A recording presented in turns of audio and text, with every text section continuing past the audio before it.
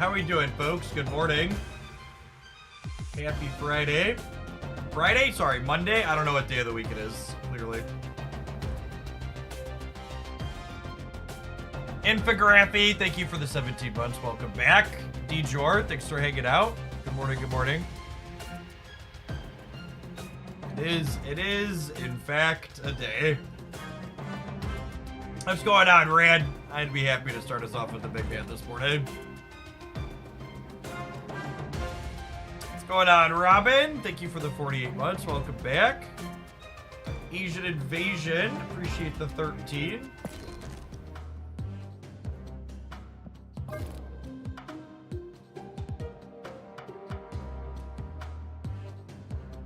Socratic Phoenix, thank you for the 35 months. Good morning, good morning.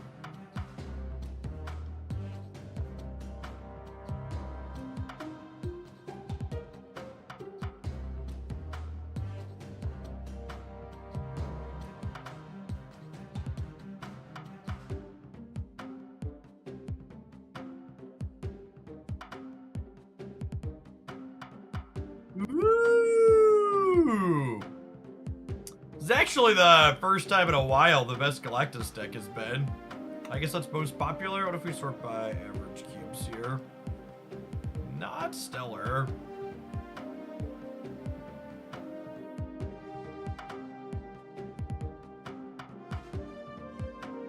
This Clutter build is playing Hope.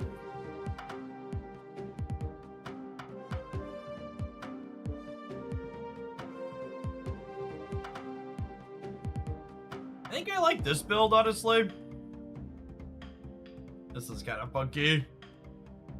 Phoenix? What are you even Phoenix forcing in this deck?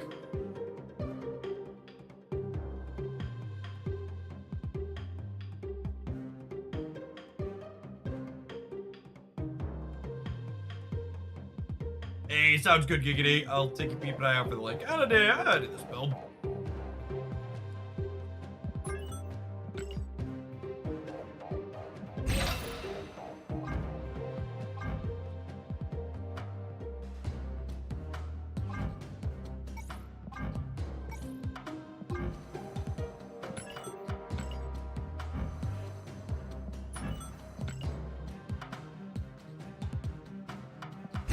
I climbed Infinite with the Havoc deck for Friday. Yeah, the Havoc deck for Friday actually has really good stats.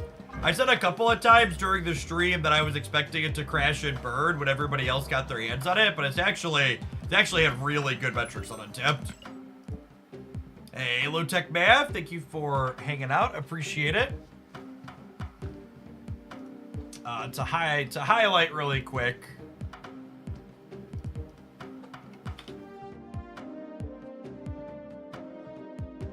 Yeah, it's still, this is just post-infinite data. It's at 58% in 300 matches now. Super duper respectable. My sense with it were a touch better than that, but still very good. So, the X-Men bonus is actually real this time around, which is sweet. What is the Thanos percentage at? A lot. Some stupid number. 18.5% for all of Infinite, and 26% for the top 5,000.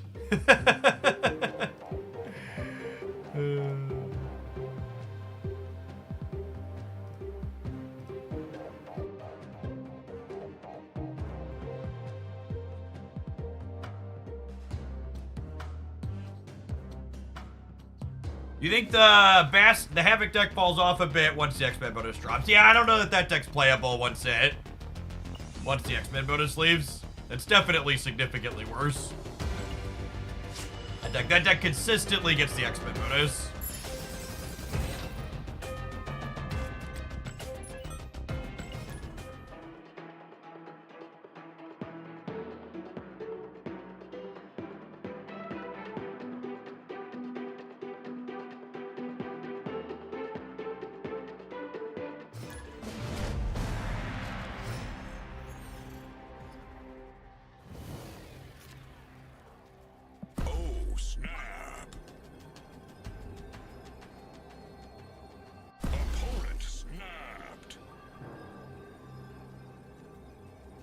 Hey, Emmett, thanks for hanging around. Welcome back.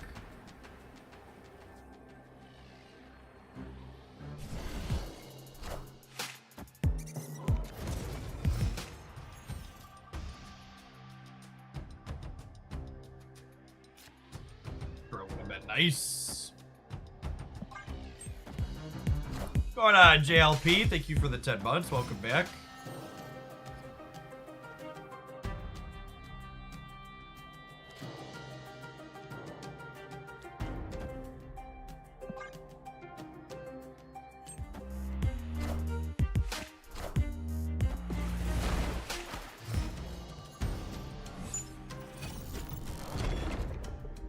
Oh, man. Rude.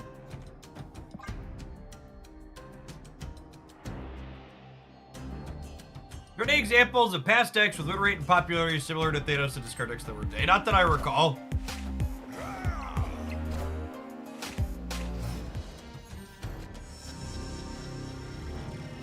General Boki, thanks for hanging out. Duck Doolittle, thanks for the almost 4 years and everything else you've done here over that time. Welcome back.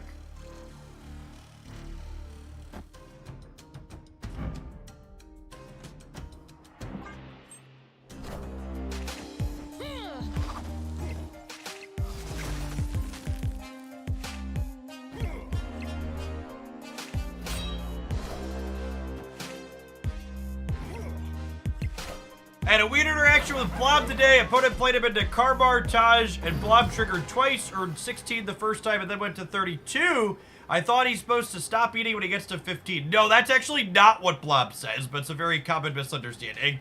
So if you actually read Blob, what Blob says is, stops eating once it's eaten 15 power in that go-round, essentially. So it's 15 stats per trigger. Welcome back, Hopeless. Appreciate it.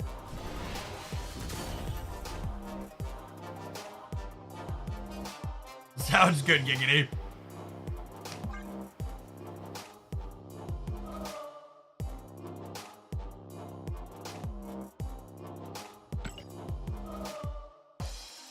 Yeah, I got the null variant from a premium mystery. I think over the weekend, or it was before. It's been a second since we played a deck with null in it.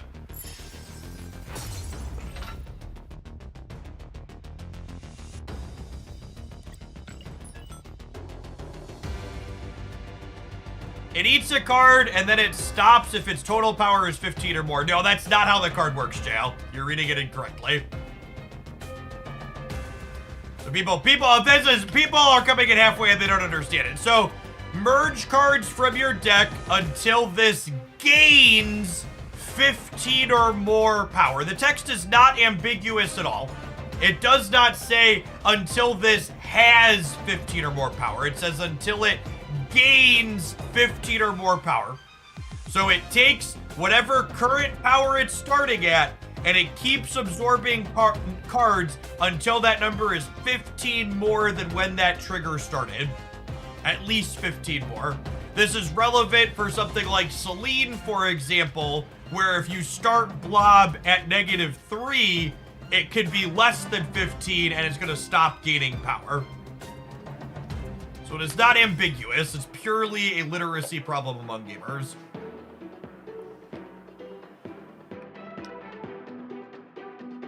Nothing in that card text says anything about the specific current stat line of Blob. It says until it gains 15 or more power. Gain is another way to say increase.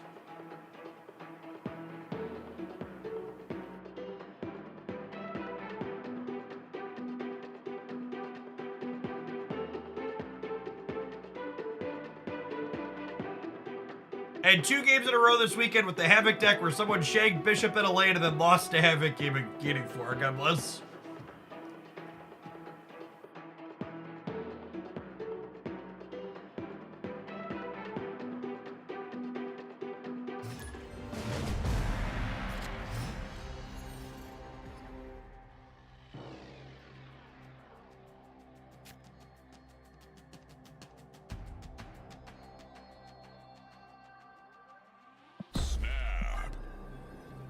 Arrow King, thanks for the 19 months. Welcome back.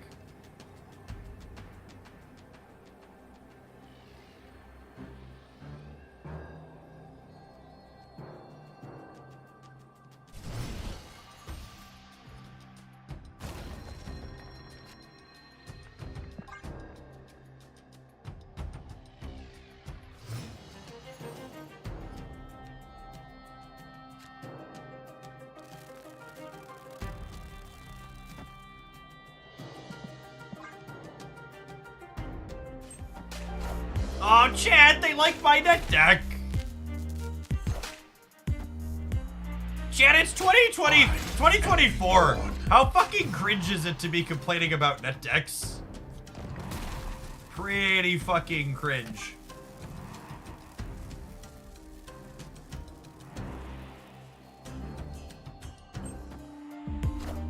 Yeah, playing stock deck discard. Comments about net decking, yep.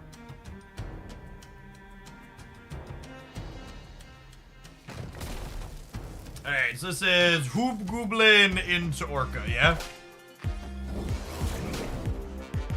Yep, good. Thank you for the 15 buds. Welcome back, appreciate it.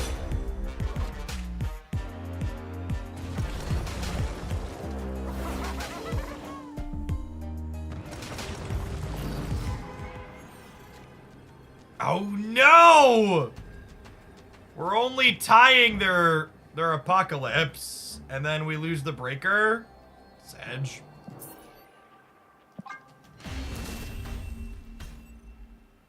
Escaped. Oh, is it better to Orca and then Goliath? Yeah, 100%.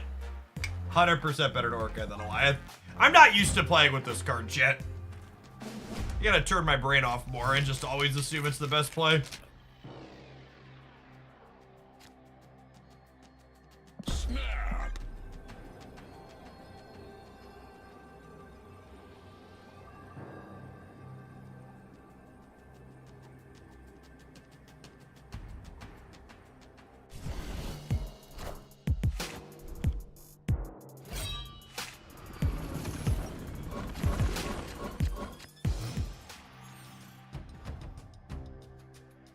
Hey, Havoc, thank you for the 40 buds. Welcome back.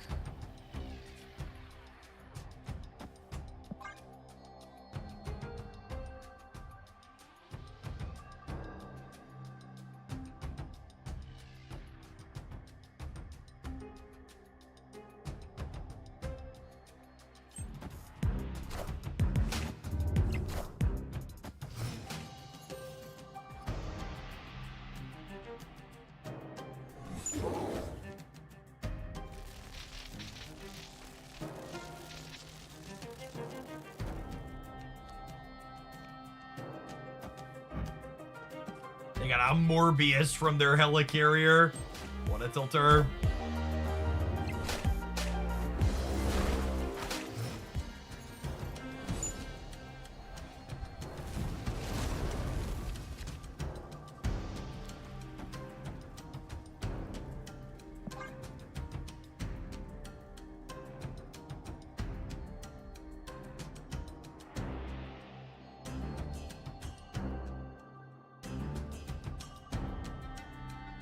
This deck is playing Galactus, Professor X, and Goliath. It can have a 5% win rate and a -7 cube rate, and we'd still be the bad guy. Truth. Opponent done messed up, chat. Definitely should have Corvus left to insulate against Galactus and both reasons. Galactus.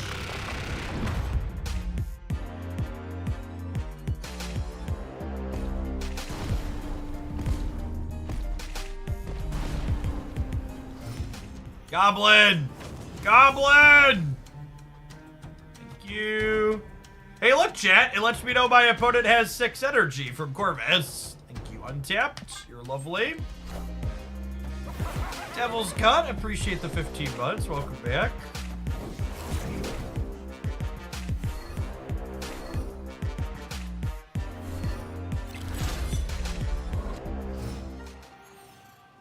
Then we have the super clean and fair Goliath, followed by Teenage Warhead.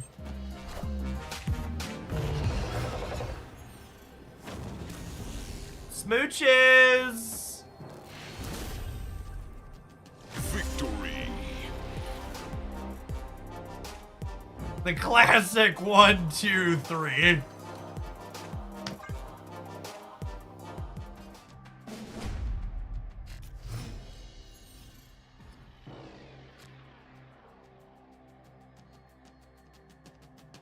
Oh, snap.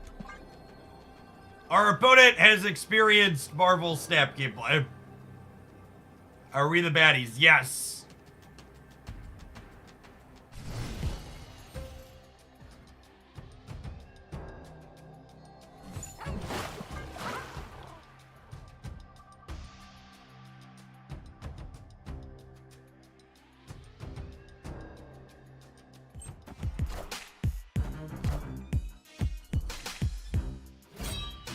Picking sandcastles, but really the beach is just cat litter. That's funny.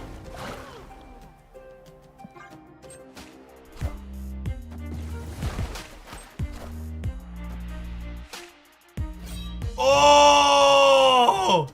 And the wave meant that we discarded their MODOK. And then we won the 50-50 on the tiebreaker flip here. Oh, baby. Oh, baby. Kneel before the Galactus. Kneel down for Poppy, will you?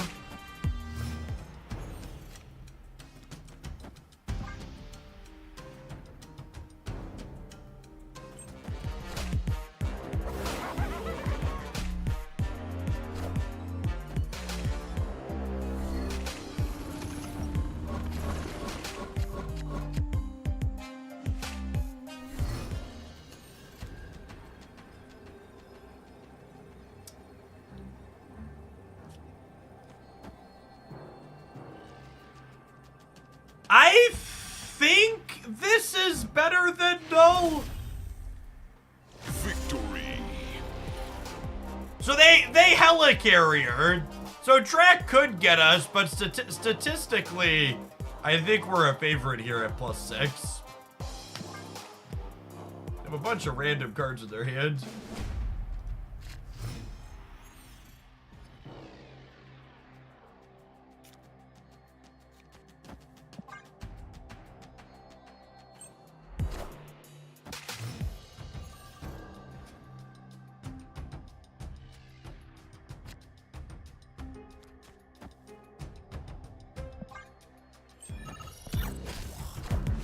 What's the mean power of helicarrier inside of discard? Does anybody know? What's the nice power of helicarrier inside of discard? Does anybody know?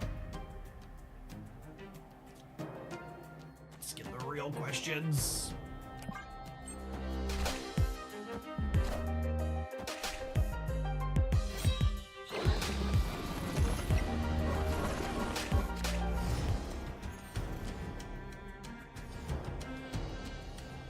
I think they're gonna take a cube off us, gamers.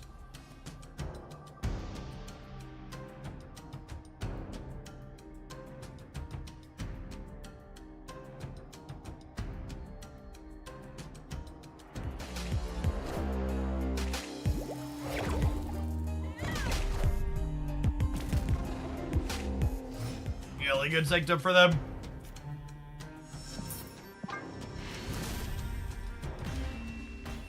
Escaped.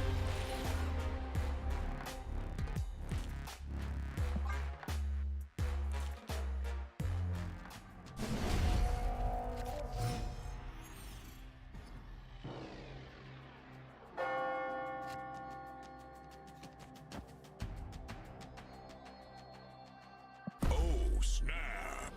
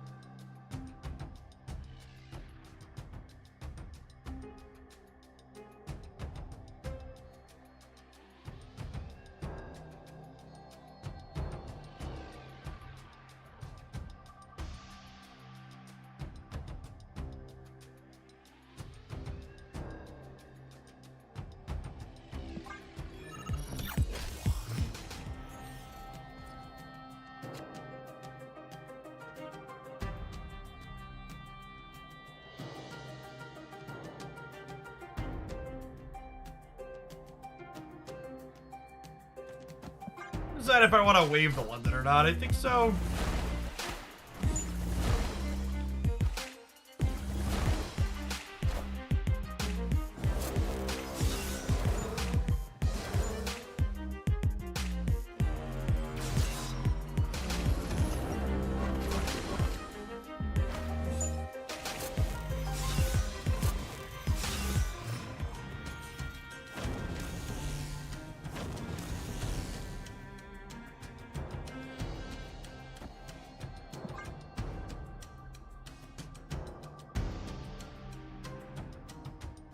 Devil's Cut, thanks for the 15 months, by the way.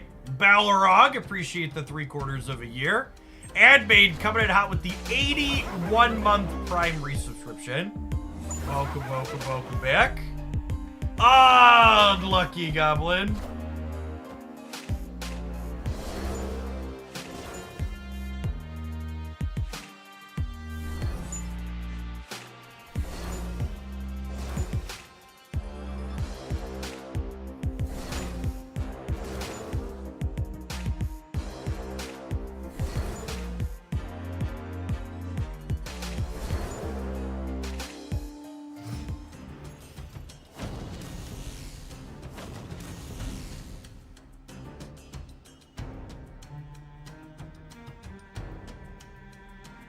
Unfortunately, we can't ever win the game, gamers.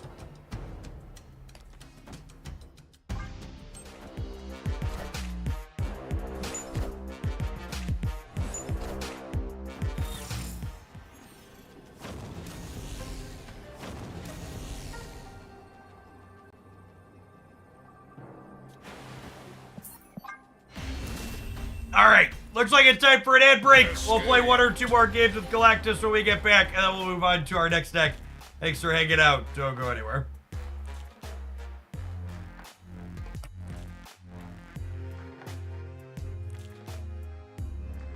YouTube gamers! There's over 130 of you over there already, only 24 like button pressers. Consider tapping that. If you're enjoying the stream so far this morning.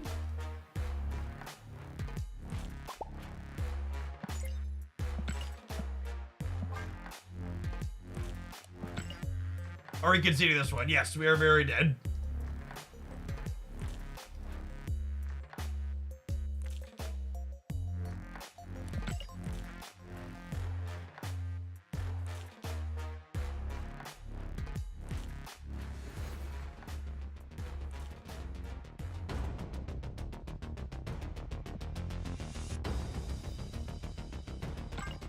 We kind of deserve the Miss Marvel. I don't know. I think anybody who has a username complaining about neck decking while playing one of the 2 stock tier 1/tier 0 decks in the format is absolutely a fucking chud. So I don't know about deserve it in the case of anything.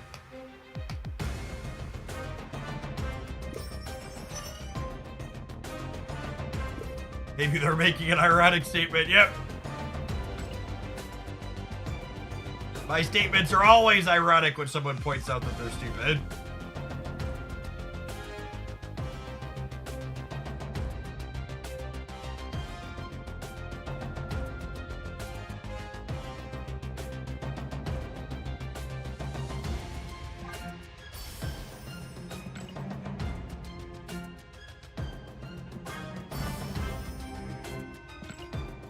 I think I have all my 700 variants. I can't remember though. We're gonna find out if this is a mistake. God damn it, I didn't. Sedge. If I claim my 700 gold variants off the track, these turn into 200 gold. So we done fucked up by opening that. I think was there one other? They released 2 700 gold variants the other day, right? Yeah, it's just like a pure spew in terms of resource equity, though. Like, I'm literally just down.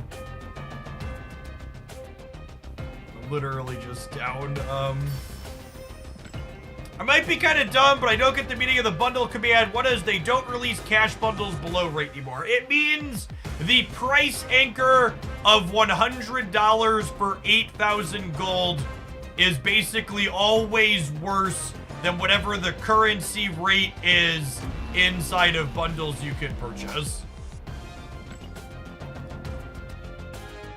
Do the tracks of the cash not turn into 200 gold? They don't, Duck. The ones on the track that would have been a 700 gold variant just turn into avatars. So you don't get extra gold, you just get avatars off the track. Which is like not a great exchange. You get avatars and titles.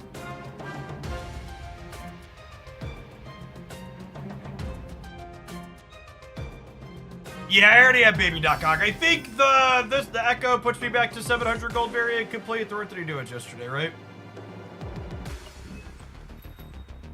The Panther bundle must be below rate. So this is not a cash bundle. Again, we're talking about cash bundles. So this, someone asked before the ad break, is this a good rate for collector's tokens? No, chat. The only rate you need to know for evaluating collector's tokens for gold is 1,400 gold is 1,000 collector's tokens. This is not a good currency bundle. This is a bundle that's fine if you like a variant, but if you're not interested in paying gold for a variant, it's not very good.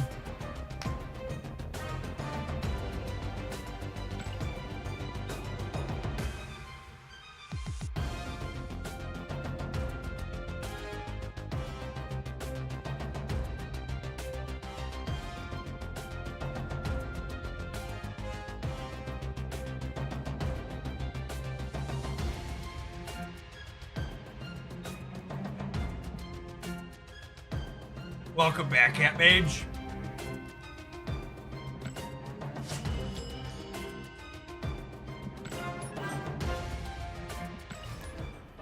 Thanos is the best by a lot. The stats have not meaningfully changed. They've been solid for a little bit. Best X video is still relevant. Morning, David.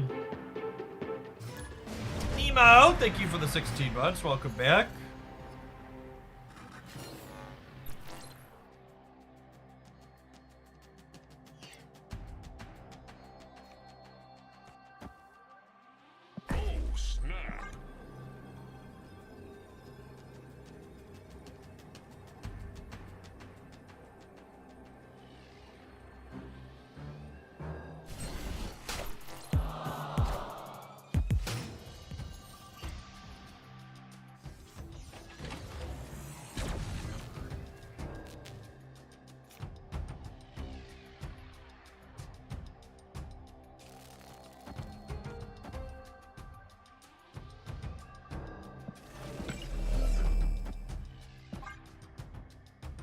Oh, I don't have priority.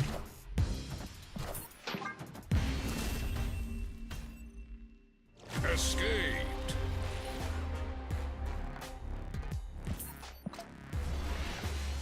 I'd play one or two more with this red, but I think this is the last day I'm accepting Galactus for viewer deck submissions.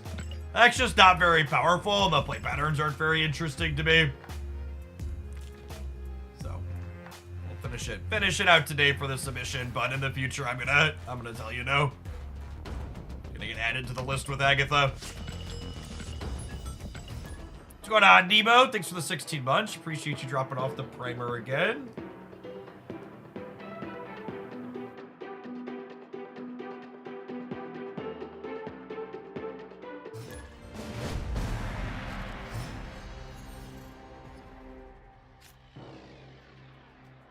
Snap.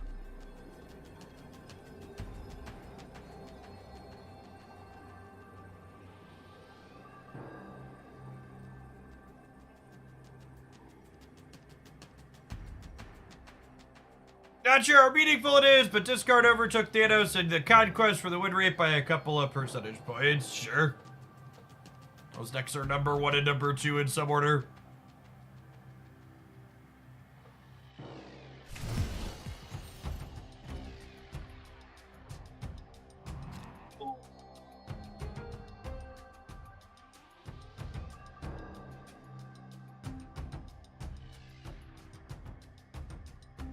You can tell there was a toddler in my office. I went to move my bike and the wheels were all locked.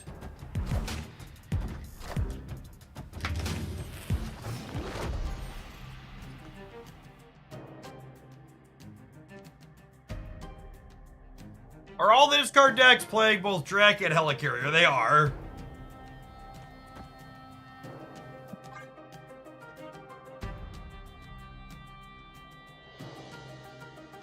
Thanks for the big ladies deck. It's been fun to play. Yeah, I did some of my weekend missions with that one. It's a good time.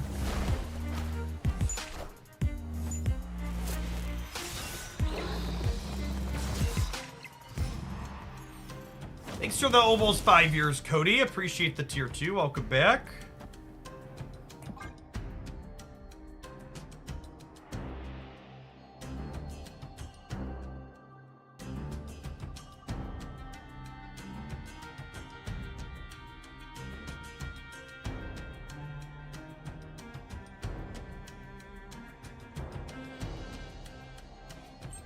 My wife and I don't usually watch new TV. The type of people who prefer to pick something up that has a lot of seasons and then watch it through.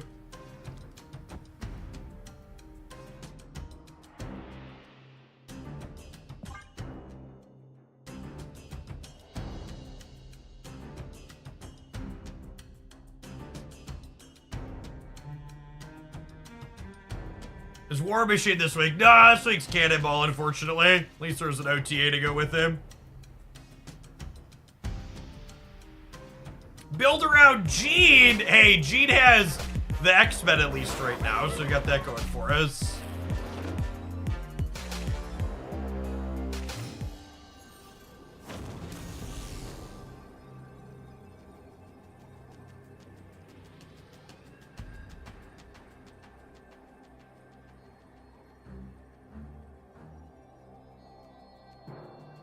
That was our best draw. The question is, where is he more likely to win, here or here?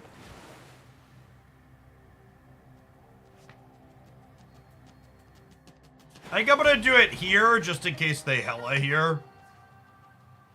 Is there a hella build? Minions to me.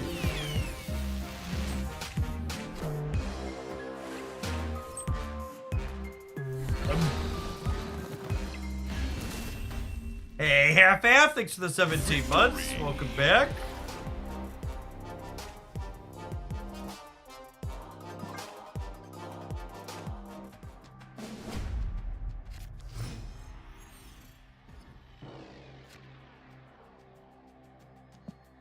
Snap.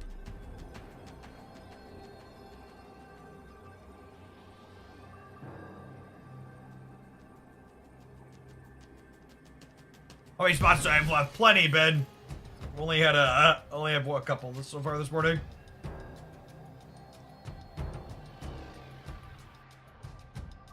Oh, that's sad. Lost that 50-50.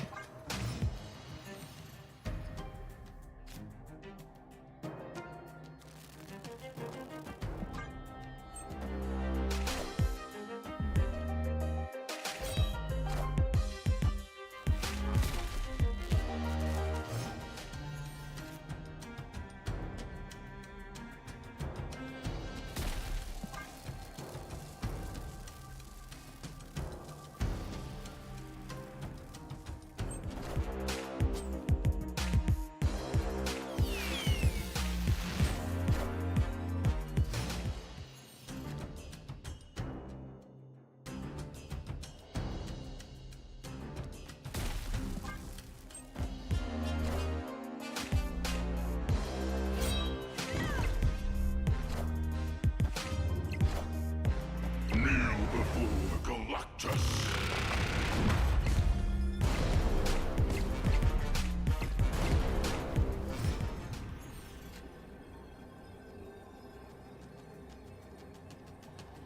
So Giganto Death Hella is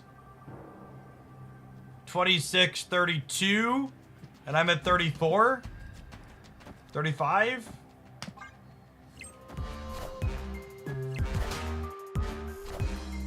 Minions to me. Victory. We get Professor X. Professor X loses to Hella taking the Monster Metropolis bonus.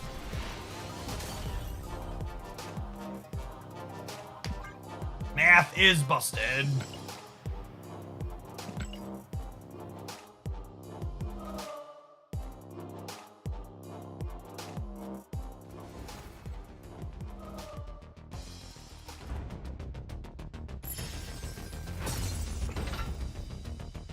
is a quality piece of null art.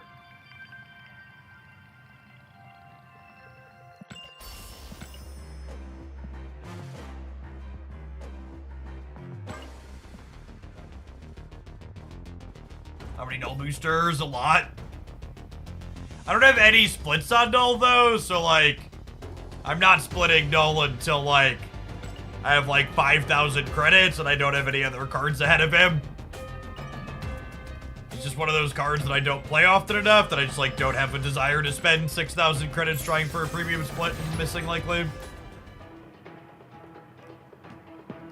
Realistically, if you're not lucky, you need like 10,000 plus credits to a premium split on a card.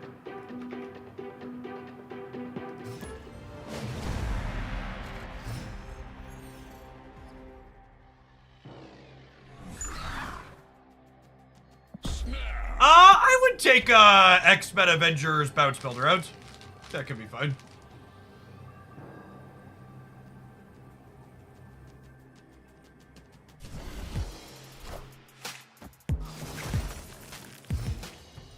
So with the custom card, can I move splits between variants? Eventually, you will be able to move splits between variants.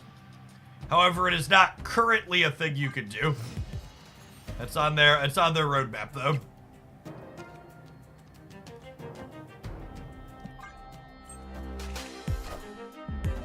Wind, aid my hand.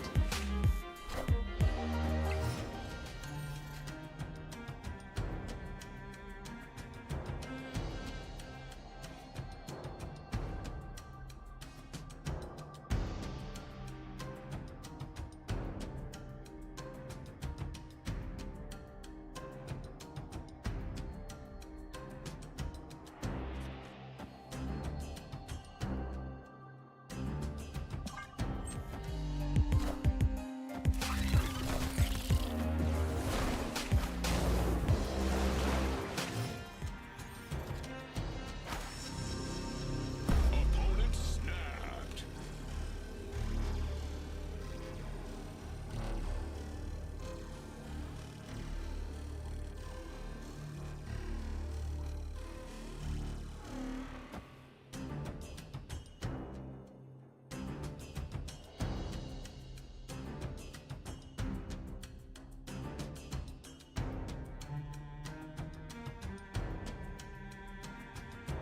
Man, it's a damn shame they have priority here. So I can't Professor X or Goliath.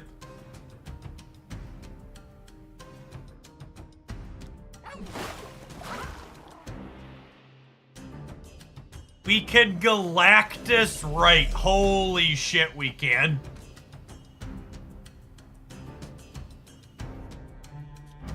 It's me. I'm the problem, it's me. At T. Nice snap, bud. Really, thank you. Kneel before Galactus. You son of a bitch, I'm in.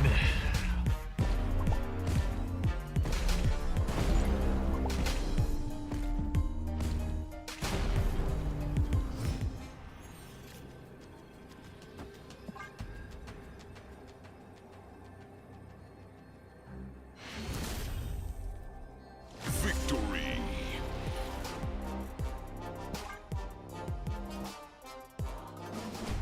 It's Sal. Thank you for the 15 months. Welcome back. Snap.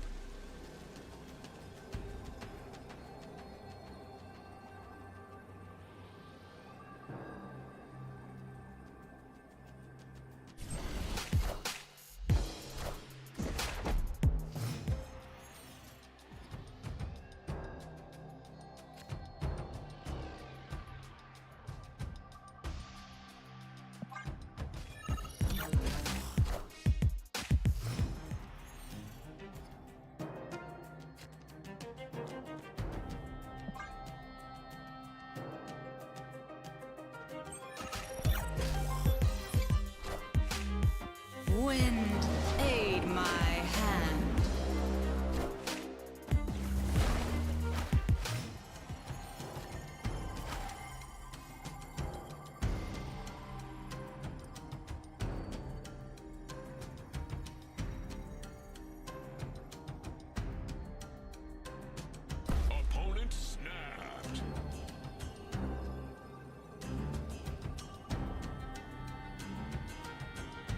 I think it's just Orca mid.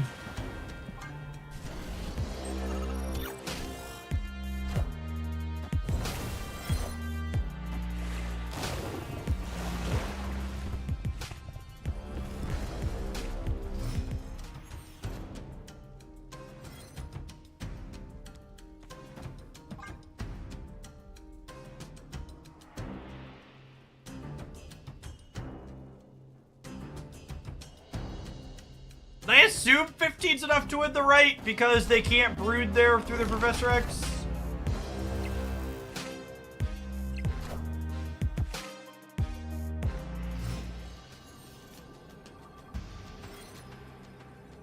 And just in case... Victory.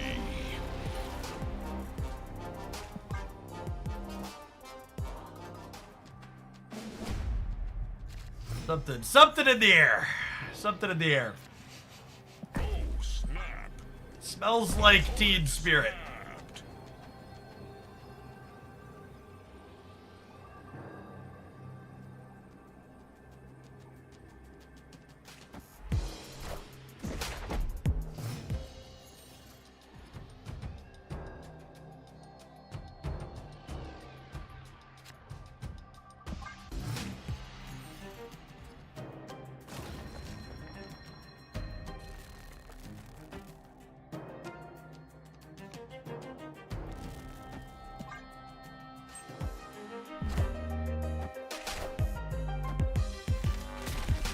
Hey, thanks, Warhead. Appreciate you.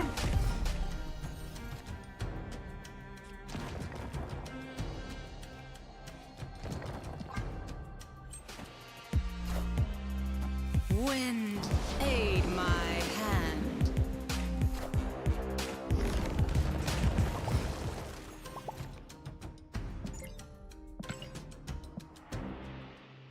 They are big fucking men, chat.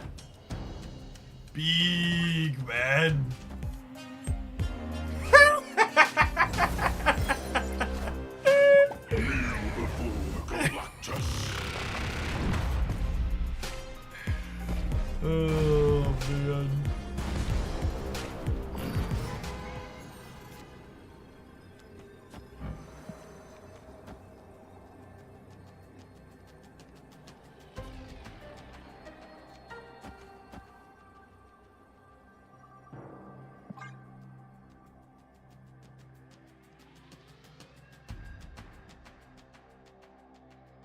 Should play the Rock too to send a message, maybe. I think we could technically lose to Brood and to Surfer, yeah?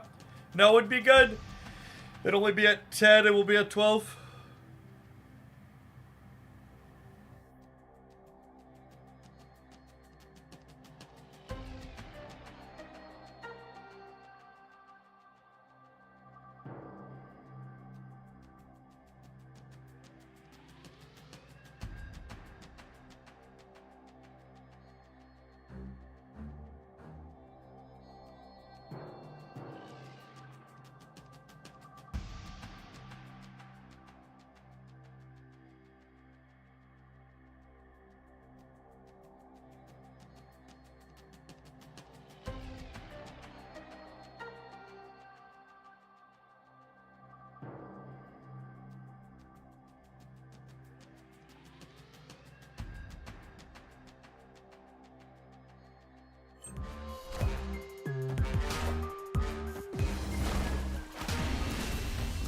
Victory.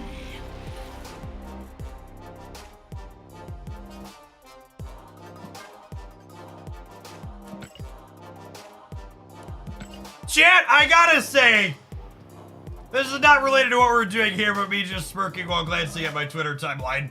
Conservatives getting mad when they learn that Final Fantasy VII has a political message inside of it is just like, it's truly one of my favorite things.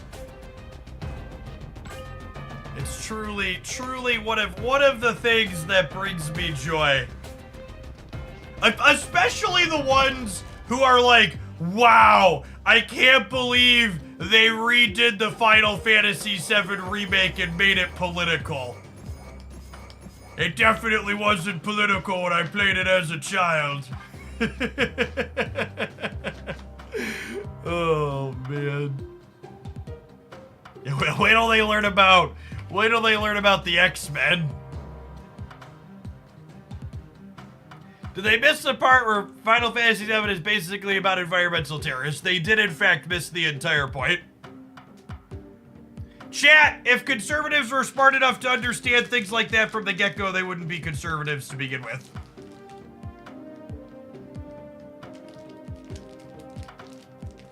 No, like, the entire storyline, if you've never played Final Fantasy VII, is like, you're literally eco-terrorists.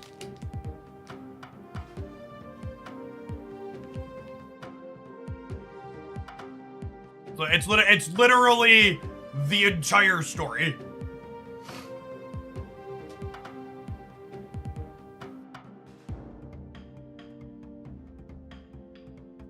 The deck with debris and Mockingbird. Sounds good, Dame Judy.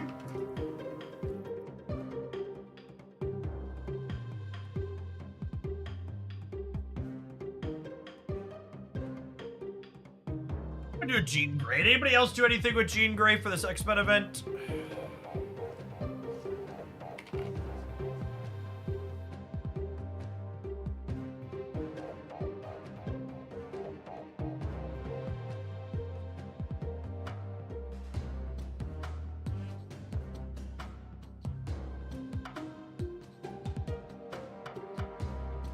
The Jean Grey variant is lit, yes, in the quite literal sense. She is fire. Thanks for hanging out, Maury.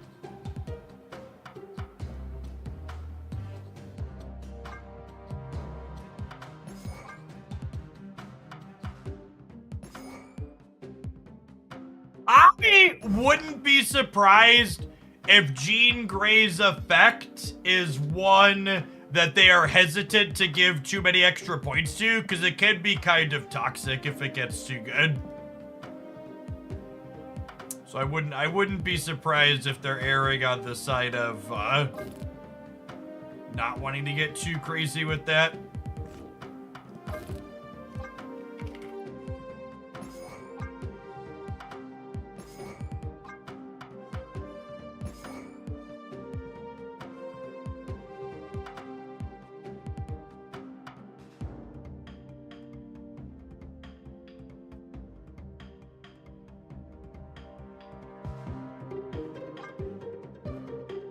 You want to play Stegron? Maybe? Maybe? I think Polaris is probably better, yeah? I have enough credits to go for another Polaris spin chat on our new variant. Let's do that here before we load it up.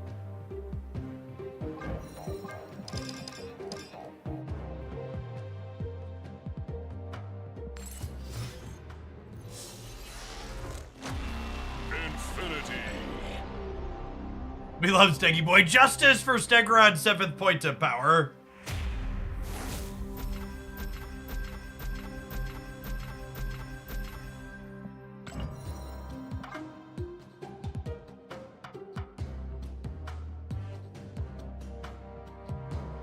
$57 keys. I know, I really need to claim some off the track. It's embarrassing being under 60. Is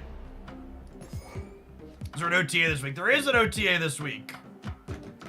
What is your main source of credits? I always seem to be low on credits frequently. I mean, you can turn gold into credits at an unlimited rate, but the answer is that everybody is always bottleneck on credits unless you're spending endlessly.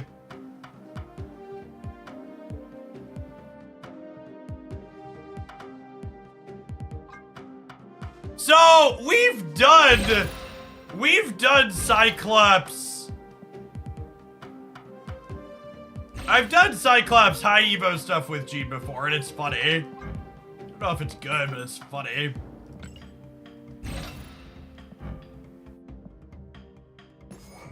It's technically an X-Men, yeah?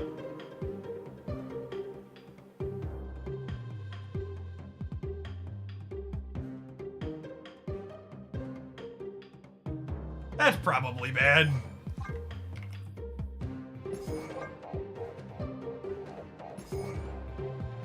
She's season pass only buyer, focus on progression. What would you say is the best use of gold?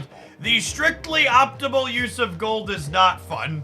The strictly optimal use of gold is waiting for months at a time for them to put up bundles that have higher rates of currency that are marginally better than turning your gold into credits directly.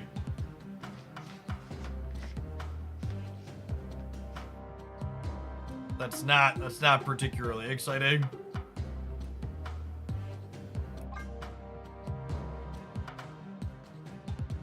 So here's a fun thought. What if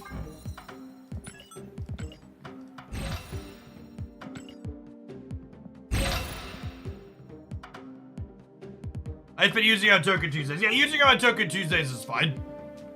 What if we Heimdalled at the top end of the curve? You like Gene on the right and like force them to play right, and then we like Heimdall somewhere else and slide over.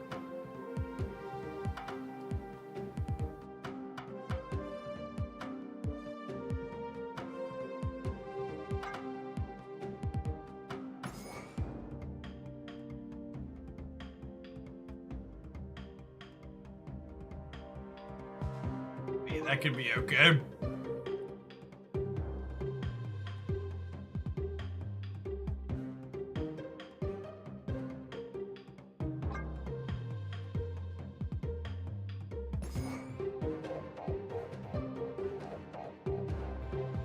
One, two, three, 4, 5, 6, 7 X-Men.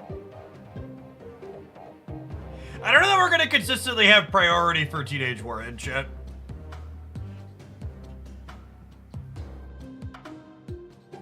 Dude, let's do this.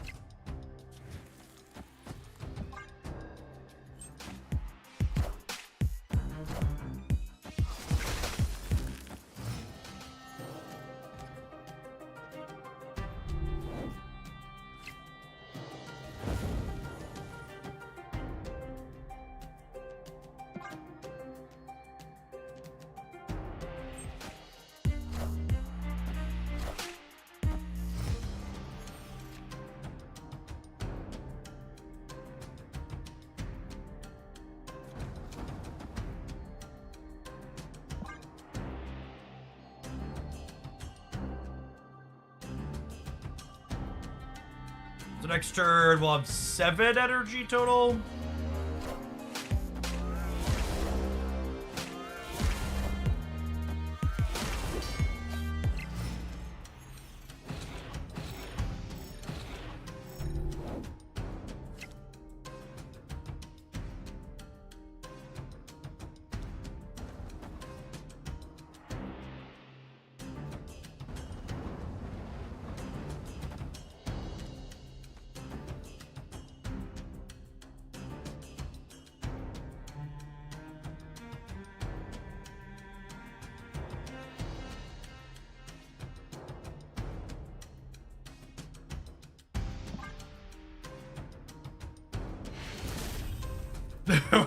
What?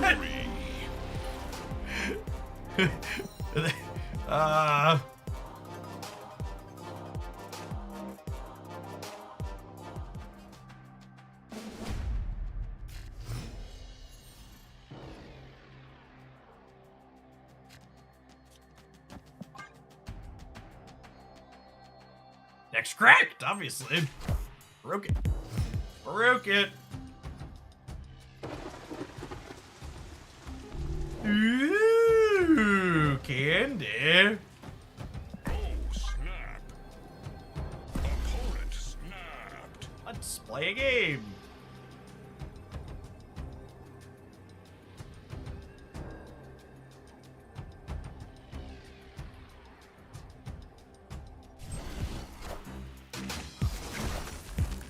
Level of Conquest is silver, I think.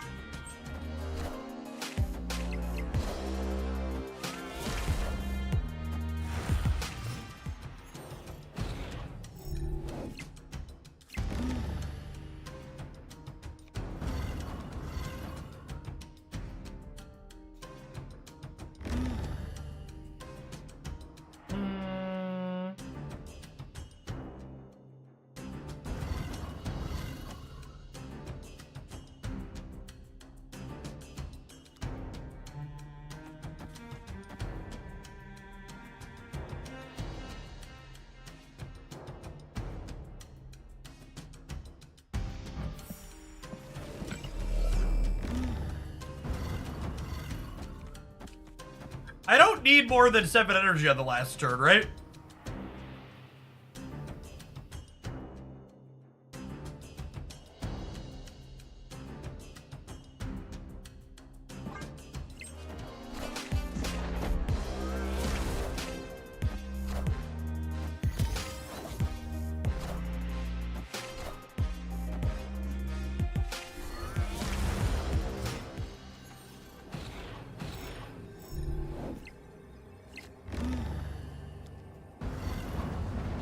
I'll go you, into you, into you.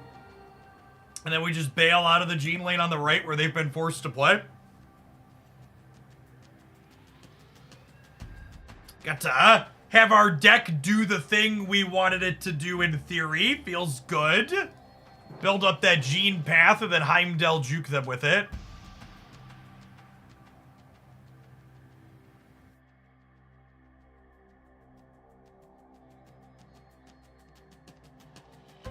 Move Nightcrawler mid first. They all move to double the Craven bonus. No, I want Heimdall to end middle. Heimdall doesn't slide himself. So I want Heimdall plus these 3 middle, and then I want these 4 on the left.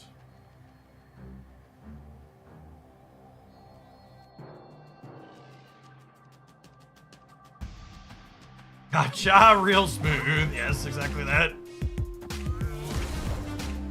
I see the way.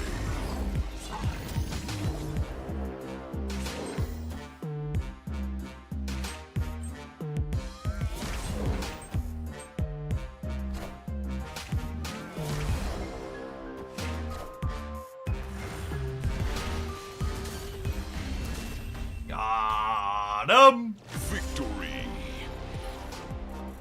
I'm pretty sure Heimdall win the game is illegal. Yep.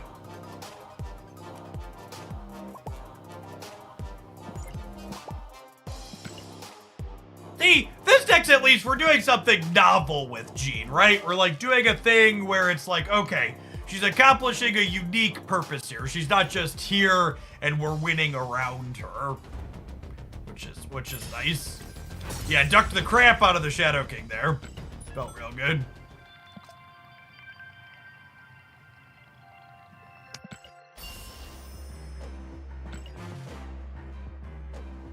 Alright, gamers, I'm gonna take this one as a gold conquest. Before we do, it's time for an ad break. We'll see you in 120 seconds. Thanks for hanging out. We're gonna play some more Gene Slide when we get back. BRB. Watch it on the YouTube side. Consider tapping the like button while you're hanging out. Don't go anywhere.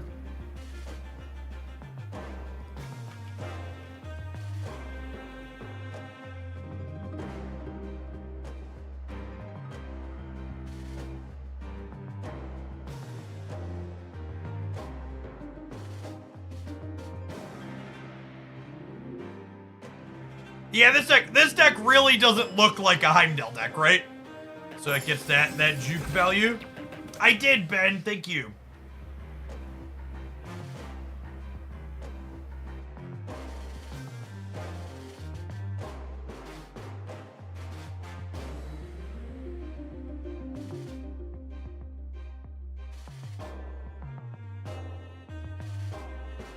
Yes, drops kick off tomorrow. Another round of 350 credits and a pixel variant for everybody. They do start an hour later, because they didn't adjust the start time with DST.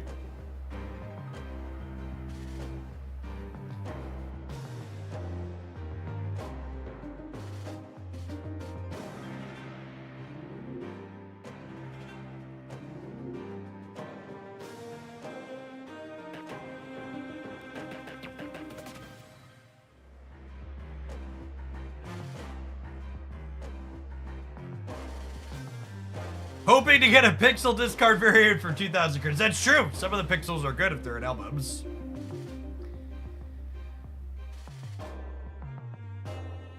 Why did I randomly get 1050 collector's tokens? There are 2 groups of collector's tokens in the login rewards right now. One for 150 and one for 250.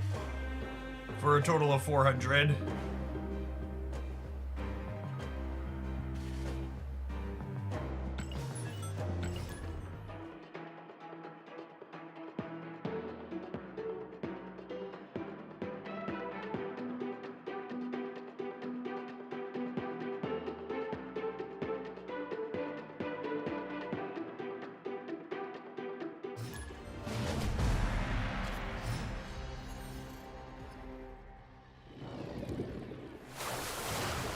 They're gonna avatar look sweet. It does, doesn't it? Oh, snap. Oh, this is gold. I didn't need to snap on one. Whatever, we have 11 tickets.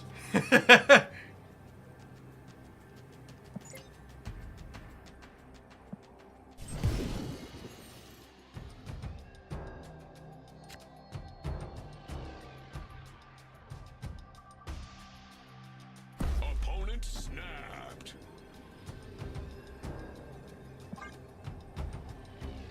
I mean, I think I'm pretty happy with White Hot Room moving Nightcrawler into here.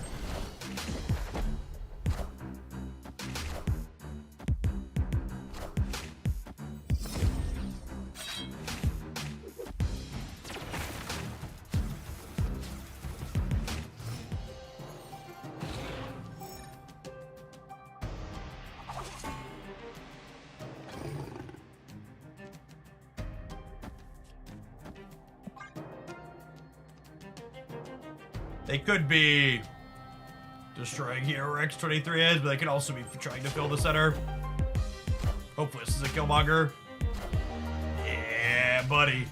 Yeah, buddy.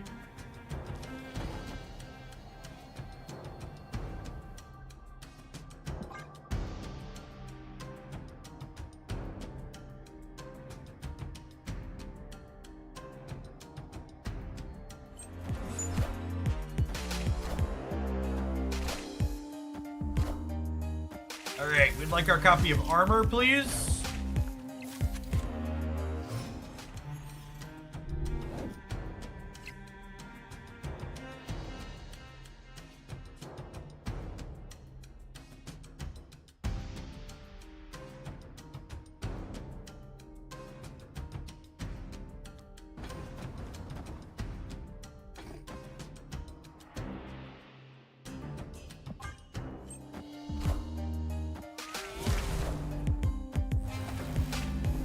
Unlucky.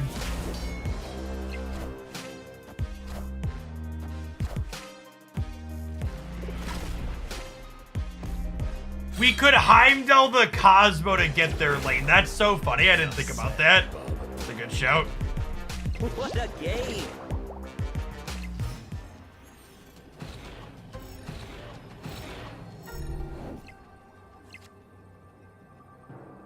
That would have been a sick line.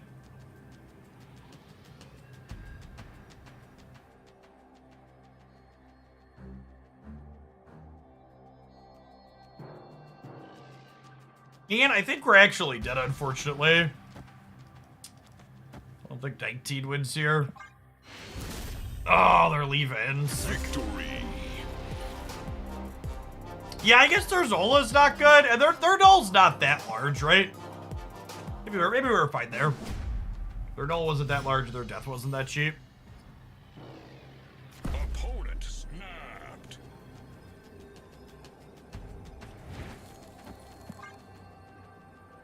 Snap. I have armor on one, let's go. Hey, Jan, thanks for the 3/4 of a year, welcome back.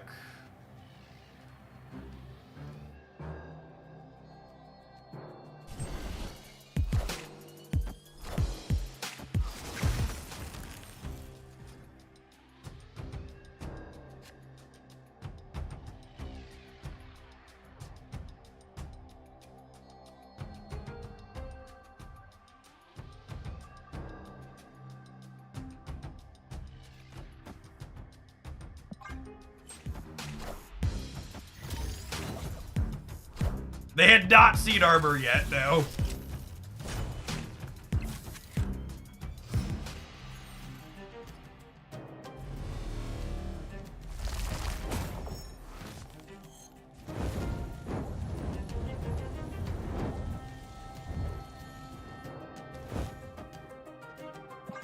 Getting close to a snap sabbatical feels like I'm only seeing one deck on the ladder. That's because there is only one deck on the ladder.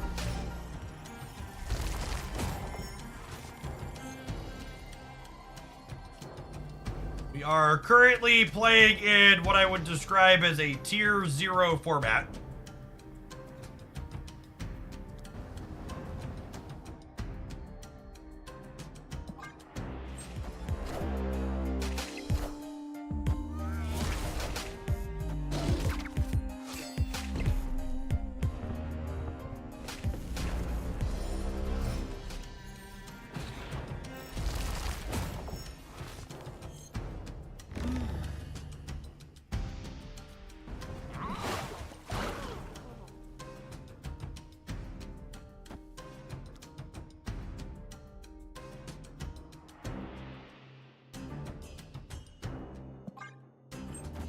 Yeah, Heimdall's not great. We kind of need to draw Cosmo.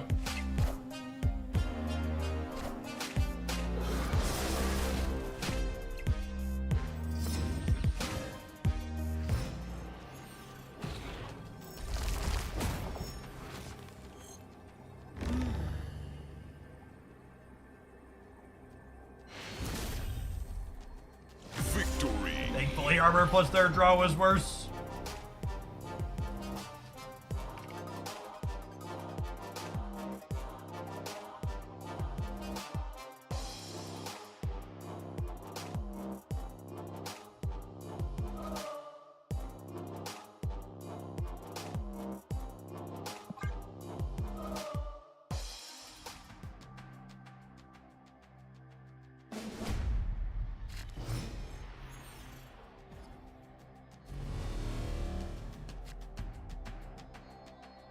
And that's not a command we've used in a while.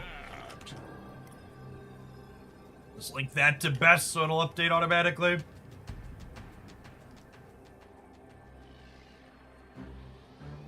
That's just Delcom meta.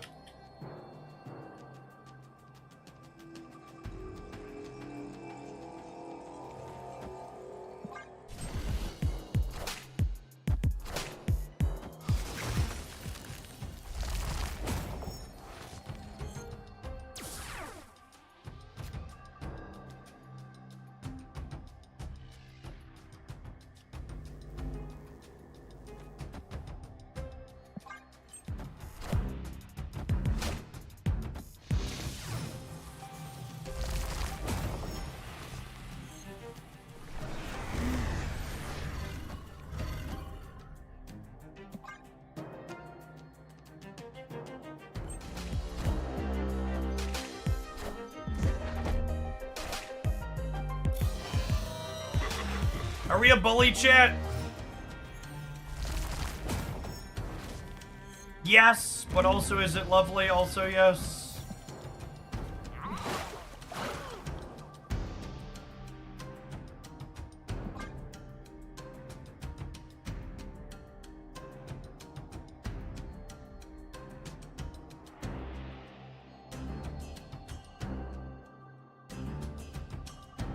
These matches are part of the destroy contract. They knew the risks. Yep.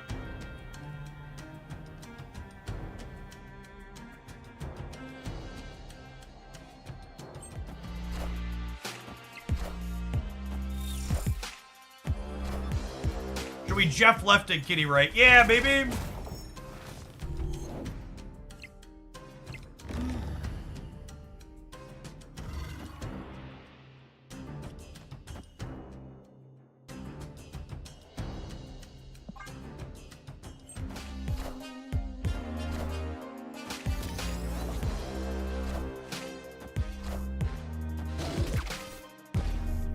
I definitely need to change my underwear.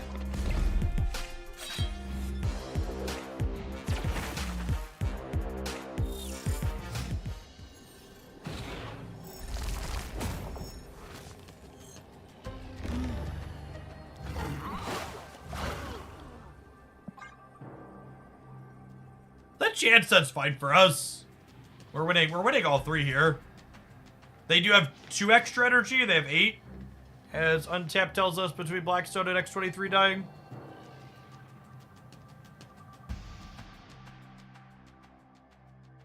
I realized this after I played Gina Buds, but Jean's probably a card you don't want to be popular because ability can be frustrating to play against. Yeah, I think that that's definitely the case. I think they're cautious about making her a powerful effect, and that's why we haven't seen OTA to her, even though she doesn't have a high play rate.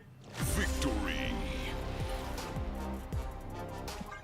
She's incredibly disruptive effect, where if she has a competitive stat line, she shows up a lot. Is probably obnoxious for a lot of people.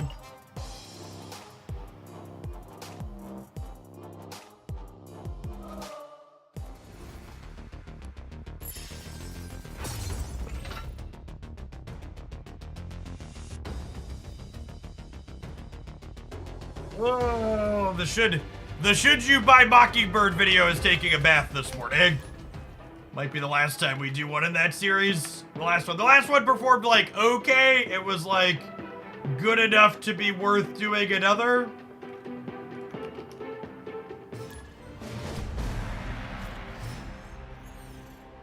If you liked that silent video last week, be sure you check out this week's.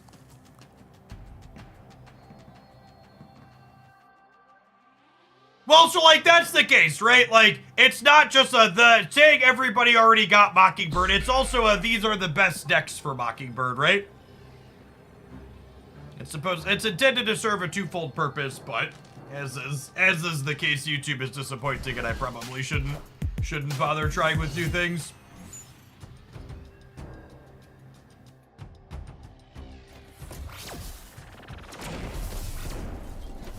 Yikes.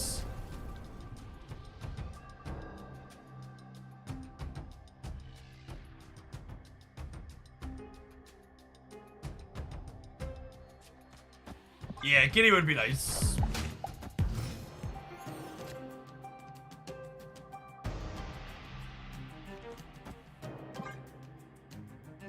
Is there a way to rebrand the video? I don't know how to frame the video other than best decks or should you buy.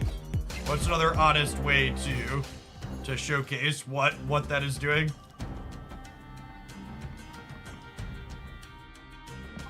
And now we just need to draw Polaris as our best draw, because it's just the most stats.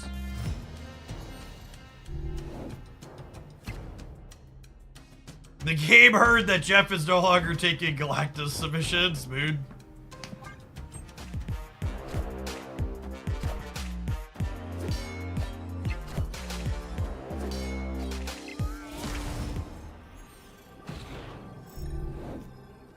So you screwed up, you said honest, yeah. What's the biggest thing a Loki deck typically has in it? Mockingbird? Yeah, we're dead to Dino and Mockingbird. We'll leave. Escaped.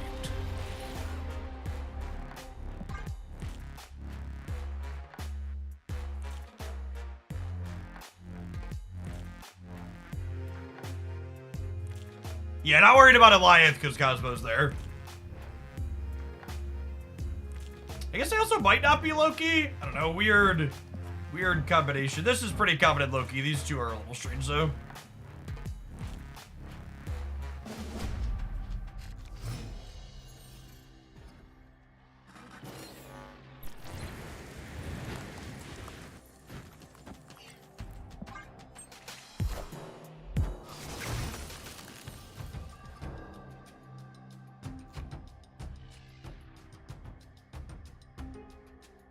Patches, thank you for the 4 years. Welcome back. COVID has really made times great, indeed. Hello, kitty. What a pretty kitty. Oh, snap.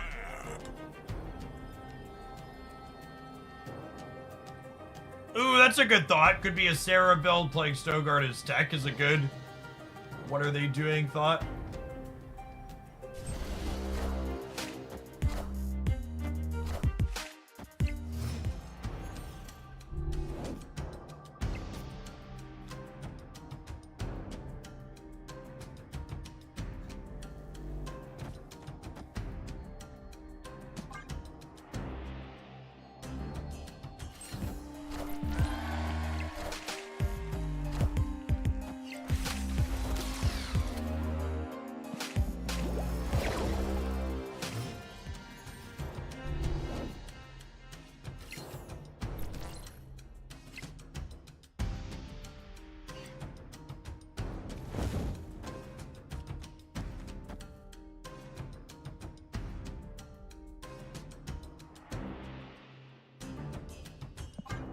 Pixie Brew is interesting.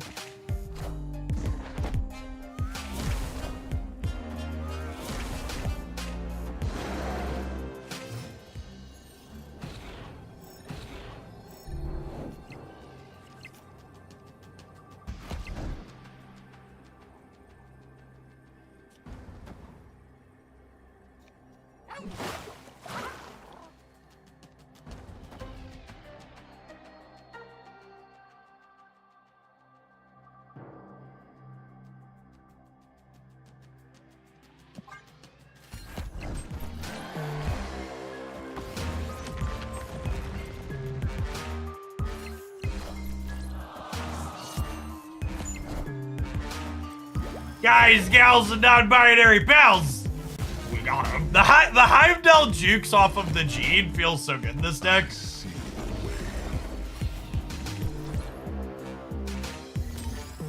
Welcome to Thunderdome.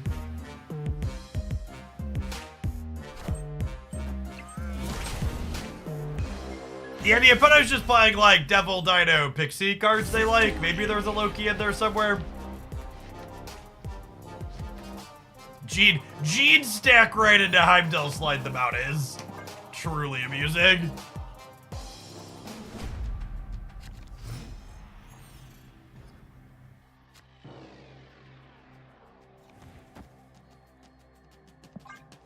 Double Ice Band's like less good here than it could possibly be because they are a Mobius deck.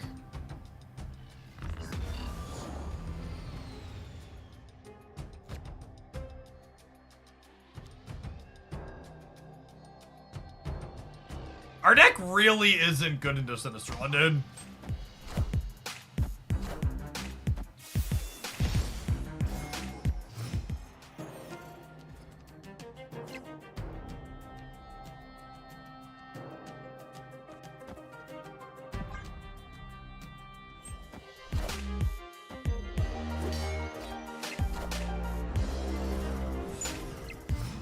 Okay, confirmed to be some type of Loki Pixie amalgamation then, huh?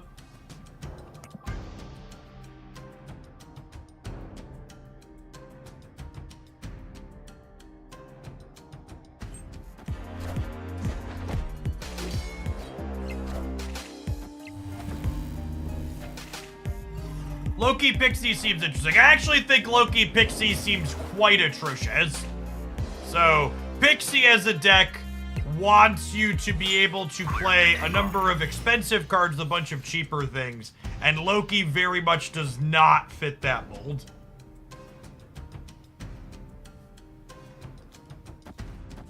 Now the good news here is our deck sucks into Sinister London and they just drew our decks, so we've got that going for us.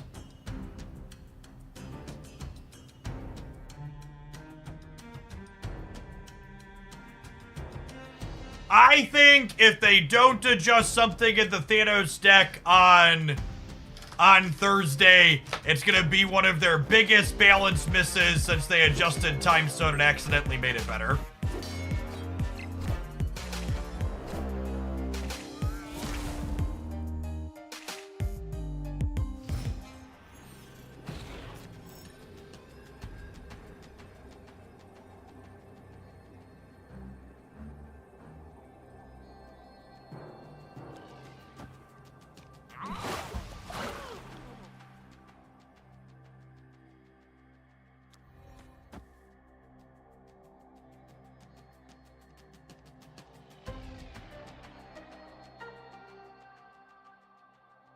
I limp it here?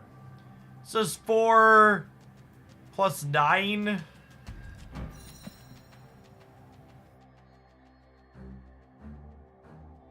I might be right to leave here.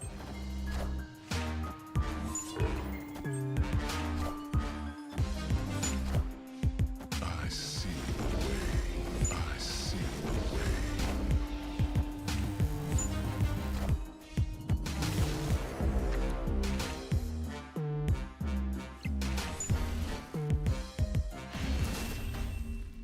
We're tied up. Hopefully get him in a round where this location isn't up so bad for us. I would also be very sad if they elected to murder Mockingbird instead of adjusting something at Thanos. Because the non-Thanos Mockingbird decks have such reasonable and fine stats.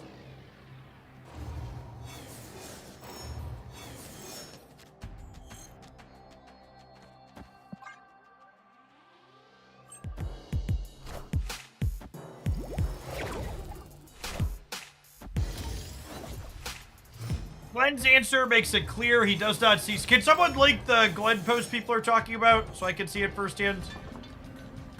There's been some spookulation going on in chat that I would like to see for myself.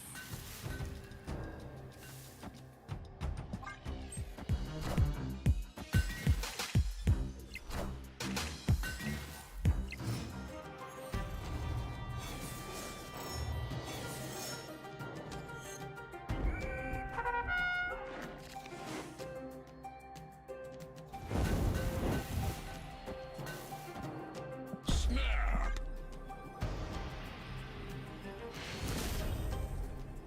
Victory.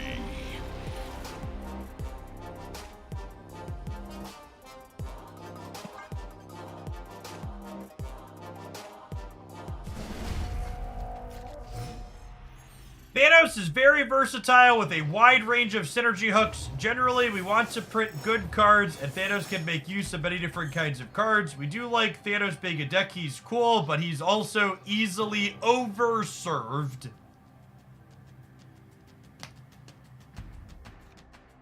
Which is essentially to say that a higher number of cards on average go into Thanos, and they're aware of that. Man, life's a batch and then you die, huh, chat?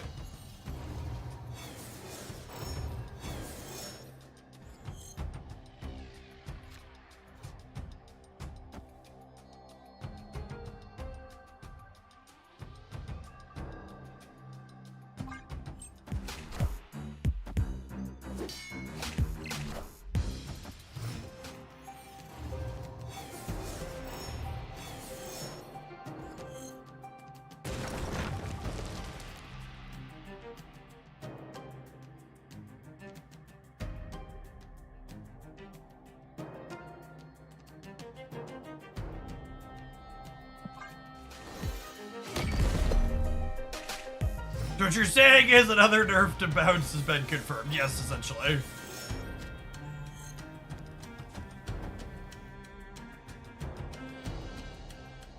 Do I snap the Heimdall draw with the Gene? I think so. Snap.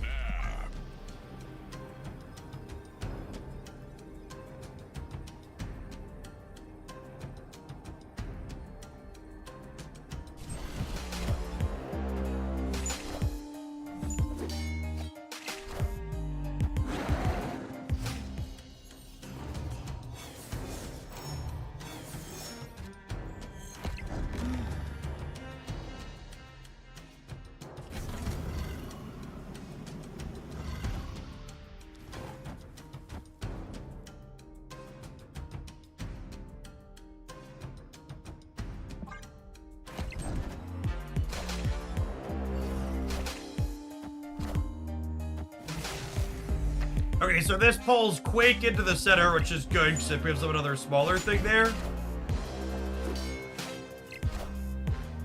Oh, no, wait, I didn't play Polaris. I'm dumb. I played Hope. That's fine, though. This lets me Heimdall and Sentinel this turn.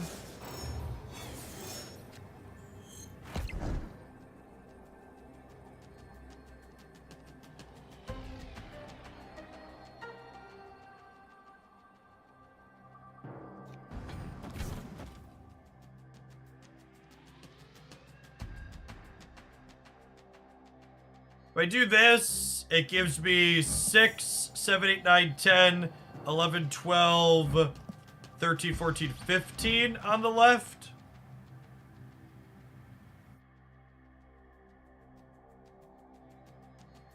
Oh, actually, Kitty Pride is better because Kitty is 1, 2, 3, 4, and then a 5th here. We get a Goliath out of this game, but other than a Goliath, I think we're in a pretty good spot here. They Goliath us middle, they get us. Oh, actually, they don't get us with Goliath middle, right? They'd have to Goliath us middle and play something bigger than 2 over here. Which is possible, but not likely. I guess they could Sentinel. Yeah, if they have a Goliath, plus they have a Sentinel that costs 1.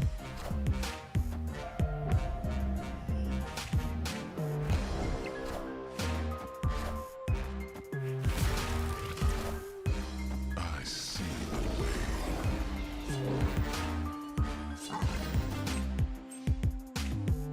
Yeah, I got him. The Gene Heimdall chat is... I don't know if it's good, but it's really fun. Victory. This has been a sweet set. We've gotten to do that.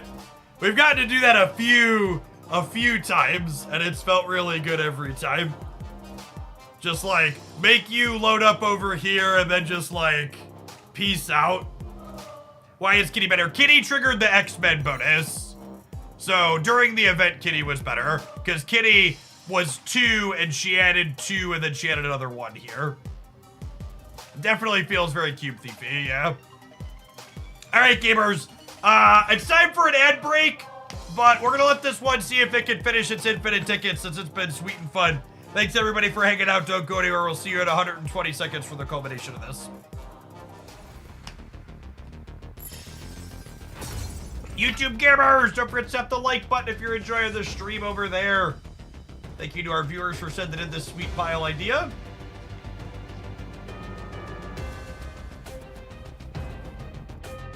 Are you still getting the X-Men bonus? Make sure your client's updated, Doombuggy. The X-Men bonus is going until Thursday.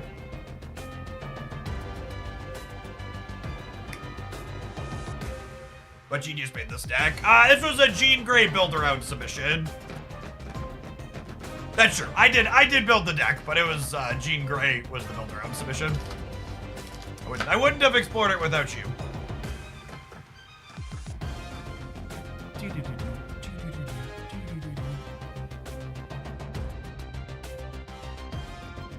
Quick copyright edit, something like that.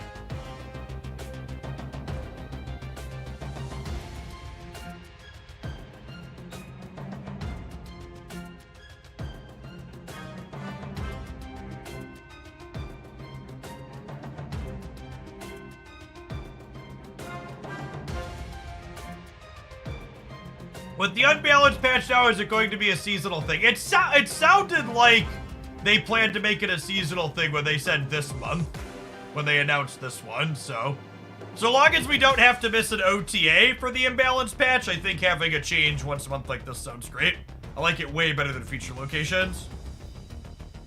I gotta say I like the build-around submissions much more than the Torture Jeff submissions. Well, to set a low bar, the build-around submissions tend to be more likely to be successful than people sending in specific decks, just because I'm probably a little bit better at building off meta things than most people. Iktok, thank you for the 3/4 of a year. Welcome back. Thanks for lurking and supporting while you do. I'm playing anything other than Genshin and Snap. I am almost through the entirety of Witcher 3's main story for the second time on New Game Plus. Been taking my time with that and doing some more exploring and stuff. That game and world is truly a masterpiece. BKU Hex, thank you for the 47 months. Welcome back.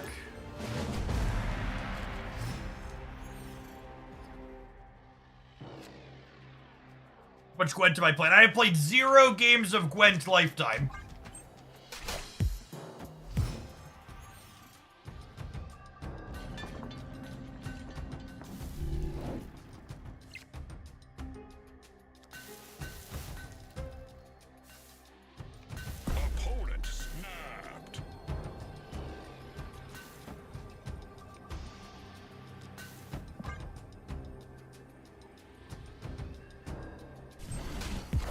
Oh, wow, they also played center. I was expecting them to play here, and then so I could pull them center. That's sad.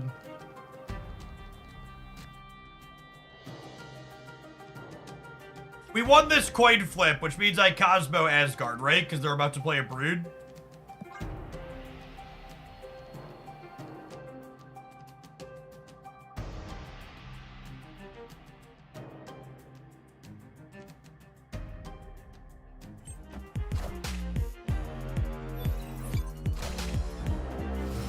Got him.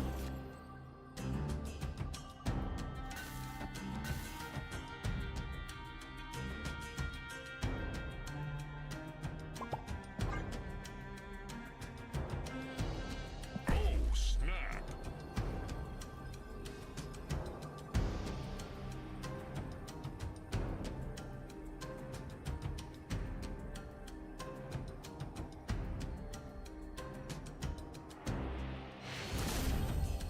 Get 2 cubes out of him here.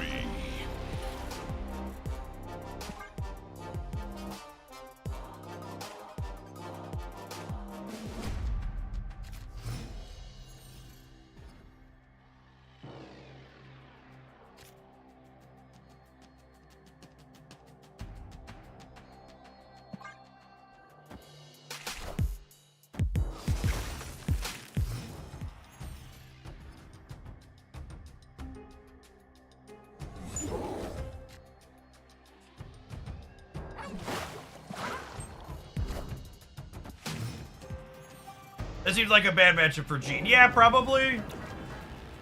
Asteroid M's not really doing us any favors either.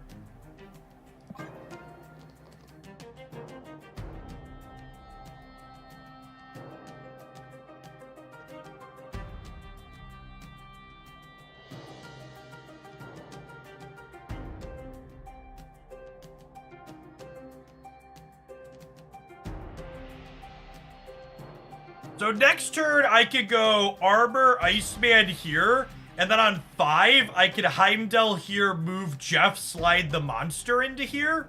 Snap. Wind, aid my hand.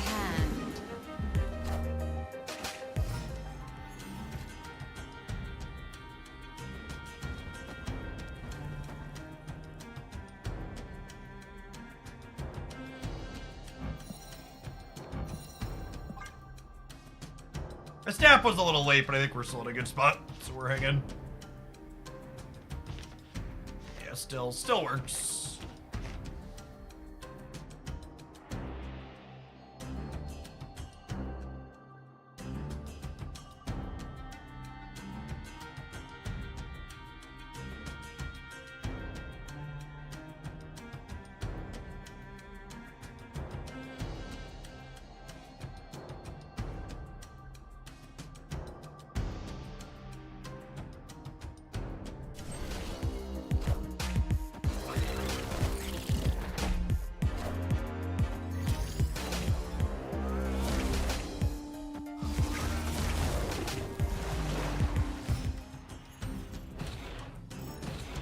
Opponent snapped.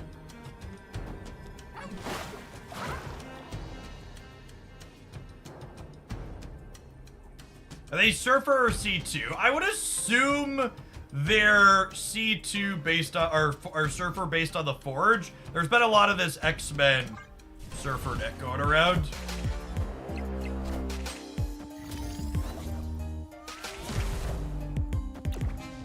I see the way.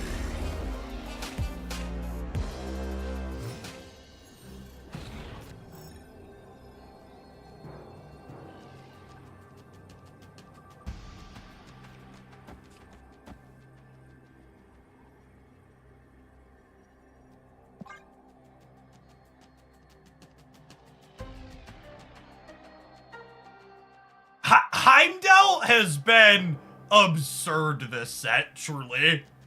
Just like easily. Like Gene's been reasonable in spots too, especially alongside Heimdall, but like, yeah. Oh, order. Yeah, I should do this, right? So I don't pull this into here. Good shout.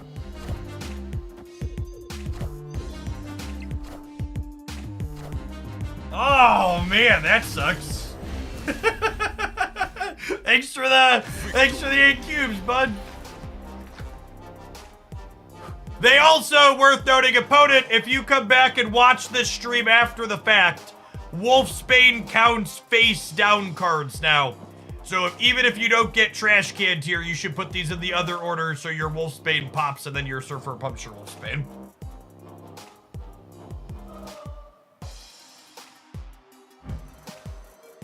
Doggo, doggo, doggo, doggo, doggo.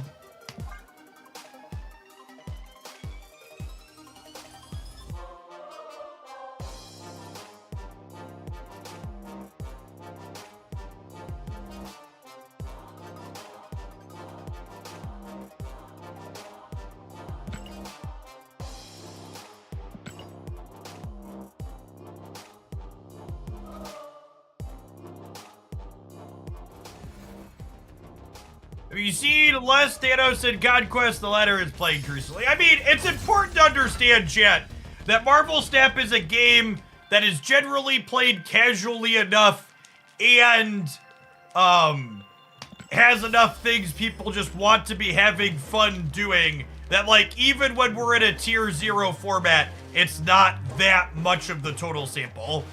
Like, for people that haven't played other card games before, like, Thanos currently being upwards of 25% of the format, that's a lot for Marvel Snap. It's a ton. But, like, when you're in a tier 0 format and, like, Magic the Gathering, like, the tier 1 deck hits, like, 50 to 60% metagame representation. So, like, the odds that you go a bunch of matches without Thanos are still pretty likely, yeah?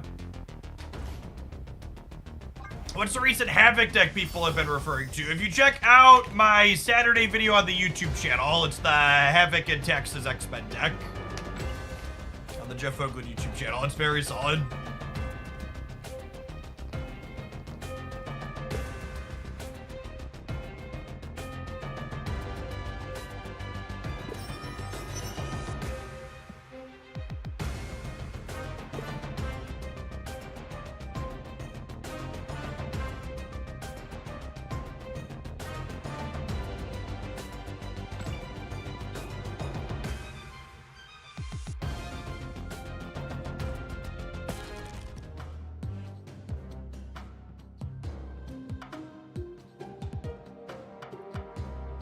Name that one and keep it there so we can put a highlight up with it later.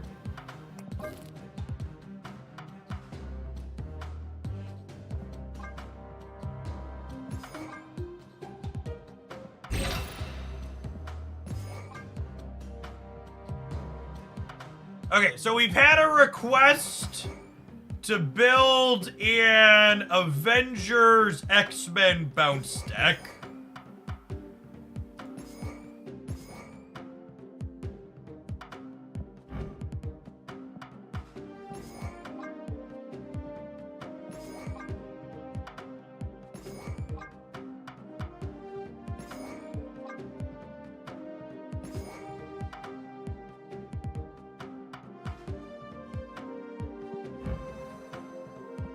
I probably need one more Avenger in here, yeah?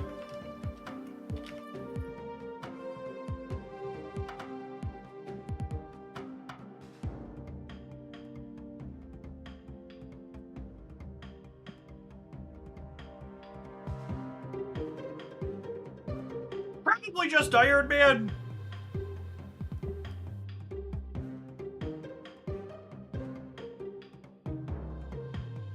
Could be like Scarlet Witch too, honestly. Yes, this still counts as ability list for Patriot. Or Quake. Quake's a good shout.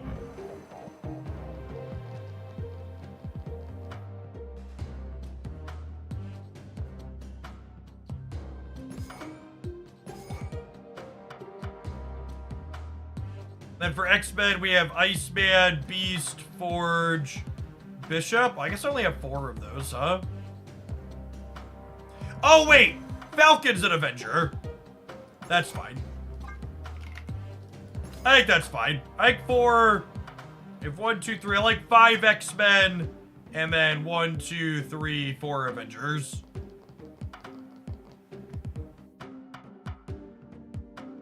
I think we need Hitmonkey and Mysterio.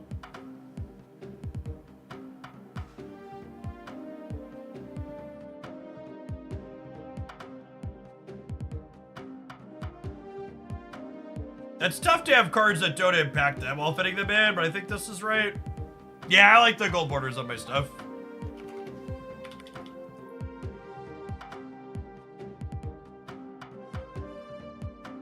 Is Forge better than Kitty or Nightcrawler? Maybe not.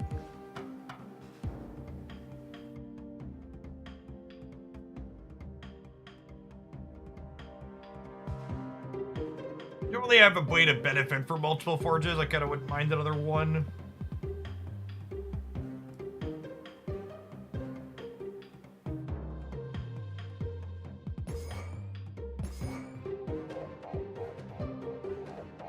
Oh, Dazzler. Yeah, I like Dazzler's a good shout. We're probably filling pretty consistently.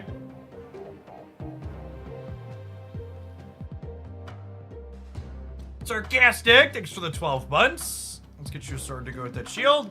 Hey, Jeff, I've been away from Marvel Snap for a year. How has the game been? Improving, dying, or how are you? I mean, every game... Video games are just like human beings, chat. Every day we die a little more. It's just the objective truth that for any live service game, your peak for player count and revenue is probably the first year it exists. That being said, there is so much space between Marvel Snap made over $100 million in the first year and Marvel Snap is DC Dual Force and we're turning the servers off because there's no one playing the game and they're not making any money. In my opinion, Marvel Snap has consistently made more good decisions than bad and will likely be here for years to come pumping out cards and content for us to enjoy. The harsh reality that many people have a hard time accepting is that all of the monetization things that people complain about regarding Marvel Snap are very much directly responsible for why it's likely going to be a game that's around for a while. Those types of things that people complain about contribute in large part to Marvel Snap being able to be successful and continuing to exist.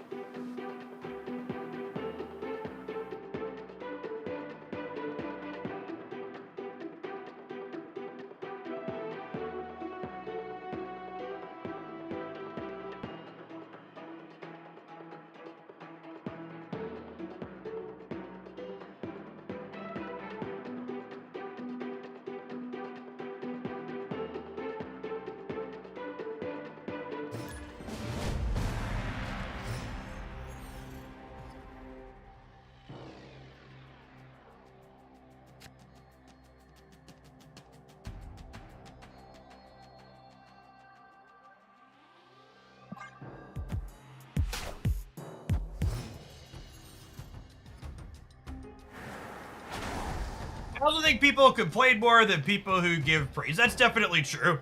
Another thing that's also definitely true, something that I've talked about before, is one of the things that's objectively true about the monetization in games like Marvel Snap is that Marvel Snap is the type of game that uses manipulative and predatory and psychological hooks to keep you playing even when you're not having fun with the game anymore. And what that does is it causes people to have to mental gymnastic themselves into a state where they convince themselves the game is dying because the only way they personally can ever stop playing the game is if it's dying because they're otherwise too invested and can't get out of the hooks. So it's not that they chose to leave because they personally weren't having fun anymore. People tell themselves, well, the game is bad and dying, and I'm leaving because of Snap, not because of a choice I'm making. Ooh, Forge is really good here.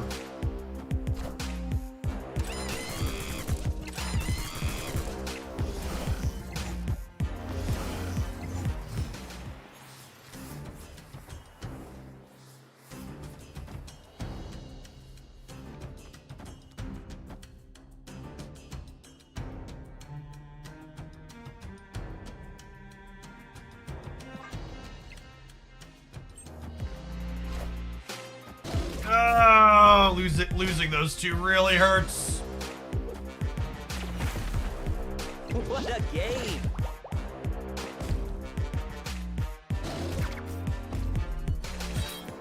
I was gonna leave before they see our stuff.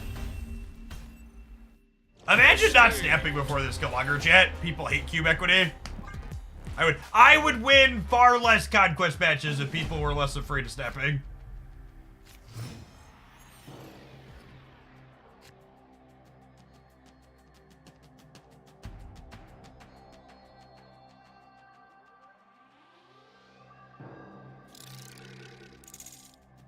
Prime Viridian, thank you for the baker's dozen. Welcome back.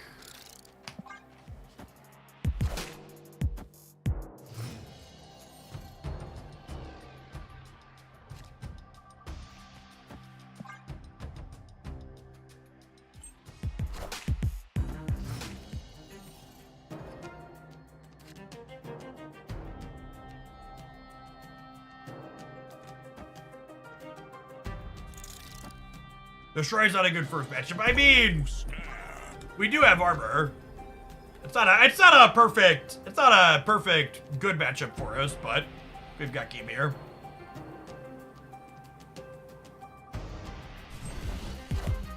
And this stops their Nico draw here as well now. Yep. Victory. Easy come, easy go. Should have snapped us before your Killmonger last game, opponent, then we wouldn't be tied.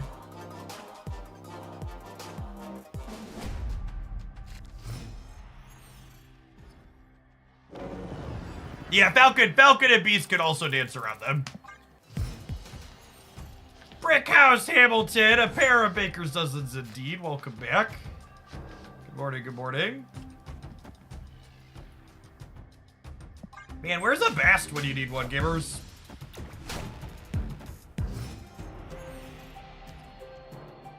Morgan Armor.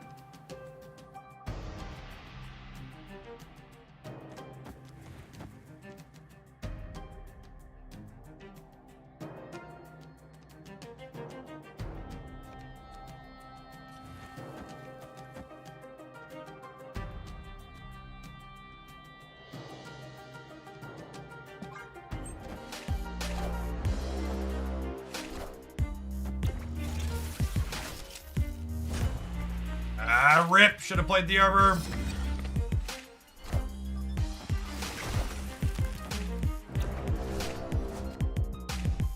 AD good. Thank you for the 15 months. Welcome back. Hopefully this diffs them and then we have priority. Unlucky.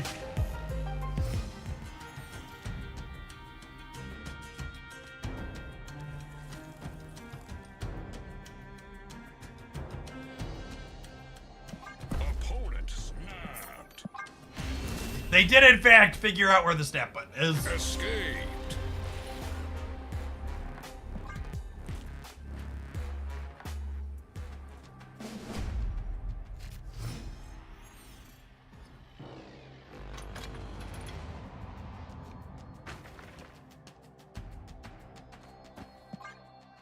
For people that are looking to get better at Marvel Snap and climb faster and win at Conquest more, the number one thing you could be doing better is being willing to raise the stakes when you are not a sure thing guaranteed to win.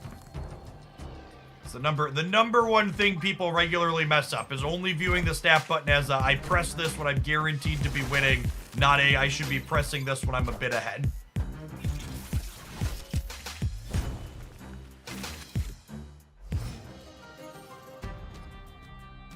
Yes, you should also definitely be retreating more. That's accurate.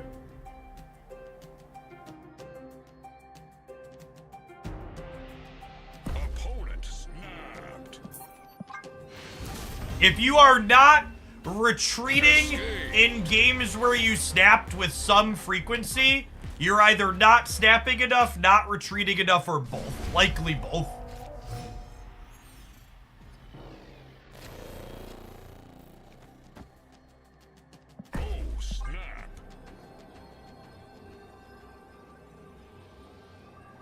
I have Bast into Bast and Mysterio play for priority into armor, so I'm gonna snap here.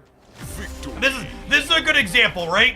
Like, I'm snapping my hand here because Bast into Mysterio likely guarantees I have priority going into turn 3, and having priority going into turn 3 with armor means I should be a favorite in this matchup. Does it mean I'm guaranteed to win? No, not remotely by any means are we guaranteed to win. But I think we are a statistical favorite, so I'm going to raise the stakes because it looks like we're a statistical favorite. Ghosted, thank you for the 56 months. Welcome back.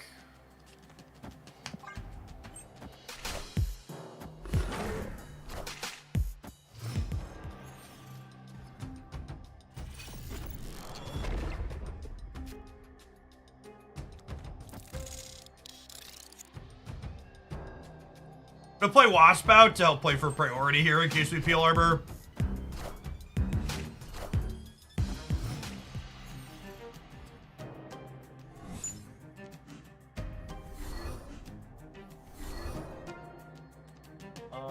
He probably dead here. Not a good hand, and Crimson Cosmos is awkward for us.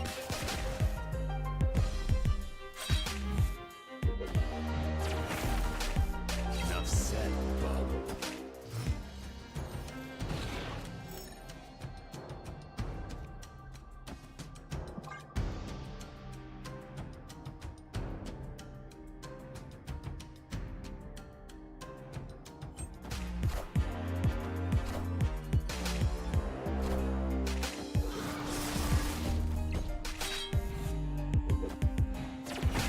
Enough said, Blob.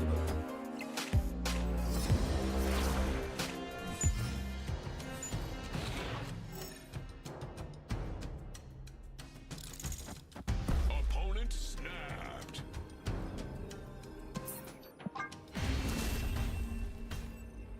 Yeah, I can take another deck submission. So long as the pinned message is above the chat when you come in on viewer submission days. It means we still tentatively have room. I have, actually only have one more queued up after this one. We're just getting started with this, but I can probably take like 2 more or so. Oh, life's a bitch and then you die. Unlucky.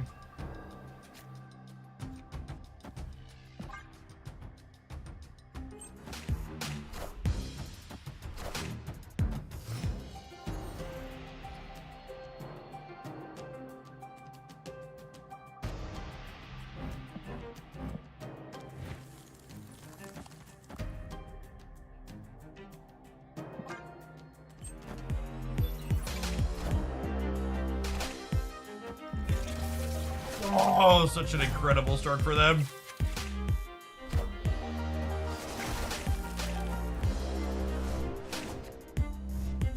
Armor's been shot this match. Man, I don't even think we necessarily need armor. I just need, like, knock Crimson Cosmos every single fucking game.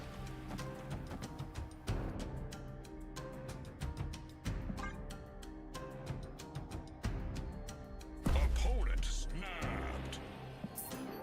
As much as it hurts to say, I think I'm more likely to win 3 in a row than I am to win this game, so we gotta leave.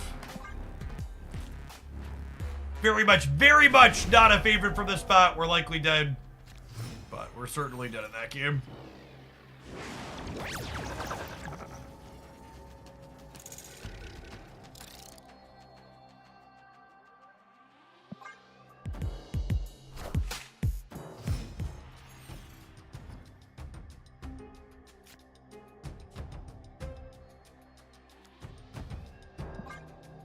It's a good start if they don't carnage this turn.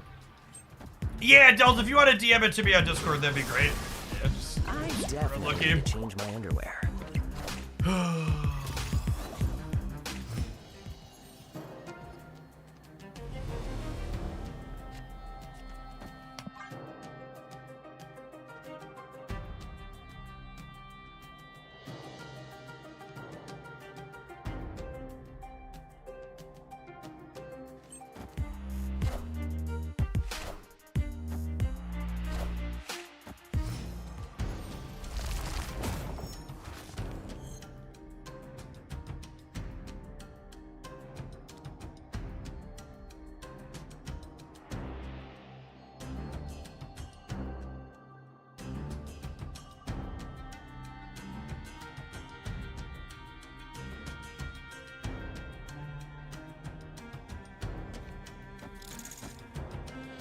not exciting, but I think it's the play. And I'm like hoping to draw Beast next turn. If we draw Beast, I could go Hit Monkey, Wasp, Beast over here and pick them. Oh my god, I played these in the wrong order. Talking and clicking.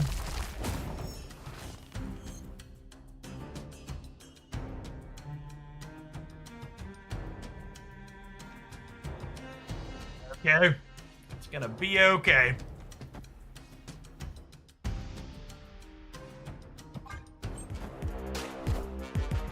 Venom. It's not gonna be okay, gamers. Enough said, bub. I definitely need to change my underwear.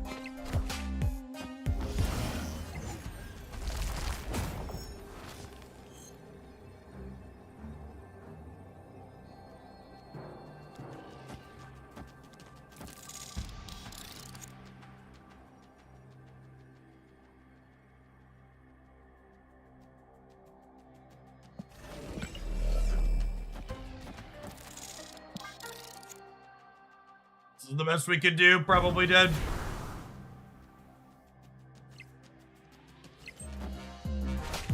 Ooh, they punted the center is really good for us. Do we win this? I think we win this, yeah?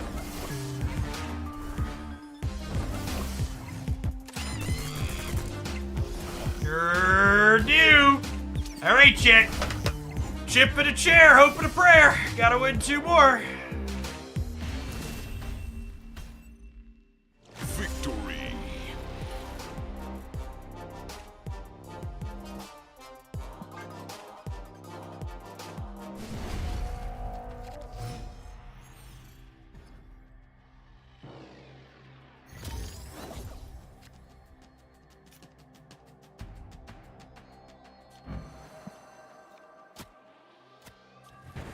I want to lead on Iceman to have the best chance to break up their curve.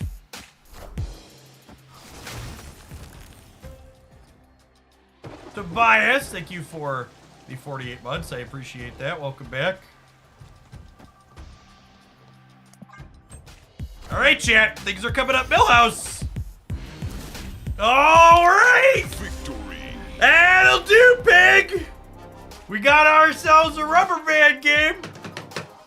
Don't call it a comeback. Yammy, thank you for the 7 months. Round 10, gamers.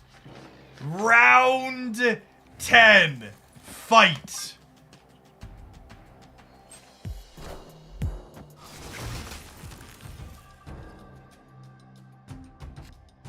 No!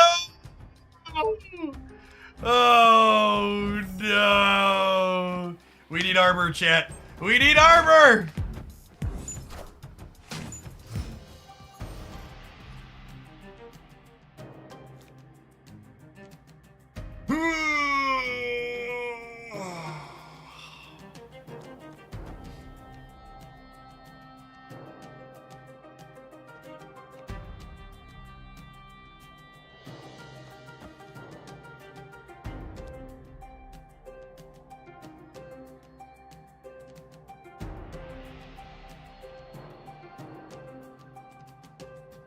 Am I supposed to play Bishop and Wasp here so I can grab priority in case I draw armor? Or am I supposed to save the Wasp to pair with the monkey? It's so close. It's so close. Oh, wow. I wasn't expecting them to play right. Holy, if I would have played the Bishop left, we would have been okay.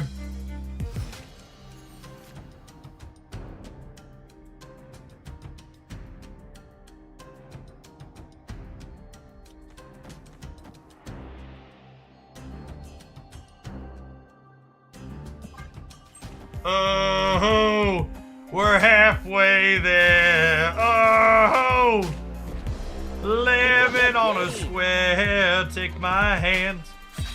We'll make it, I swear.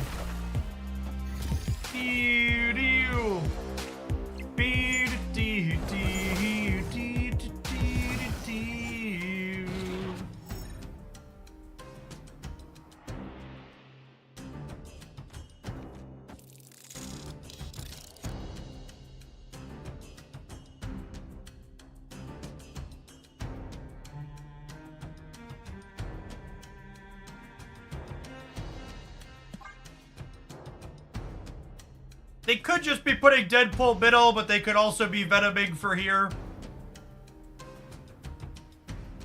That's so close.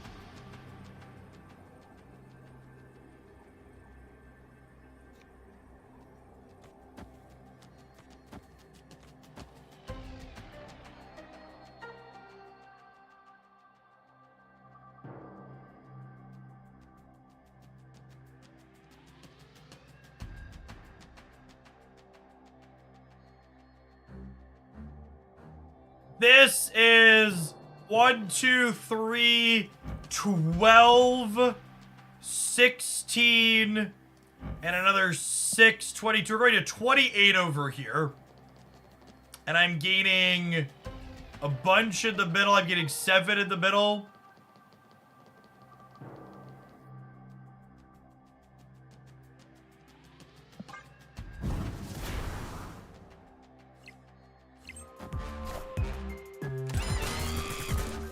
How much is death? Someone in chat said death is 6, but I haven't been counting it.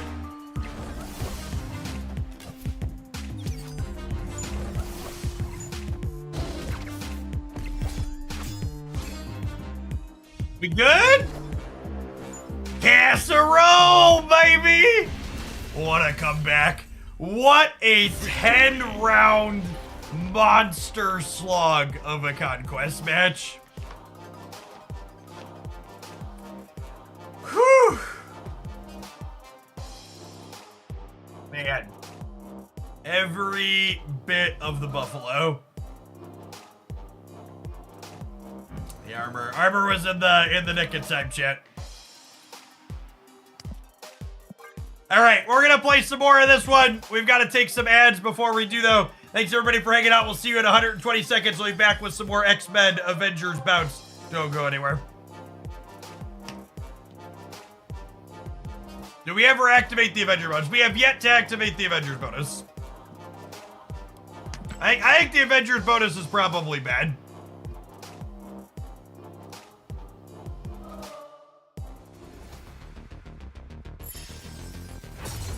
YouTube gamers, if you enjoyed that 10-round monster, don't forget to tap the like button. Appreciate it.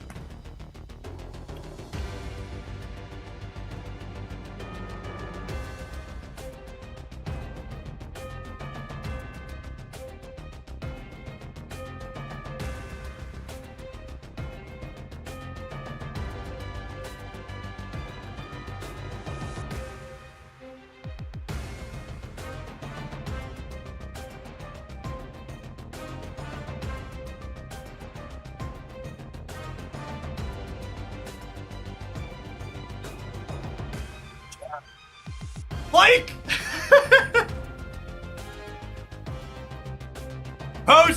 post talking about Final Fantasy VII being mad about it being political save the planet propaganda. Me, conservatives learning their favorite media hates their core values is one of my favorite things. Imagine coming on to a streamer's post to make a shitty political statement. Wouldn't you?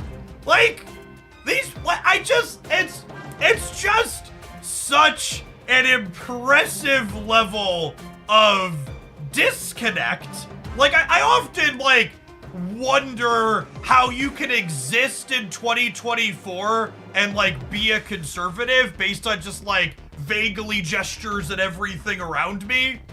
But, like, just, like, that you can, like, read this and see this and then come to this conclusion is just, it's so wild to me. Like, how do these people function in the day-to-day with this level of critical thinking? Like, they can't possibly be functional human beings, right? And it's not even media literacy, it's basic literacy.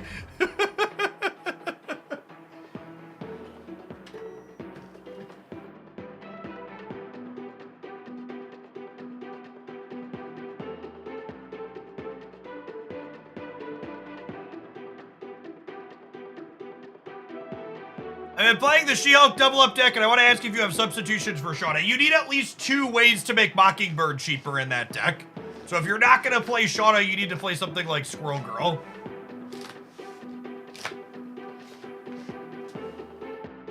It ain't even subtext, it's just text, yep.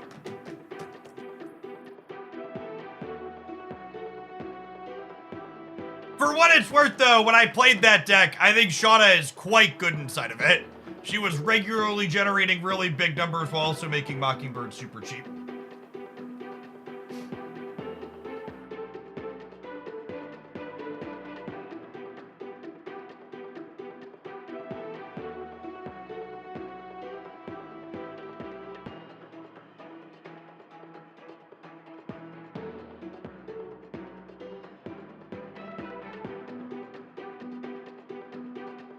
Final Fantasy VII's main message is capitalism and sustainability are 2 highly incompatible concepts.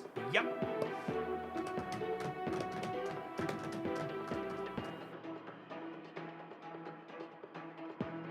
Hey, I got it, Dells. That one will be up. I've got one more after this one. We're gonna let this deck run down as far as it can go in this Gold Conquest, so we'll queue up our next one, and then yours will be after that.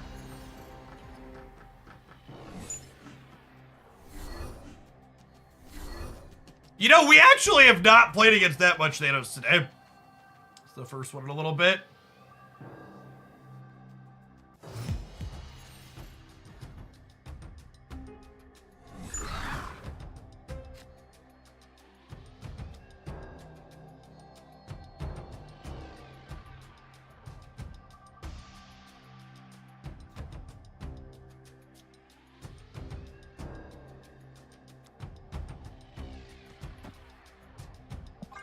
I might beast these and then mass them.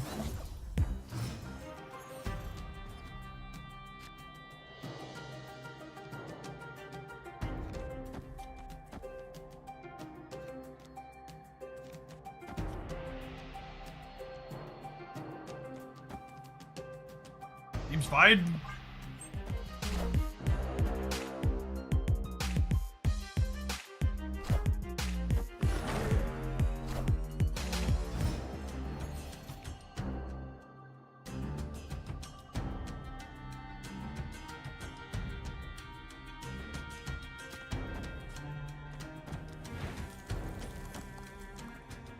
I think I'm saving these to play out as 1 energy cards. Oh, snap.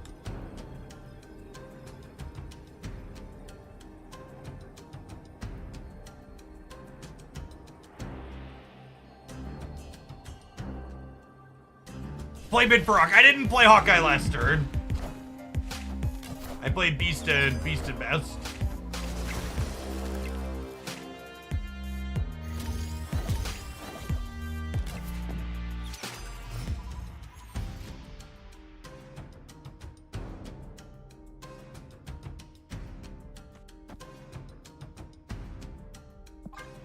Mysterio got discarded. That's sad.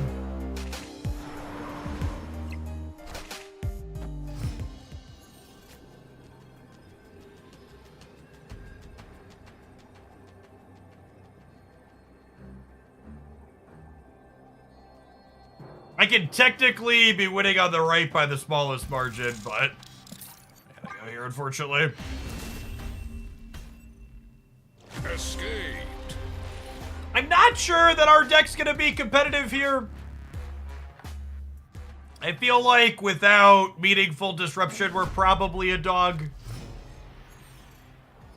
We don't have we didn't have room for Goose and Storm and stuff in this deck.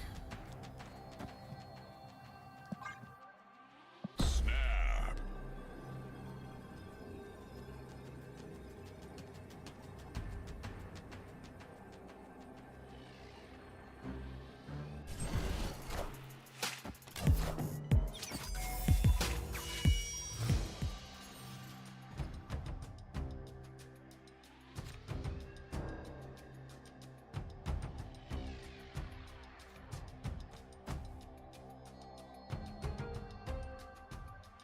I think I'm doing this just to spread out with the TVA.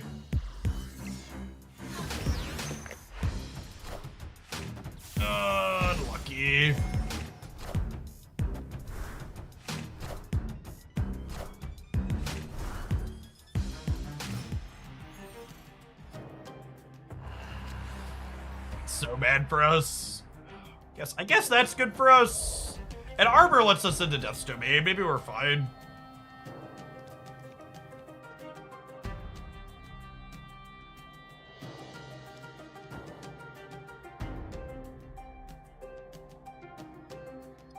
What if I do this? And then next turn we go Iceman, Hitmonkey, and then we beast them back on 5.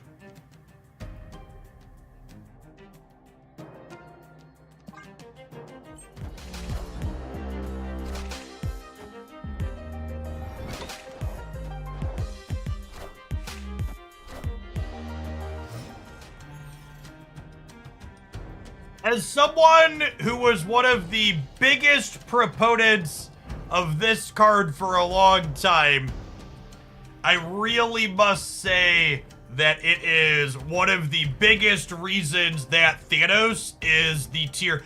I don't actually think I've talked about this opinion, but I think this is actually one of the biggest reasons why Thanos is tier 0 right now. I think basically every deck that could potentially be competitive enough to go over the top of Thanos basically just rolls over to this card. Is like what it comes down to.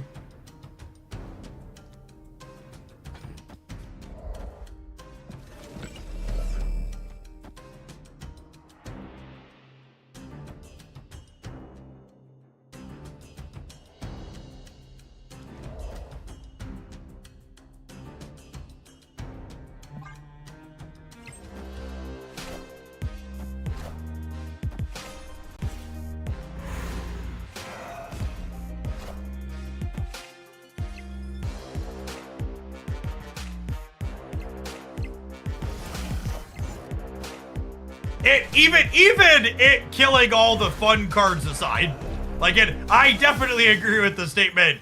It kills most of the fun cards. Like that's true. That's definitely true as well. Just purely from a what does it do to the actual competitiveness of things. Snap? I don't know that I could win the center. I don't know that this is enough to win here.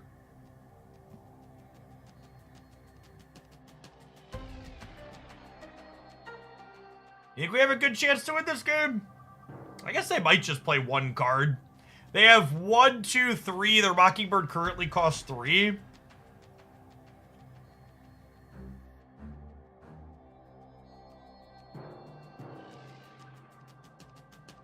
think we avoid Death's Domain and go for a tiebreaker. I mean, playing for a tiebreaker only gives me 2 more points. Because it makes this bigger. I think I'm just supposed to hope one of these 2 wins.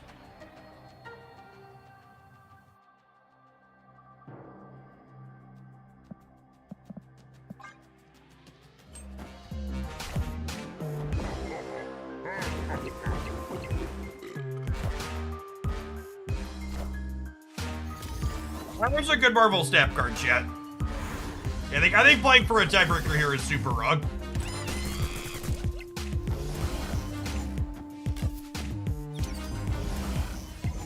I think we're supposed to take our guaranteed win in Death's Domain, and then we'd have lost in a blaze, right? We'd have been 4 here up to 17, so we'd have been up 9, and we'd have been plus 2 here, so they'd have been up 15.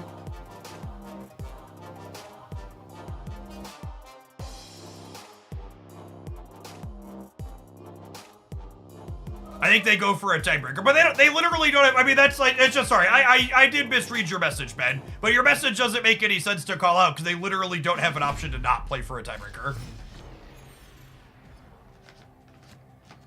Your message read/implied like they had a choice there, and they explicitly did not have a choice. They had one play.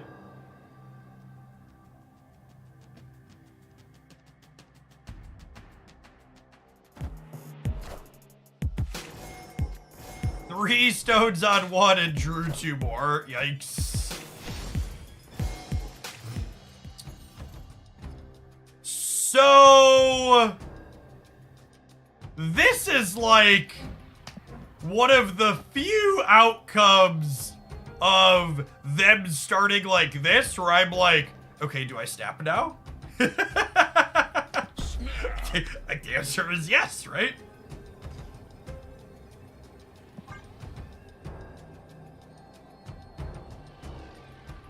Have bees queued up already?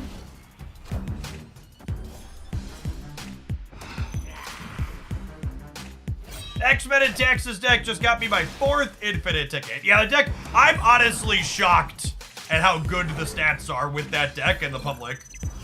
We were playing it last week. I said a couple of times I expected everyone to crash and burn that played it.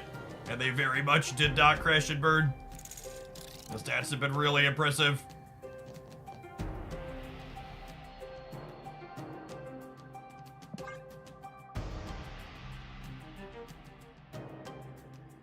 So what's the likelihood they Professor Cheese the lab? Unlikely?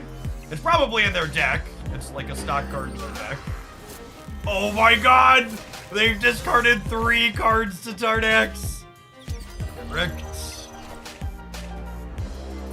Does a Mysterio clone on Tardax turn into a different 2-drop? It does. It does.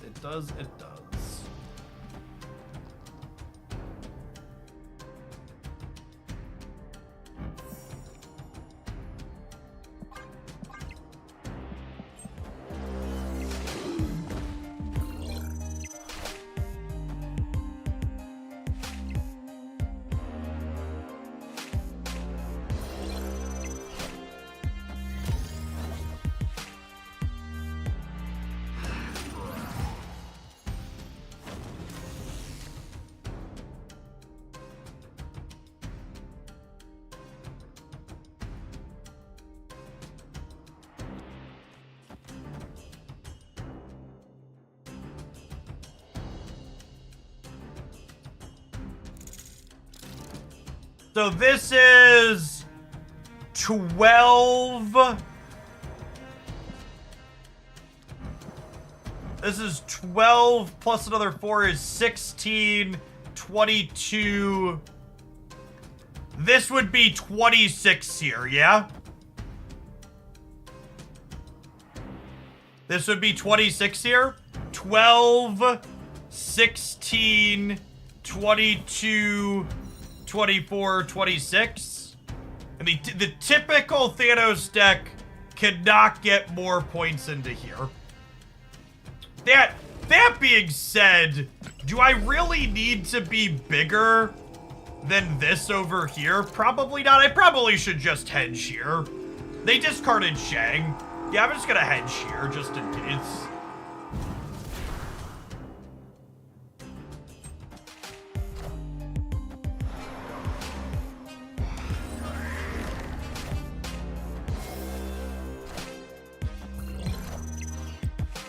Dead. Fucking rip. Man, that's unfortunate, because they rolled into Professor X in the center.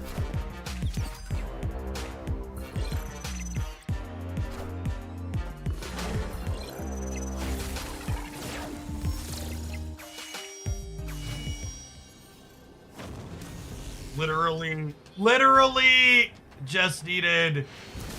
Whoo! They don't have it! Sometimes lucky rubber ducky. Truly a skill-based game that we play.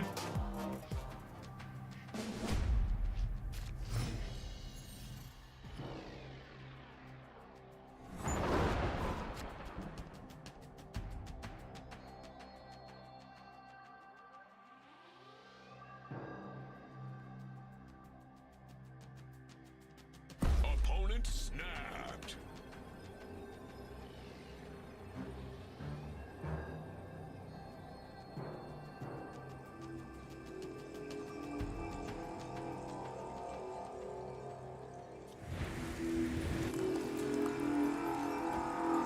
Could be right to leave just because it's a Mind Stone Snap. It's not a Mind Stone Snap. Okay, my hand's just like got a pretty good linear hand though, and we're 8-4, so I think I can gamble a little.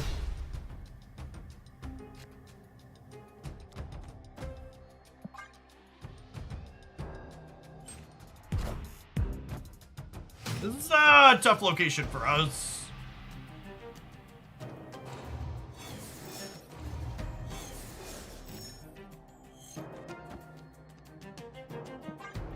I think ideally I need to save this beast to try and bounce a monkey, because bounce monkey feels like our best chance to be able to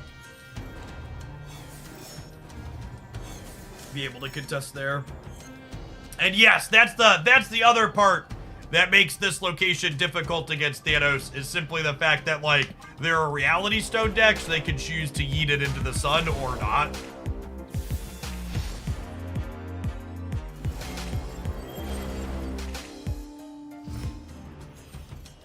Monkey!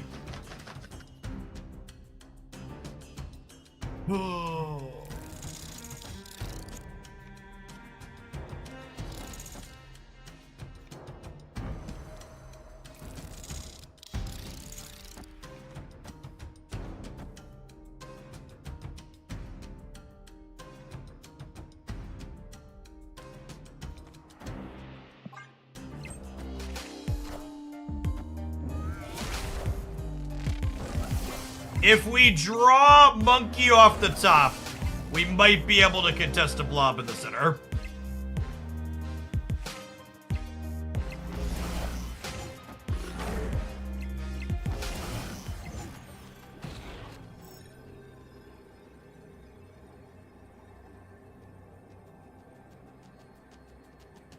Goliath, yeah, Goliath kills us.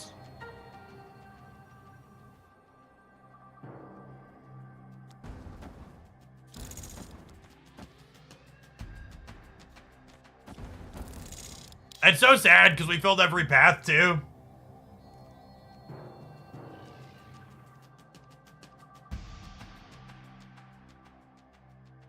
Would have been 1, 2, 3, 4, 5, 6, 7, 8. Would have been 17 plus 6 is 23, 26. 30, 33. I guess we're only 33, right? Why did armor stay 4 after mass? Because armor has the X-Men bonus, which doesn't get impacted by best. Yeah, I'm leaving. I just wanted to count how big our stats were gonna be. Practicing counting keeps your brain sharp, so you can count faster when it actually matters.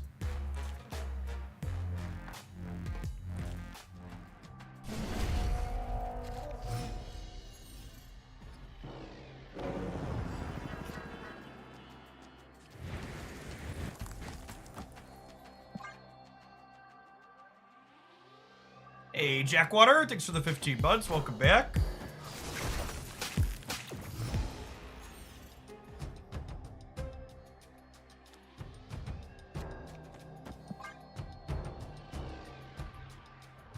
Oh, snap.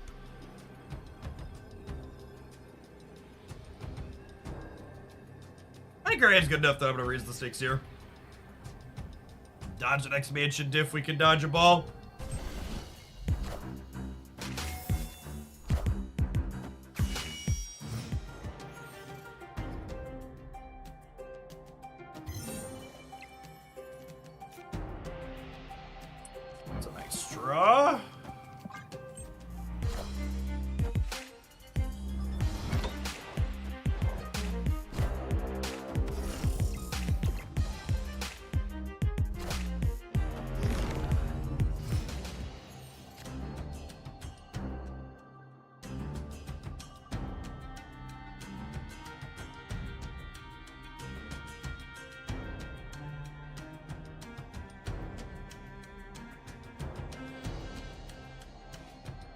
Well, winning the Baxter building wins the game now. Is noteworthy. So I'm gonna go ahead and armor there.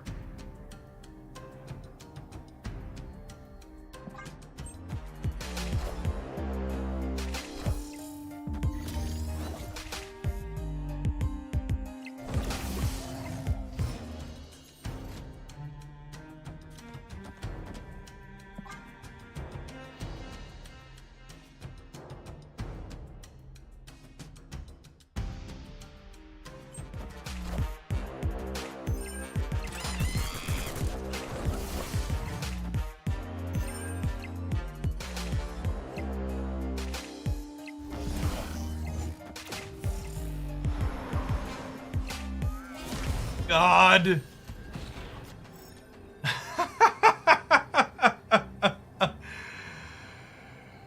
Oh, what a brutal fucking game of Marvel Snap.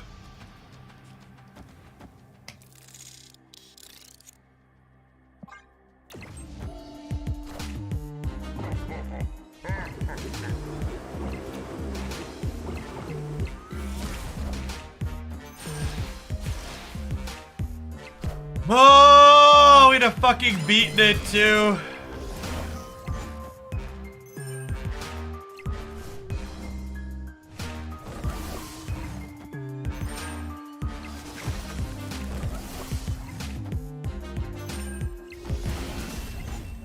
We'd have beaten the Blob on the left.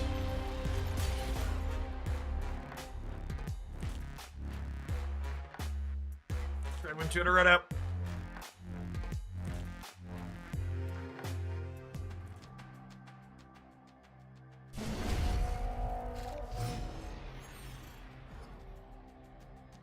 Scammed by Professor X even when they're not playing him. Yep. Certainly an experience.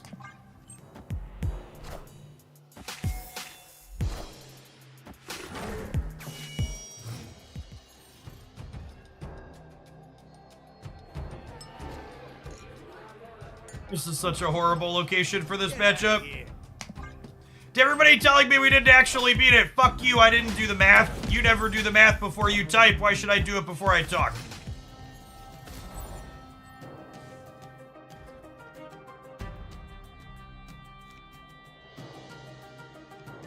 Don't you think about it.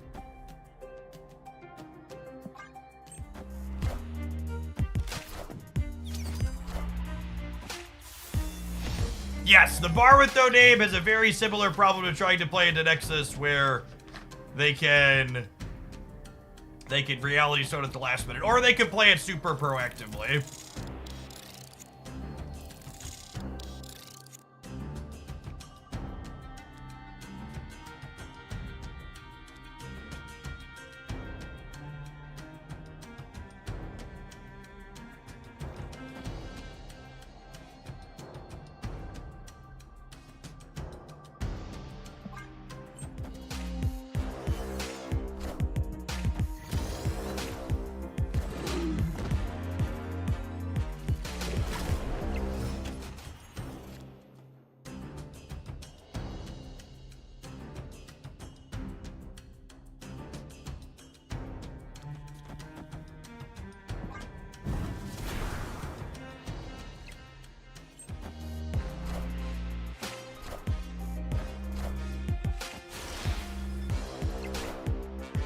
Yeah.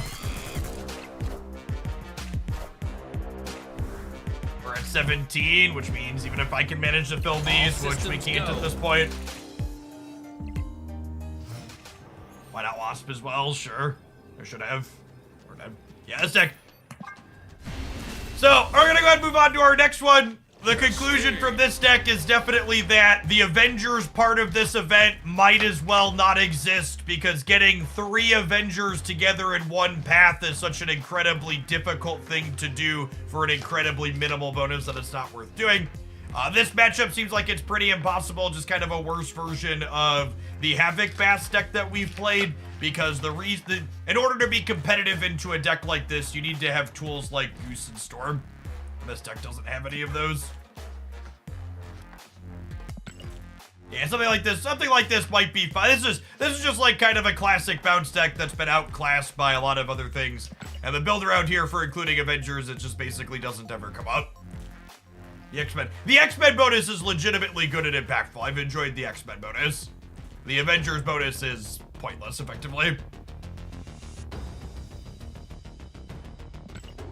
Alright, let's move on to our next one, shall we? A request to play Mockingbird with Debris, and this Mocking Clutter deck is an excellent way to do that.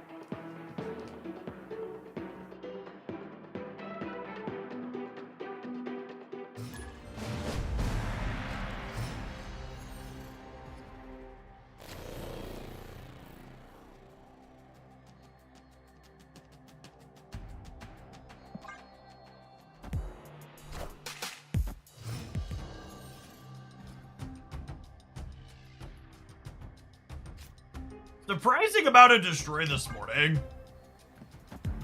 Let's attack that. It does not have good stats right now.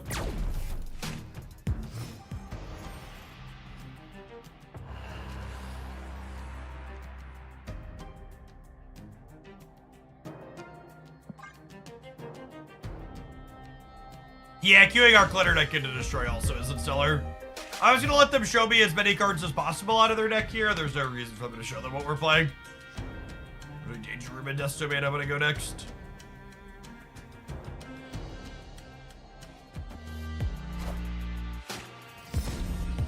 Enough said, Bob.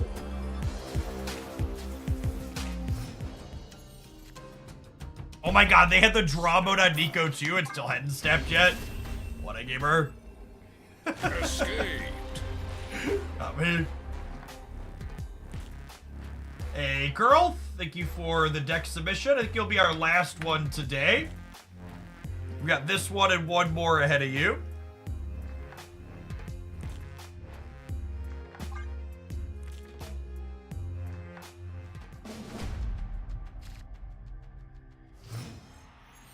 Many people say Destroy is supposed to answer Thanos. If Destroy was supposed to answer Thanos, Destroy wouldn't have literally the worst stats it's had probably all year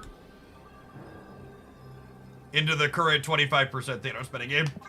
Maybe Destroy is fine or even a little bit good into the Thanos decks that aren't playing Professor X, but the most common builds are playing Professor X, and Professor X Thanos very much shit stops Destroy. It's bad because Professor X is in the Thanos deck.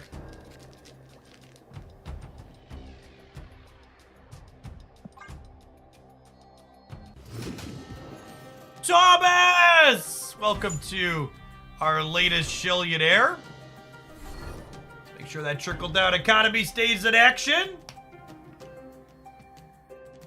Am I remembering correctly, Thomas? Is that your second or third?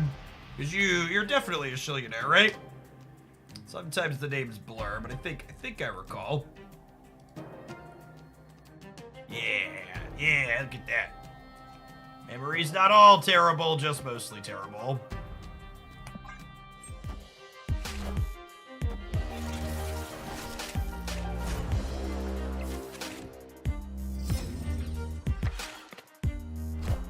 You know what they say, chat? The first Shillion is truly the hardest.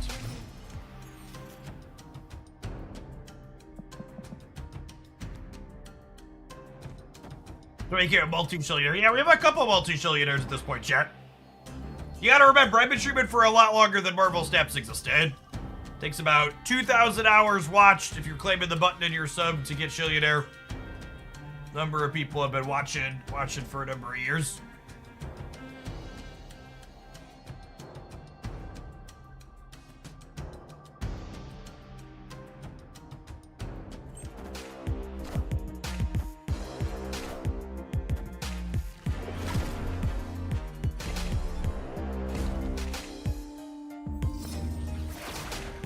They got rid of Alicia. That's actually kind of bad for us. I've been sitting on this this hood.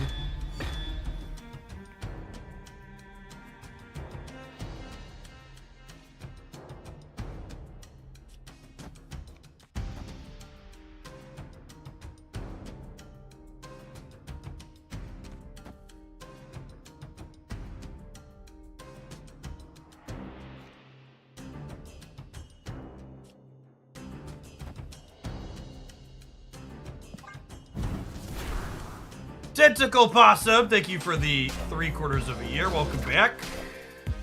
Or sorry, the half a year. For years of content creators giving you $5 on Twitch versus YouTube make a difference. No, I get 70% regardless of which platform you support on. I would encourage you to show your support on whichever platform you're more likely to chat on. Since that's the main thing you unlock is...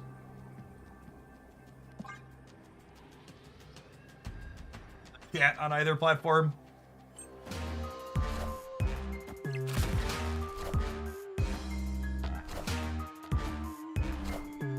We had them covered either way, right? We were +10 in both of these. Maybe no. Victory. Is there a way to support you directly so you get 100% of what someone sends? I mean, I guess in theory you could send a money order to my P.O. box, but... Realistically, if you're gonna do a monthly thing, just sub on Twitch. I am A-okay with Twitch getting 30% of subscription revenue, chat. I wouldn't be able to do my job without them. Opponent snapped. This location is significantly better for them than us, we are leaving. Escaped.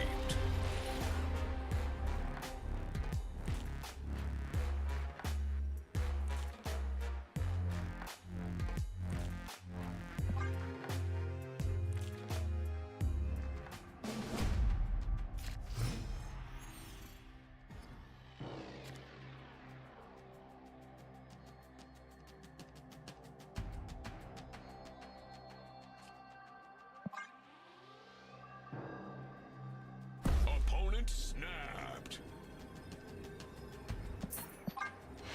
I'll leave early in here. My hand's only okay. Escaped. Yeah, I want hands that can pump out some reasonable numbers. We're about to get into the high stakes rounds.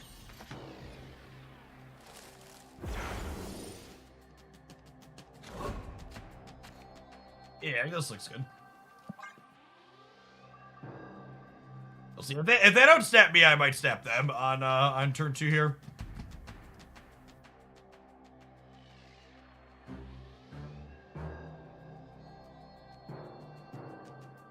Opponent snapped. What? Let's make this the game. Let's play. Got plenty of gold tickets.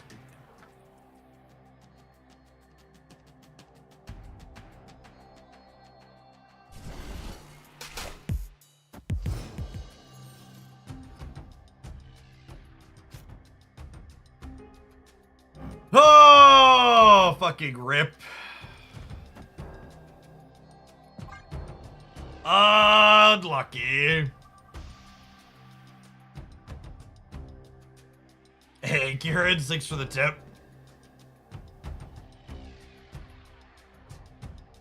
Appreciate it. Thanks for lurking here.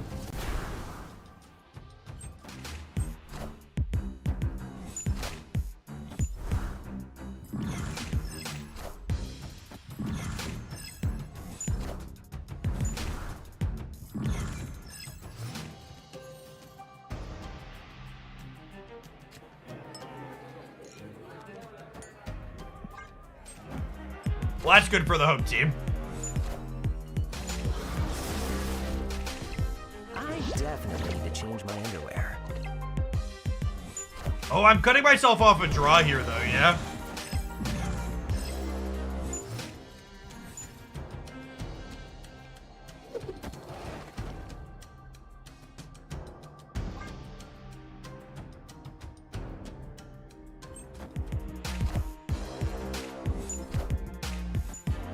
Defined, Hooder, Sentry, ideally. I definitely need to change my underwear.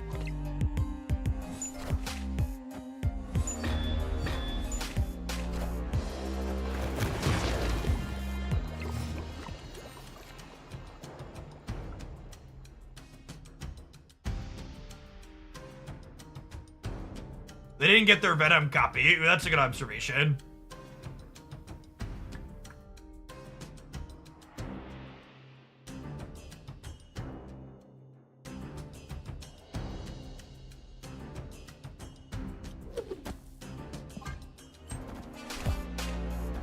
Because their hand was full, I assume? Oh. Made up for their mistake.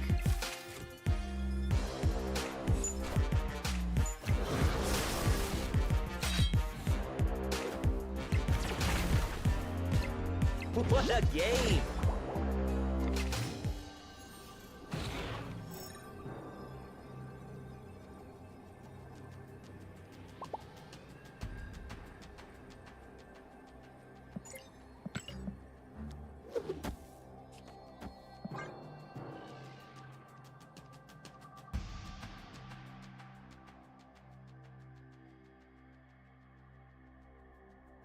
Coach V-Ball, thank you for the almost 5.5 years. Welcome back. Nice, we're very dead here.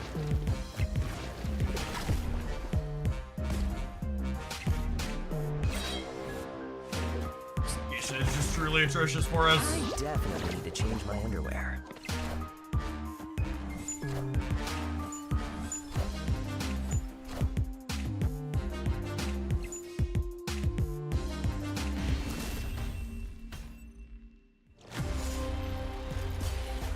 I think Luke left is worth more than Mockingbird. Is it? Yeah, it sounds right. Doesn't matter.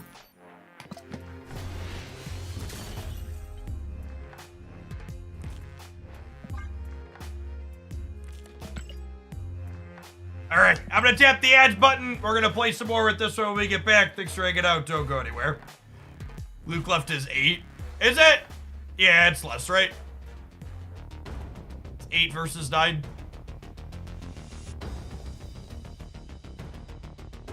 Sure. Twitch Shannon counting, not even once.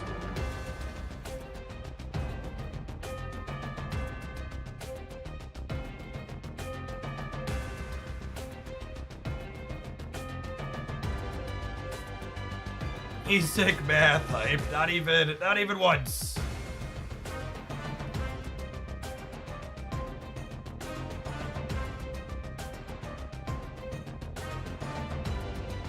By the way, gamers, for those that don't keep up, Twitch drops will kick off 23 hours again for now.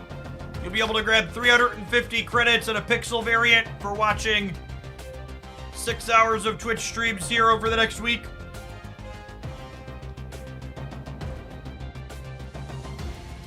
Cannonball releases tomorrow as well for whatever little he'll do.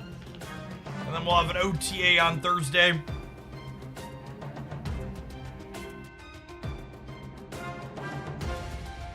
You're extra lucky you'll get a pixel that's in an album. Ooh. Ah.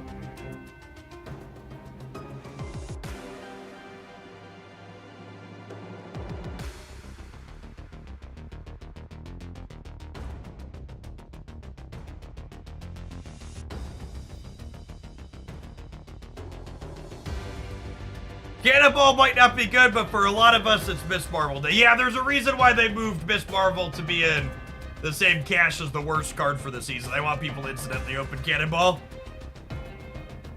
Nah, it's a regular mystery variant, Maguria. They did premiums for 1 month, but then they started rolling out the Pixel albums, and when they started rolling out Pixel albums, they put the Twitch drops back to regular variant. SX, thank you for the 14 months. Welcome back.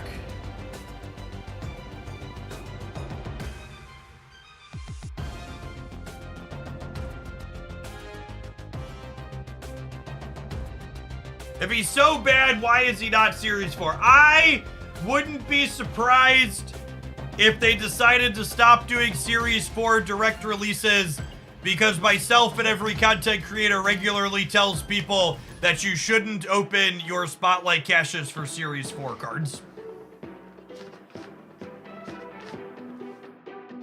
I would assume... I almost wish they would just like, it feels kind of weird that there's 2 higher series in general. I don't know what the appropriate token cost is for the economy, but I kind of wish they'd just do away with the Series 4 or 5 stuff and have Spotlight cash cards and not.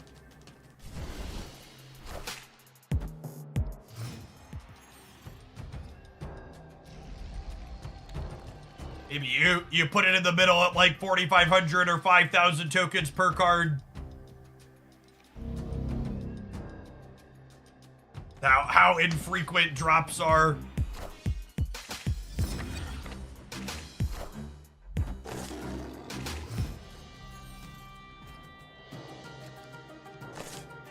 They're borrowing from Genshin, which has different 4- and 5-star things. I don't think that's actually true.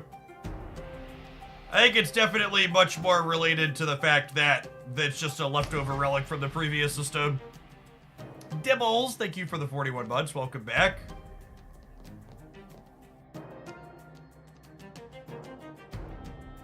Many cards being S4 is better than all cards being S5, or I'm missing something. You're missing the part where they haven't been releasing bad cards as S4. They've just been releasing everything as Series 5.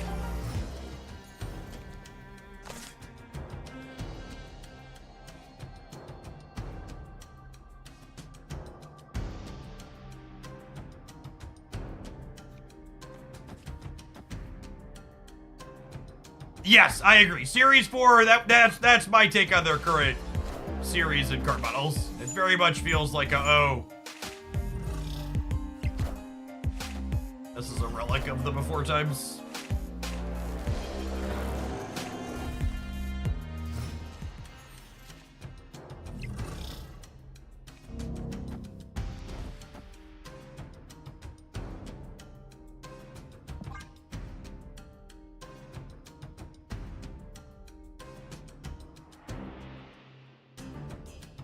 Yeah, War Machine's a premium week if you're missing Samurai or Silk.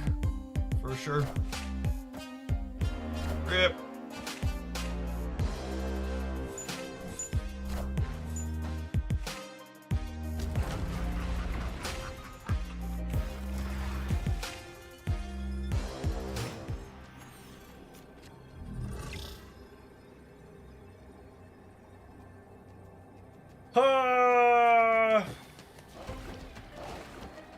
Is it ever this? I think it's this.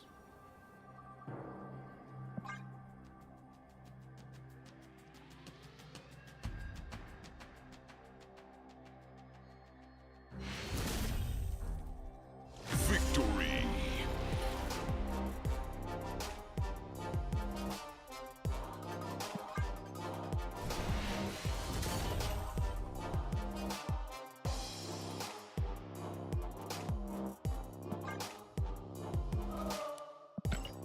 They didn't draw their Annihilus. That would appear to be the case, yes. Remember when someone came in complaining they were only missing new cards in upcoming Spotlight Cash? I mean, that's a regular complaint. A lot of people don't realize that's a feature, not a bug. The Spotlight Cash system is bad because it's so good I have almost all the Series 4 and 5 cards. What a terrible system. It's awful because it gave me so many cards. I'm only missing the new card releases coming up. It returned to Snap last week after like a 6-month break. Can you explain the best way to open Spotlight Caches? You should save your Spotlight Caches for the weeks where you're missing the most cards when you're a returning player.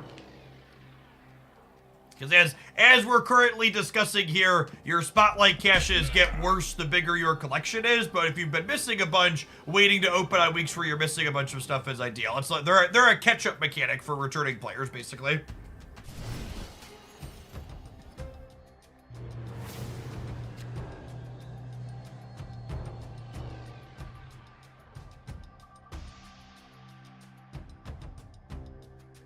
So, only open when you have 4 or more keys is actually only true when there's only a singular thing that you would be happy with inside of the Spotlight Caches.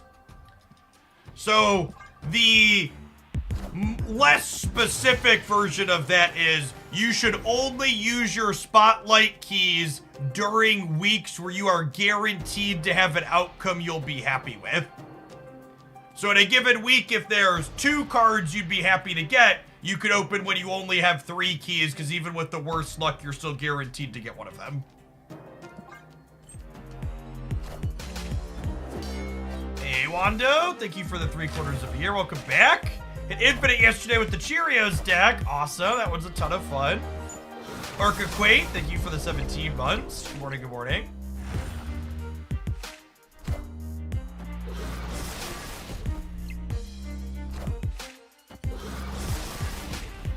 Legend, thank you for the 3/4 of a year.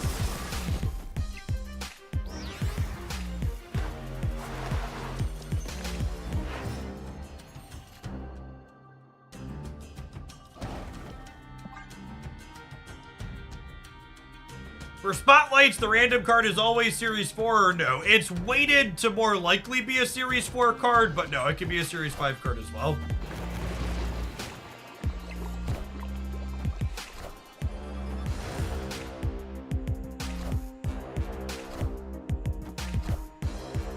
Yes, that's also true. The way the things work now is the smaller your collection is, the more likely the random card is to have a card that's relevant for your collection.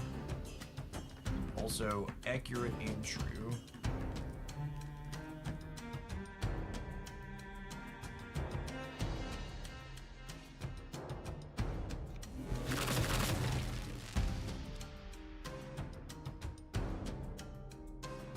They move all three of these Jeffs here, they'd have 11, 17.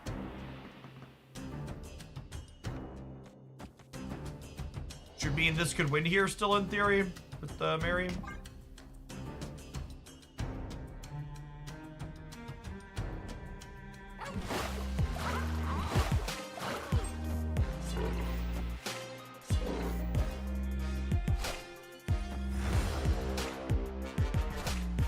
This real good. This Mary Raid is no longer enough.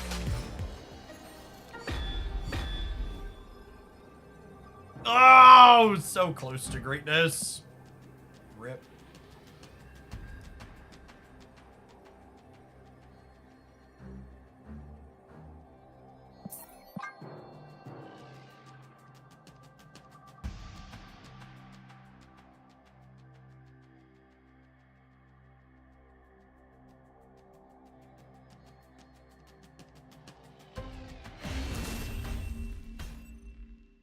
Escaped.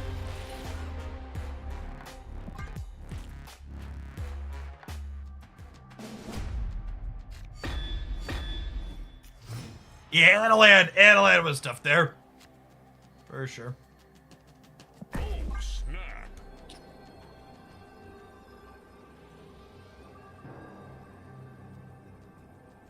Get to copy some birds here in the cloning vats.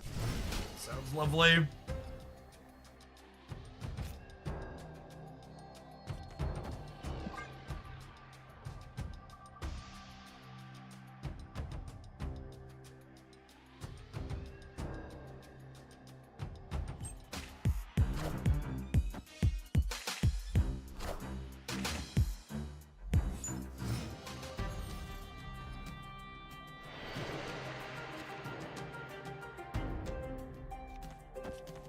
Yeah, sure.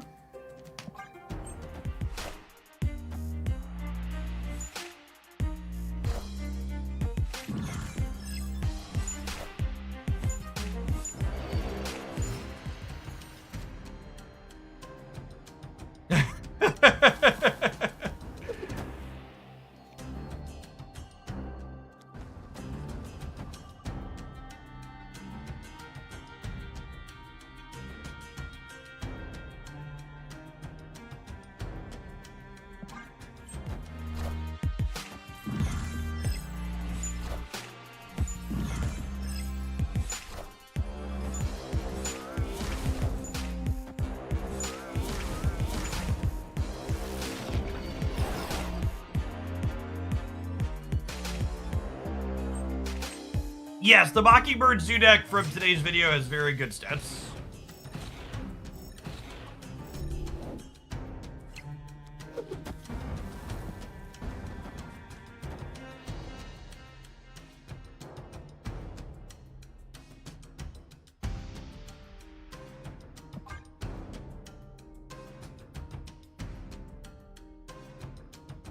And then next turn I can Mockingbird Century Demon, fill the board.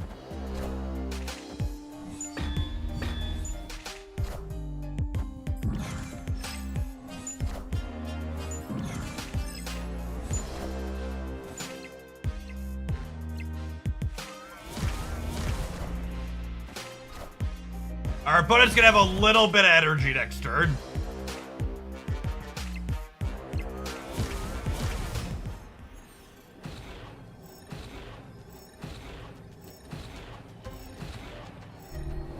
They have 11 points of power.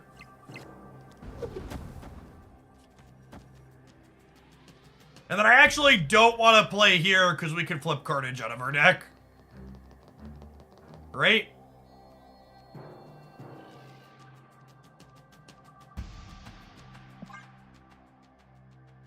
close. I think that's right. No fear? Do we think I need to be bigger there? What are the odds they pull something bigger out of their deck? Feels small, no? Man-Thing's also negative. That's not true. Man-Thing shrinks both sides equally. I don't think there's any reason to risk it. Hey, man, typing. Thanks for the 10 months. Appreciate that. Welcome back.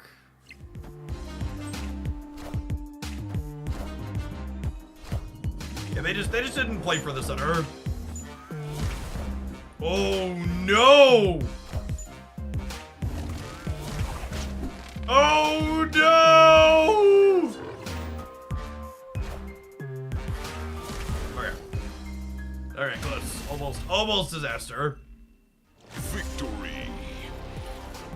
Yeah, pulling Carnage is the reason why I didn't play anything, Ben.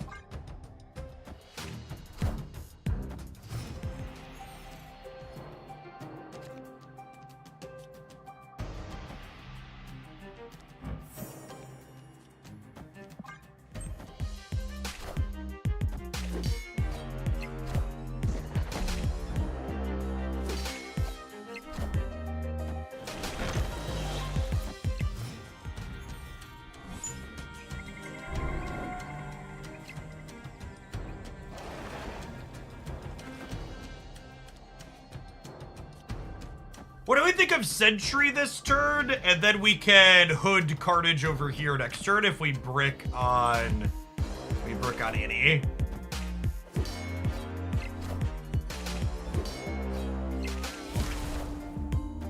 Should have snapped them sooner.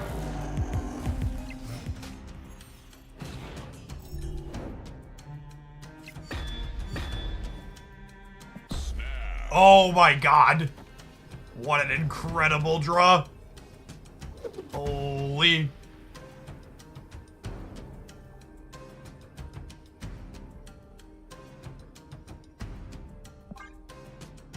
That was our next best draw after Eddie. Dr. Steve, thanks for the 10 months. Welcome back. Wow, rip. Well played.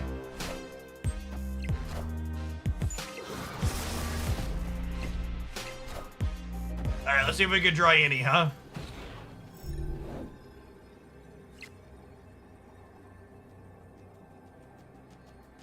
Rip.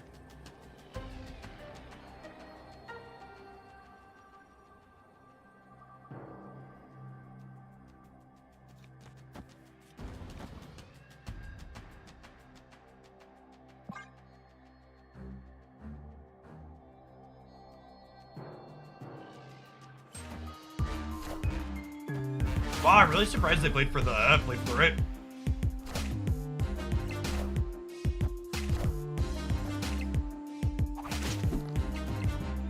We're good either way here, yeah?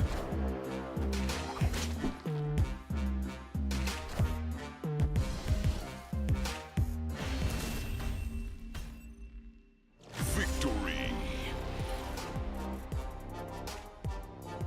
Shaking the location with the void is something. I guess they're worried about me.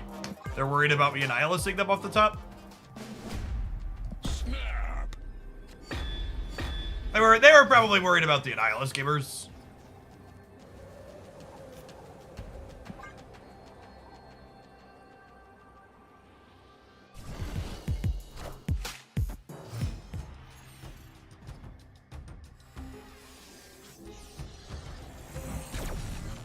Nice.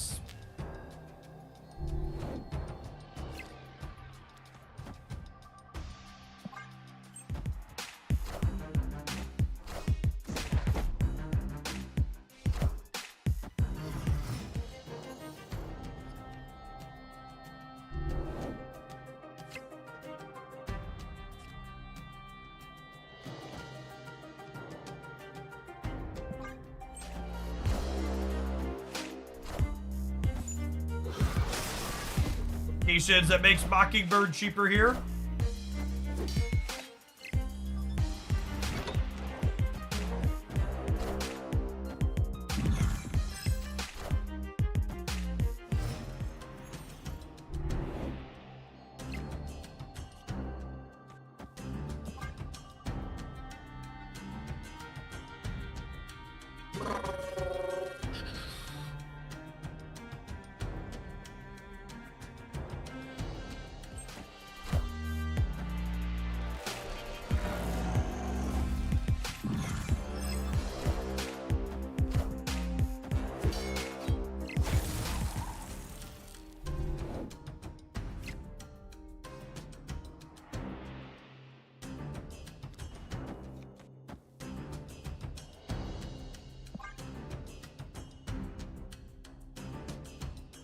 They kind of have to fill the right proactively to play around an islands here, which is nice for us.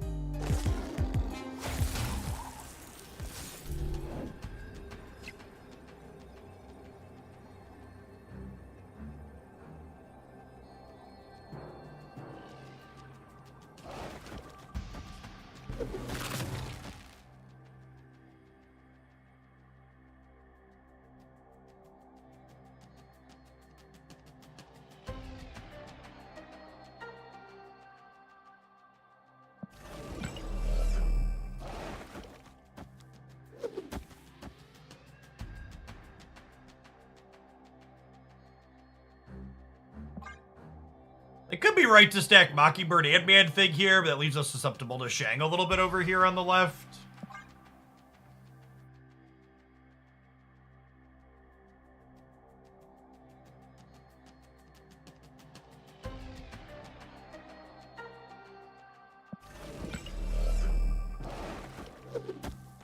If they Shang me here, 8's gotta be enough, right? They don't have any extra energy.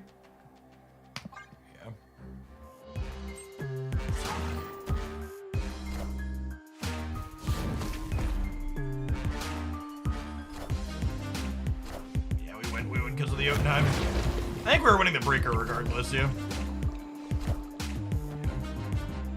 Cool. Those ultimately did not matter. Even if they had moved Nightcrawler to the left. Victory. They still end up smaller because of the Jotunheim. GG, Ghost Sprite. Good luck with the rest of your conquesting today. Luke Cage. Luke Cage is one of those cards where every time I load it up and play with it, I always remember it's like, man, this really does impact so many locations, huh? It's very, very, very good into mitigating variance from a lot of things.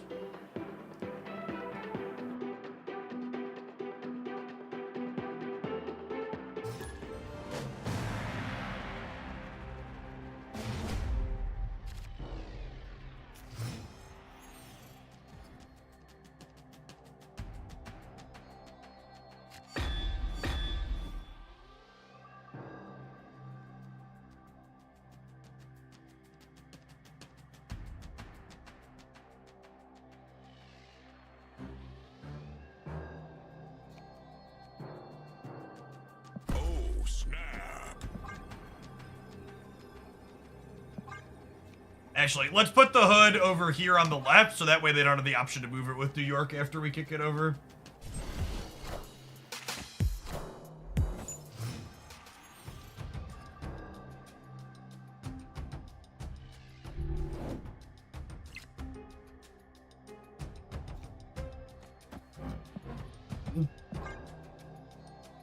Zero out something else later to get another bonus there.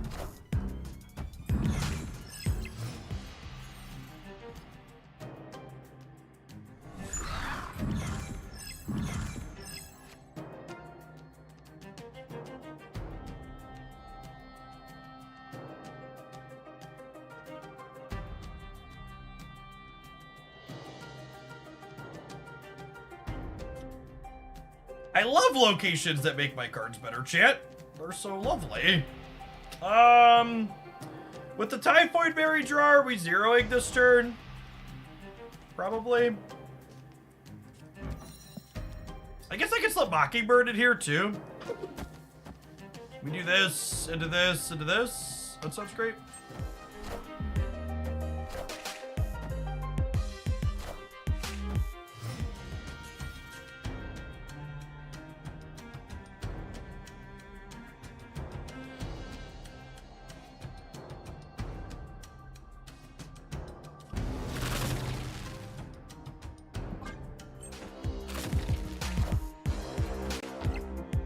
Friendly neighborhood Spider-Man here.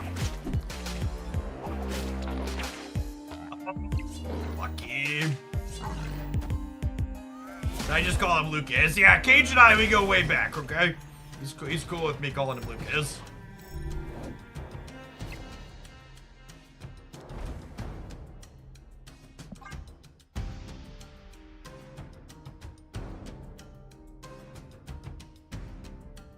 If you didn't have Mockingbird to play a deck like this, you wouldn't play Mysterio, and honestly, Debris gets a good bit worse too, and at that point, you're probably just playing a different deck.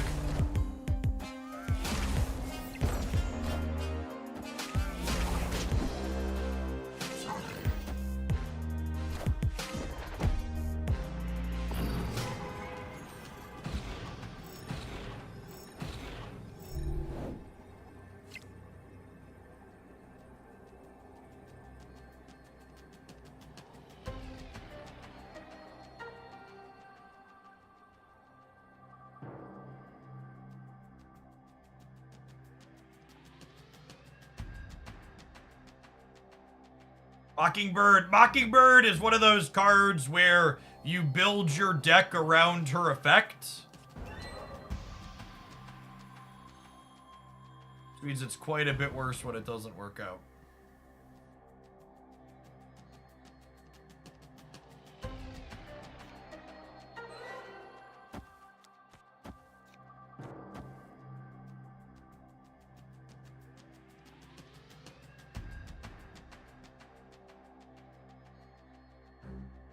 Do this.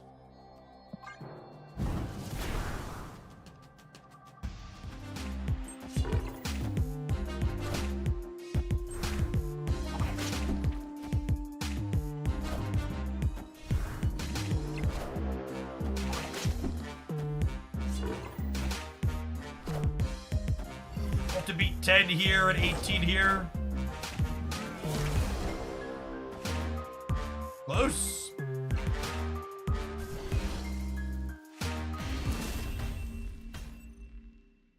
Victory.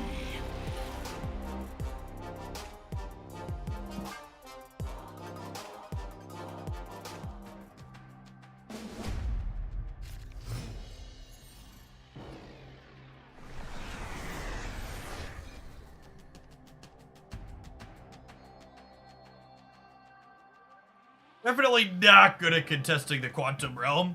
Although Luke Cage could give us that shot, so the location he's randomly good into. Their deck is good into the Quantum Realm though, because they can move big things into there. Have growers like Kitty Pryde that don't mind being played therein.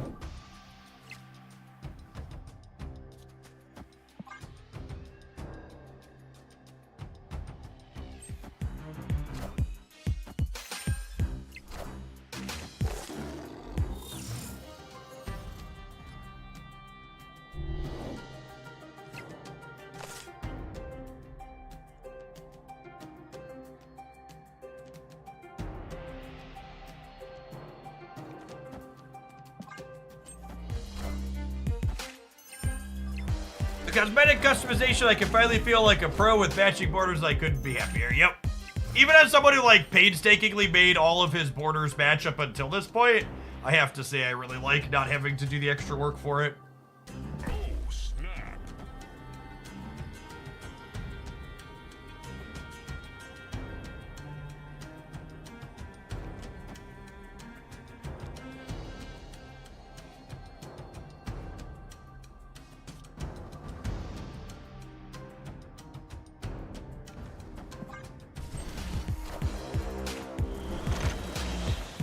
might be wrong to put a rock into the middle because it means that they could block the hood easier.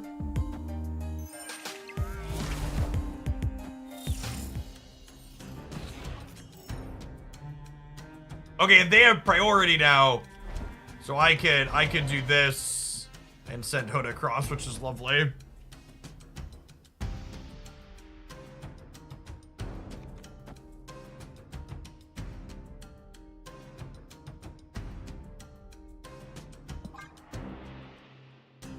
Yeah, the silk means they can't block us.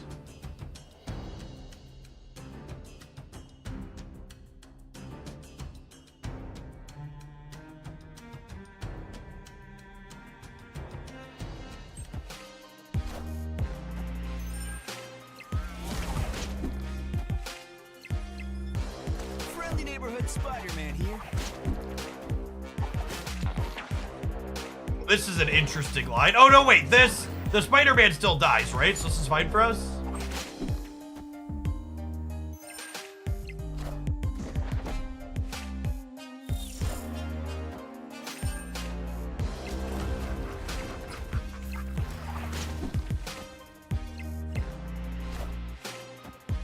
Interesting / weird board state.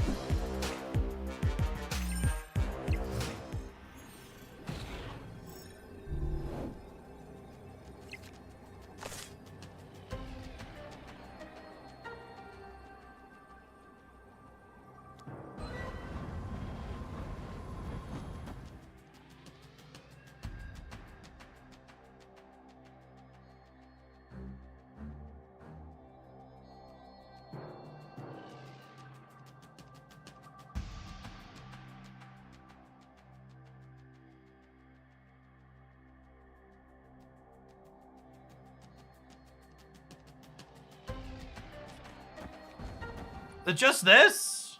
Remember, I have a 0 pending from last turn on the Typhoid Mary.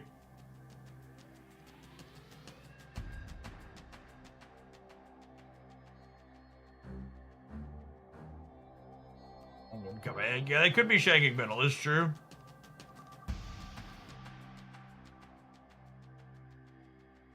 I don't think I could really play around that.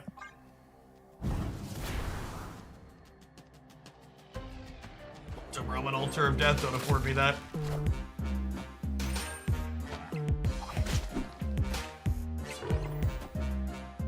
This man thing play around Shang better. How? Instead of you asking me a question, can you tell me? What does it do?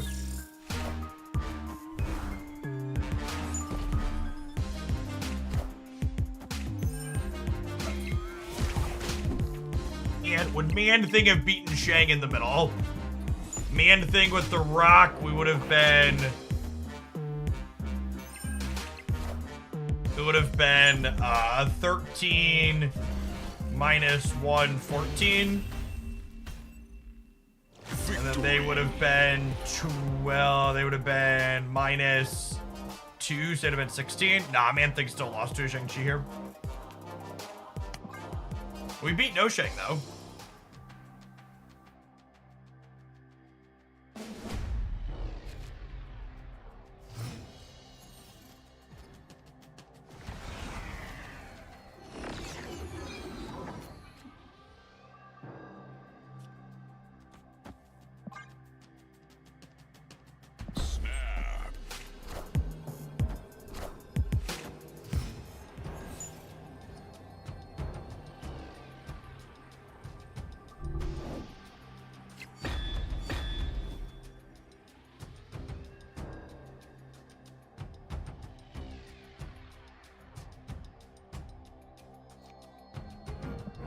Value right there.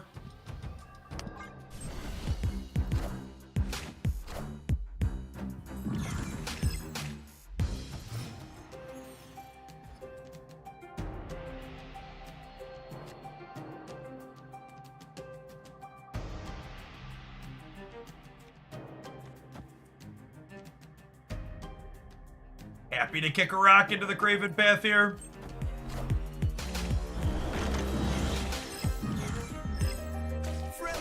Spider-Man here. Got him!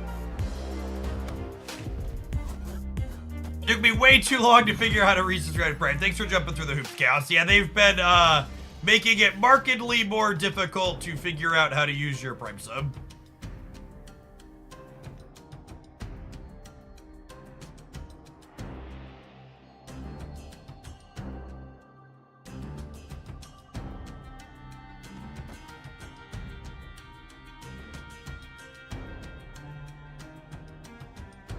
And I kind of have to choose whether or not I want to Annie my rocks over or Mockingbird them.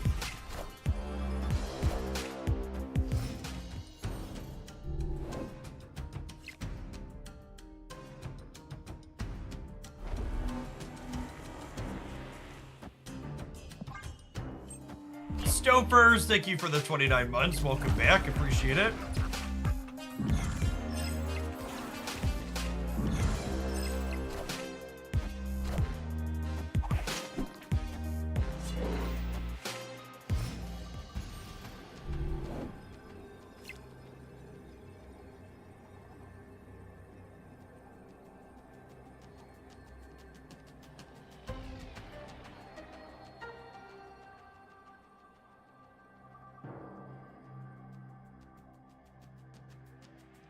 Clockwood, thank you for the 31 months. Welcome back.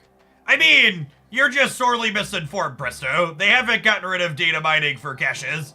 They've just expressed a willingness to update caches closer to the season more readily compared to what was early data mined.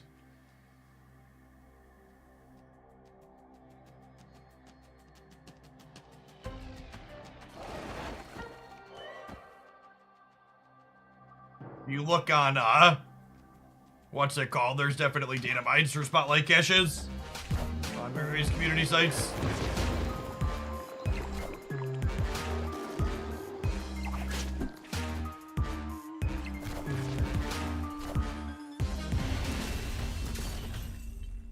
I've been holding off on Mockingbird because I don't play Thanos. Is she a replaceable level card in mid-range shells? I don't think any decks that play Mockingbird she's replaceable in. No, I think she's unique.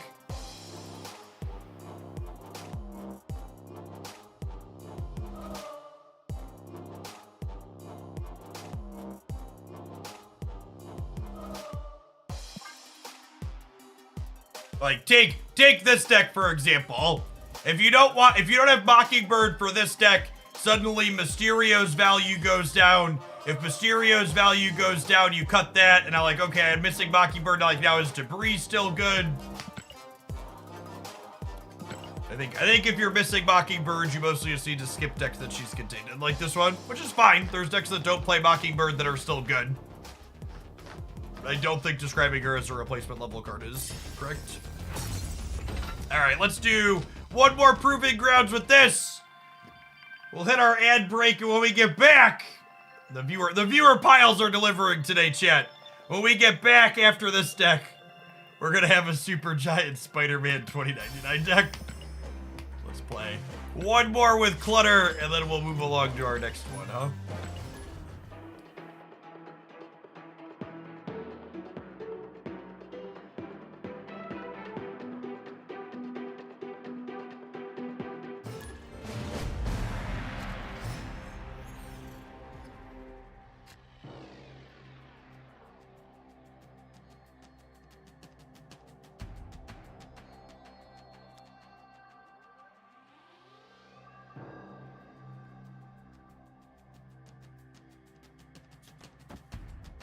Snap! Opponent snapped.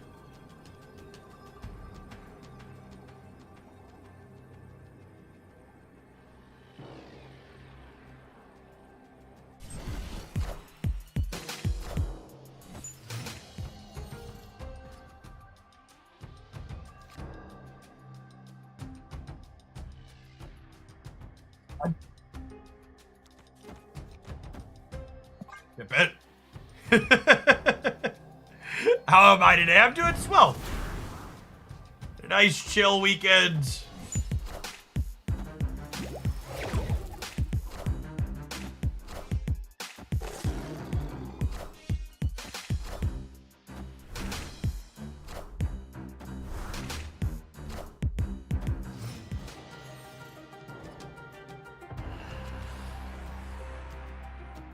Death's domain. Okay, that's fine. We just need to draw a nihilist jet.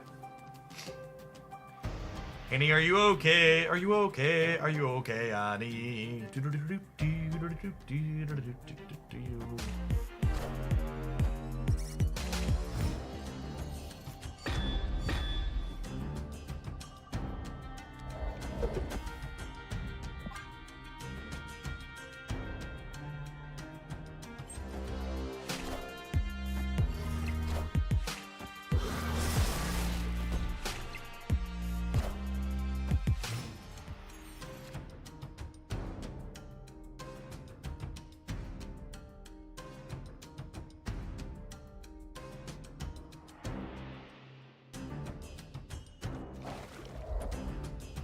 This puts them to +3, +2, 9 over here, and then I'm also at 9, and then I think I can win the tiebreaker. YOLO. Unlucky. Alright, it's fine. We're gonna draw a nihilist and win the game, chat.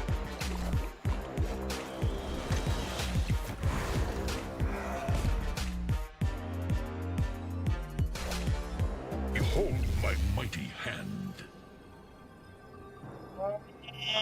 Unlucky.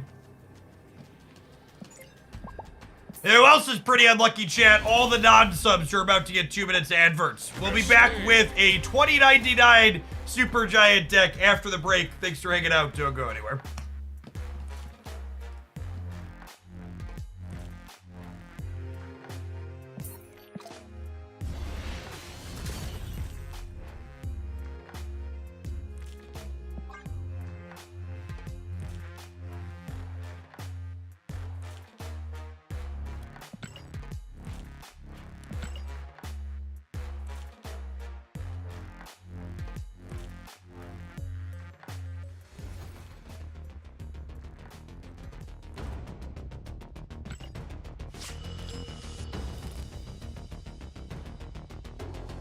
Why is there no green goblin in this deck? There's no room for it.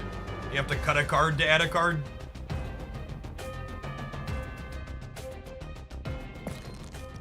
You have like an Annie package and a Mockingbird package and all these other packages. There's not room to put everything in.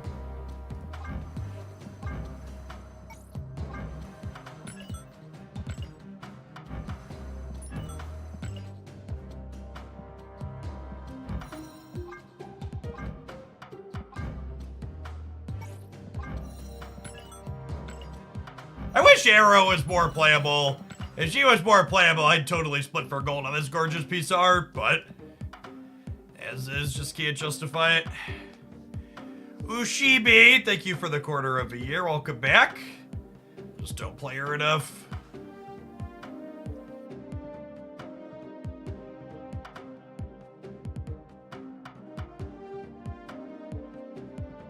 Whale maintenance. I mean, genuinely, I'd rather whales donate for me to upgrade cards I'm more likely to play.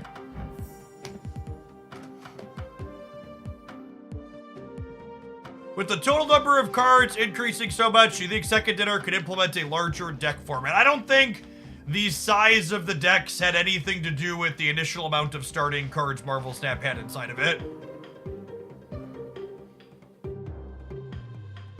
Yeah, no shop rollover for an hour and a half still.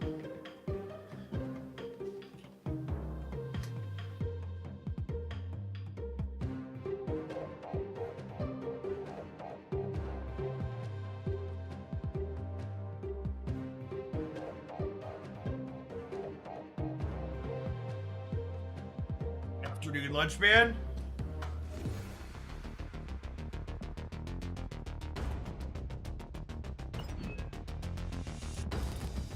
Imagine saying something like waiting for Arrow to be playing again a year ago. I mean, to be fair, I'd rather play against the original Arrow than play against current Goliath.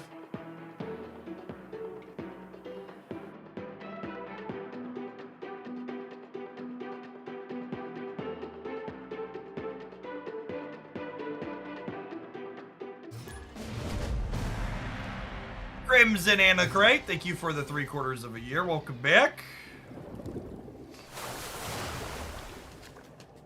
Oh, snap. Someone asked, what's the idea of this deck? The idea I was given, which is quite adorable and probably bad, is if you Supergiant on 4 and then Spider-Man 2099 on 5 face down, you can play Iron Fist as your last card on turn 6 to move the Spider-Man 2099 you played face down with Supergiant. And if that sounds like a whole lot of work to get an effect that's worse than just playing Shang-Chi, you'd certainly be correct.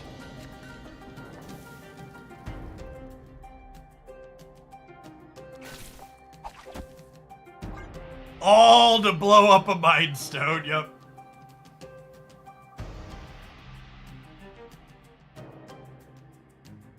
Scene? No, chat, this is a goddamn arms race.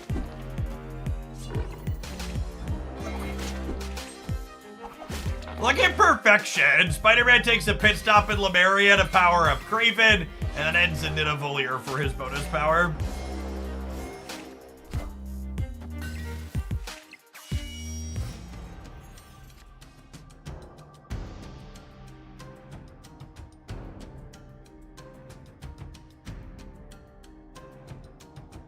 What cost would Spider-Man 2099 have to be competitive?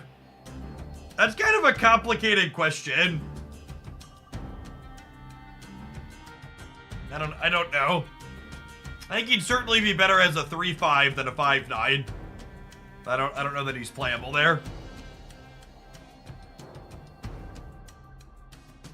I feel like playability for Spider-Man 2099 is probably more related to giving it a certain type of card that it's guaranteed to kill, as opposed to whatever in the hell it does now, which is random, right? I think its biggest issue is the variance.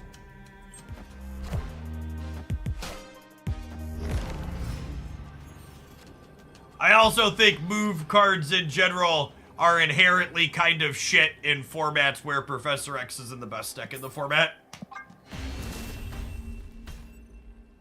Escaped.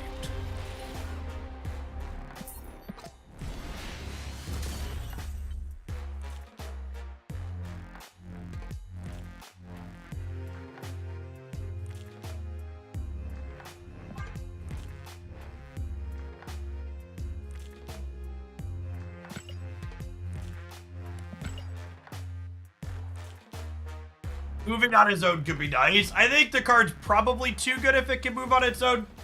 At this point, I would like to formally request that we move off of rebalance ideas for Spider-Man 2099. I find the endless loop discussion of how should we redesign cards when it's not our job to do that to be not useful and tedious.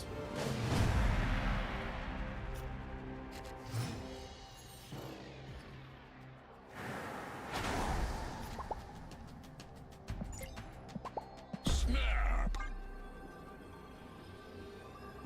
Opponent snapped.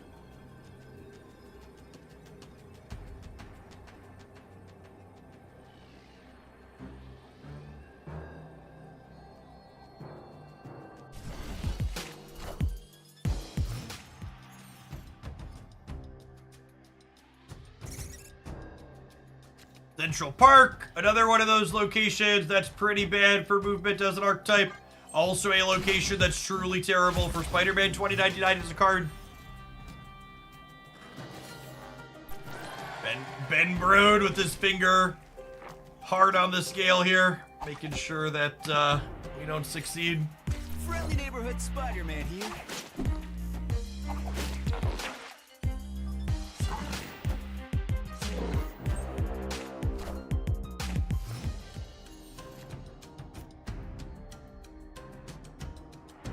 Yeah, it does truly feel like a travesty every time. 2099 and stuff ends up being the best, or, sorry, what's that called? Always ends up being the best deck in the format. Eliathan, Professor X stuff.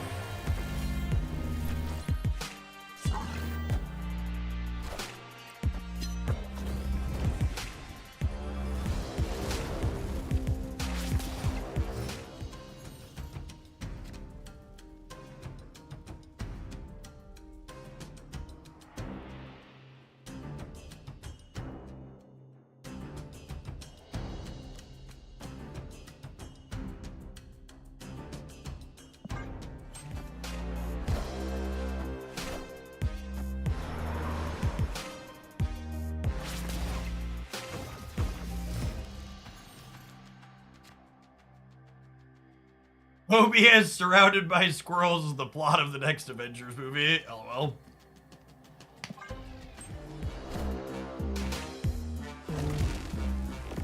For my next trick, I will turn my Spider-Man Miles Morales back to active.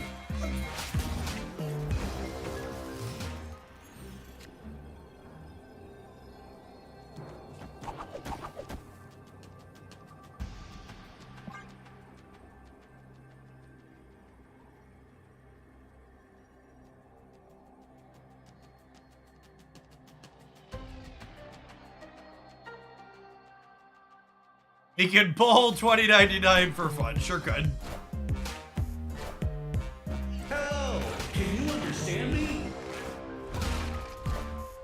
Hello, hello.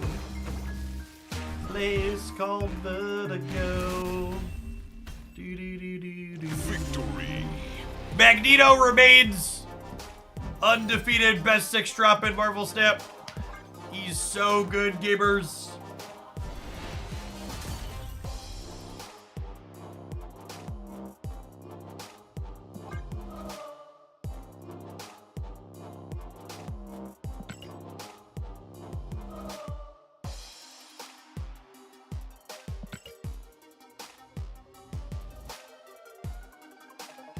$20.99 was notably better than Shang-Chi there. Yeah, worse than Gamora and other bombs there, right?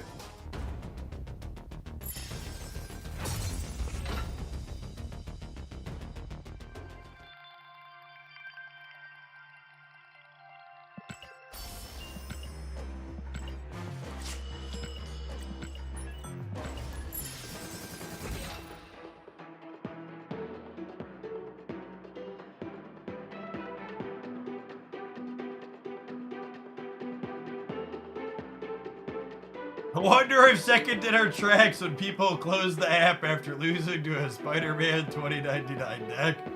Oh well.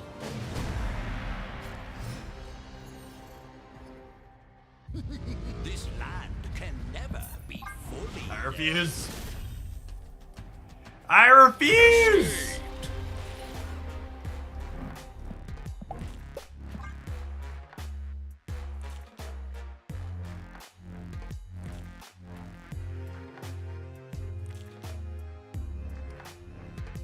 He would have not had priority that last game, he could have destroyed a card. If I would have not had priority that last game, he probably would have gotten a Goliath.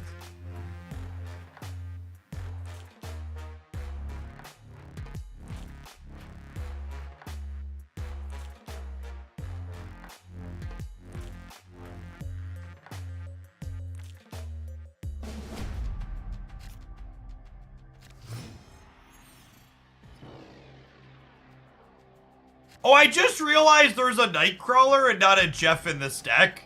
Are you missing Jeff in your collection, Delta? Oh, snap.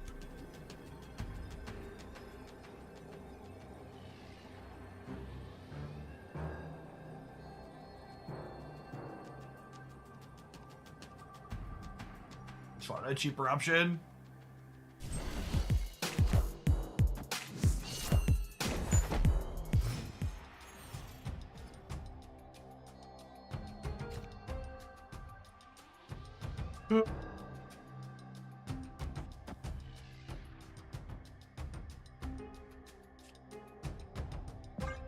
Oscorp Tower is awkward. I kind of want to move Nightcrawler in order to play cheaper Miles this next turn, but I don't want to move Nightcrawler into the center.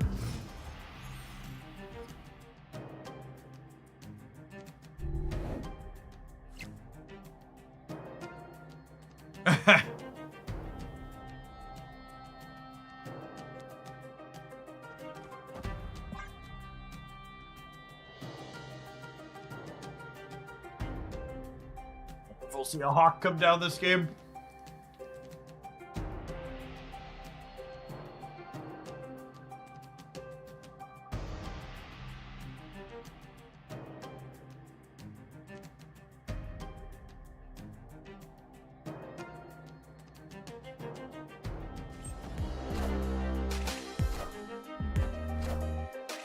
With Jeff the Shark, probably less likely to.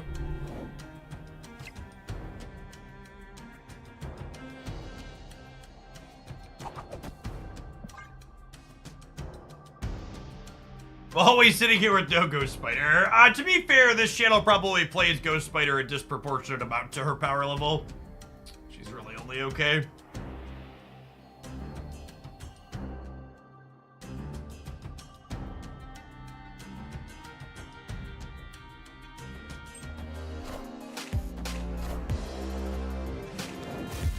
Clear for takeoff.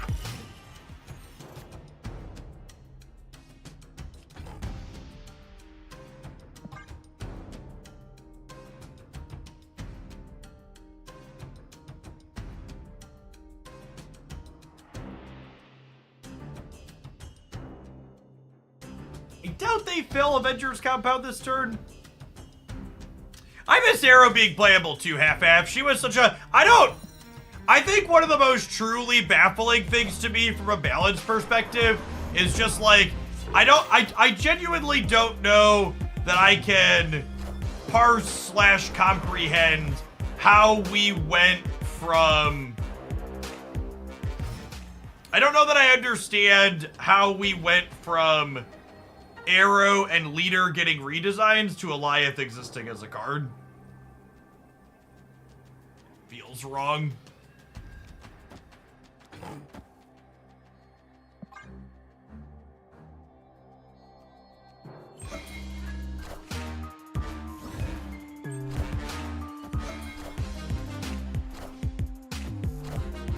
God, the number of times I've lost to the Loki deck, drawing Mockingbird the turn after they Loki is so obnoxious. It's like, well, what's the only card that beats me here? Them top decking Mockingbird? Yup. Every time.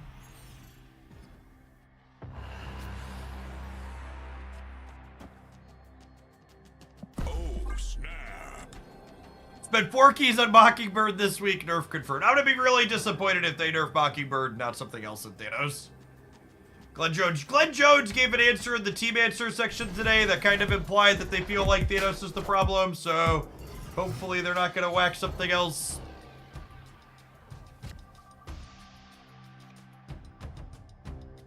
Opponent snapped. Understood, Loki nerfs are on the way.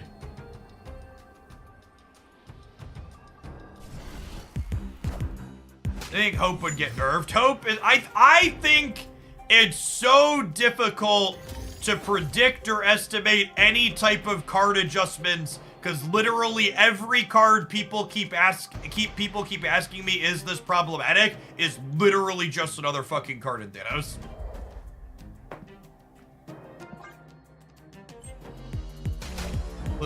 Literally every card where people are like, is this card too strong? Is it going to get nerfed? It's like, well, that's just a card someone's playing in Thanos.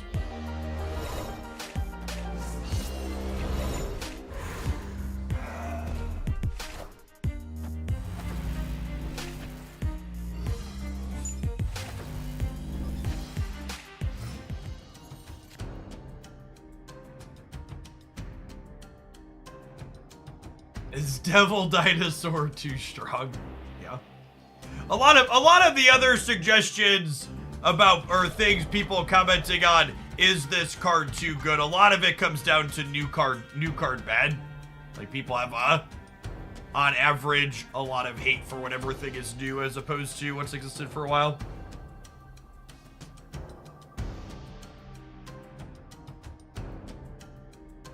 If it's not breaking NDA, how much advance does Second Year give you for patch info to make videos? It is breaking NDA. Disclosure covers all of that kind of stuff.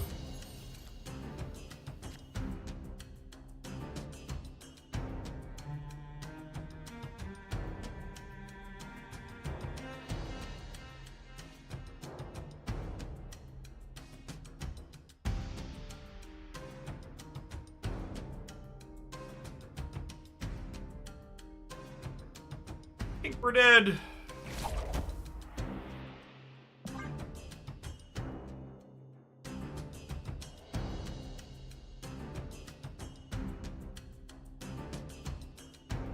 Did Mobius kill Baron Mordor? I'll hang up and listen.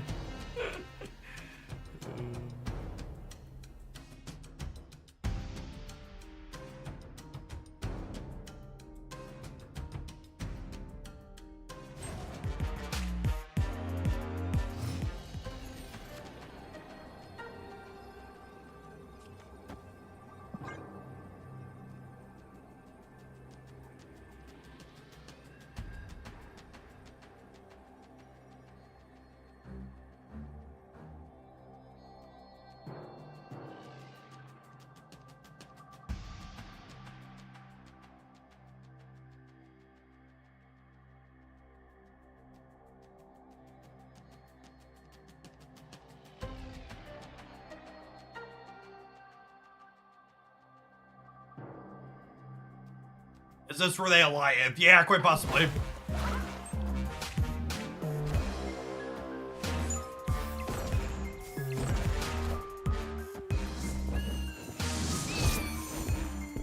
Okay.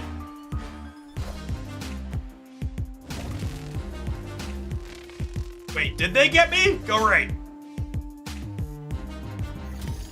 No, wait, we're good. Oh, the Spider-Man could pull a 7-power thing, right?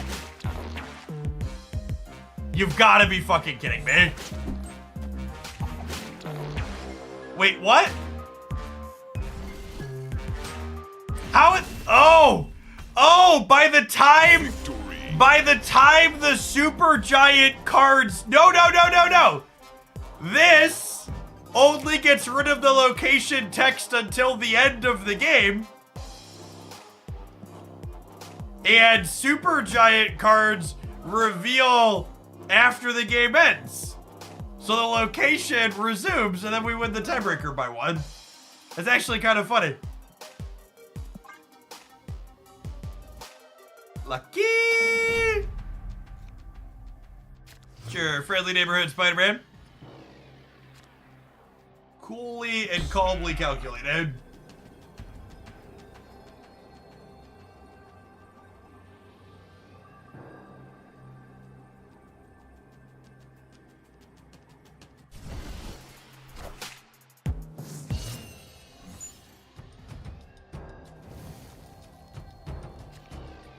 It's only a bug if it lost Jeff the game. Yeah, definitely a feature.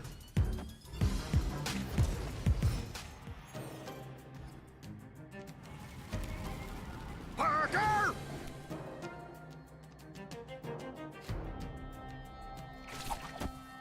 Yeah, when Icebox unironically hits the cards you want it to hit.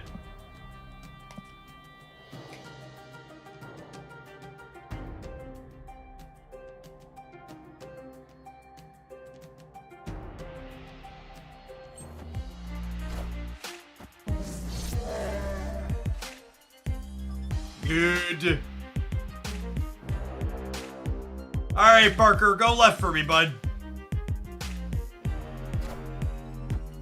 Friendly neighborhood Spider-Man here. That's fine. They ain't kitty, so it didn't matter.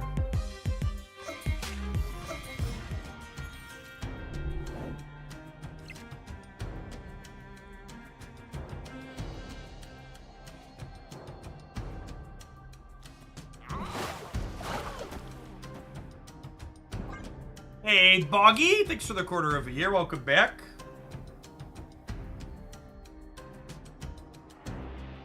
I was gonna get to 20.99 them, chat, and then the icebox got us. Unlucky.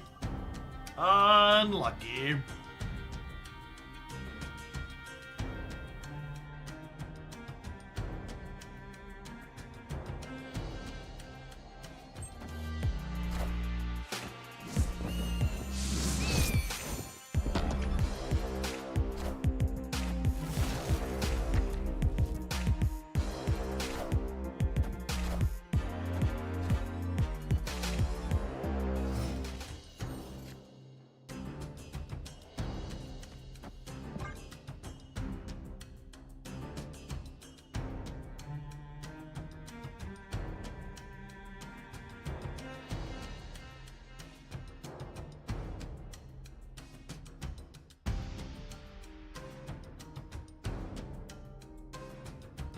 This arrow is very good. We'll try at least. Of course they have my Magneto.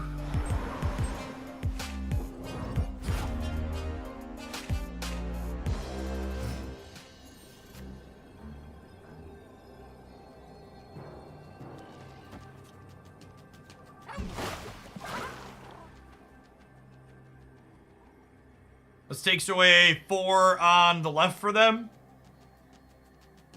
Oh, there's only ties in the center though, huh?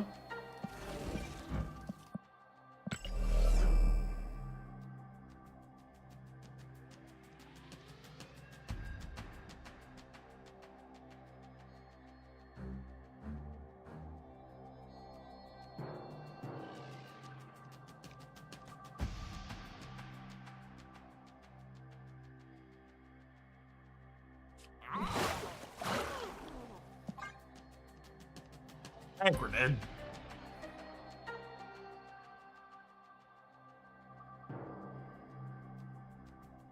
Grenade, I think grenade.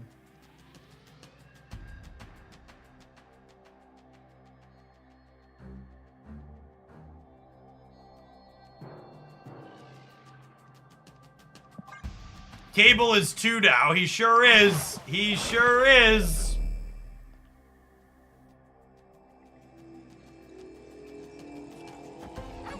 Sir.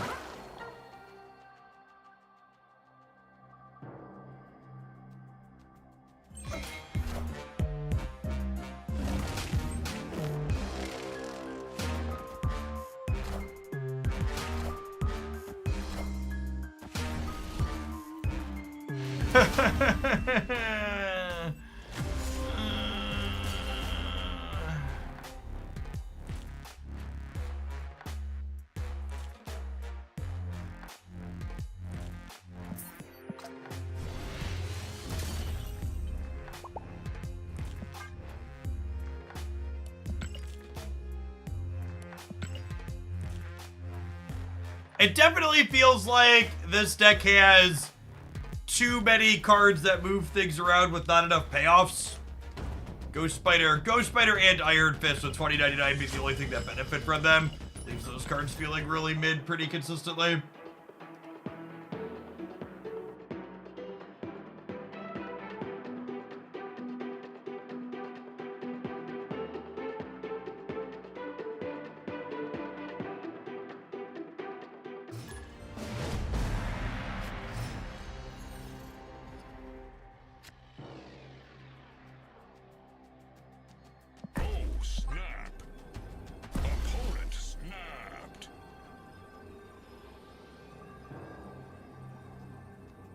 You just want the combo to happen one time. The problem is the combo's not even good, right? Like, in order to Iron Fist on turn 6, I, like, have to play something that's not Magneto. And I'm, like, struggling to think of a situation where, like, Iron Fisting my Spider-Man with a bunch of setup is, like, better than just playing Magneto.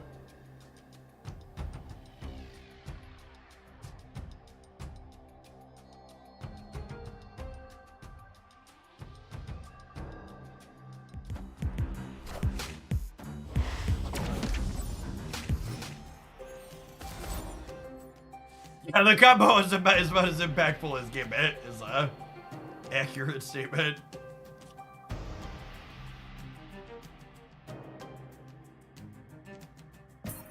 Should just grass. Escaped.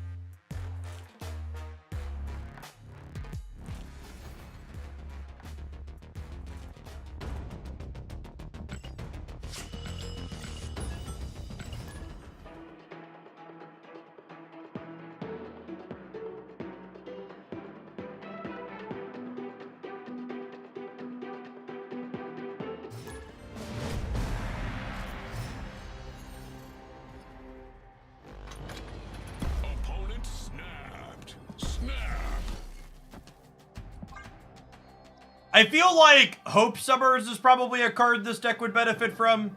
So that way you could Magneto plus Miles or Magneto plus Ghost Spider and our Iron Fist on the last turn. Just so you could Magneto plus do something else.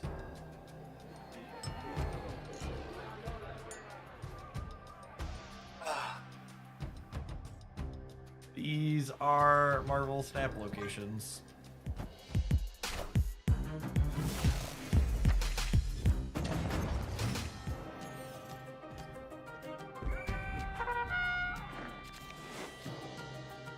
For people min-maxing and suggesting I make cuts to the deck, this is a viewer deck submission that had a goal of doing one specific thing, so we're going to play 1 or 2 more games, likely fail to do that, and then move on.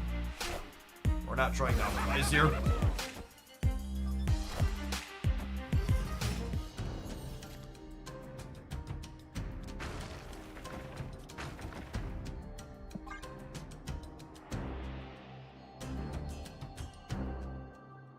It's nice to see Cable be a real Marvel Snap card again.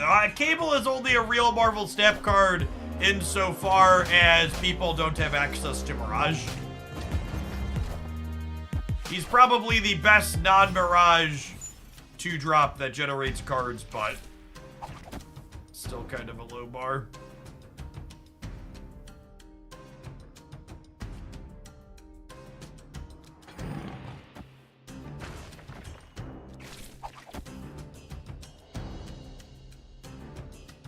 So this is adorable and probably wrong, but I could do this, pull one of these into the middle, and then Ghost Spider, Spider-Man back out. But that means I can't really play anything else. I think I'm just doing this, and if he lands here, that's good for us because of these two, and if he lands here, we'll make the Ghost Spider play next turn. Friendly neighborhood Spider-Man here.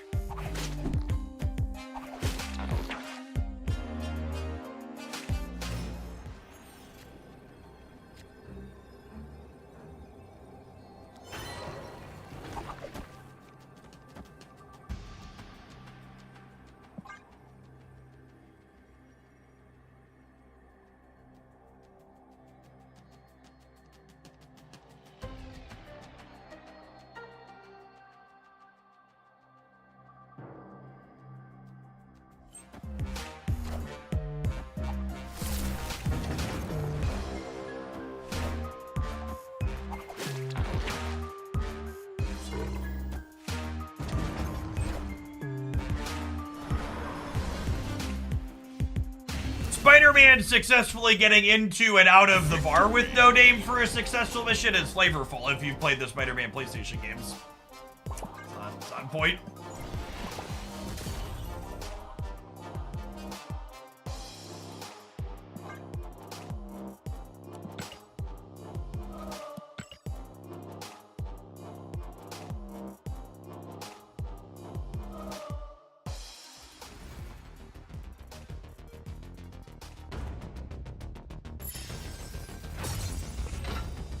He is a menace. Anumbro, thank you for the 14 months. Welcome back.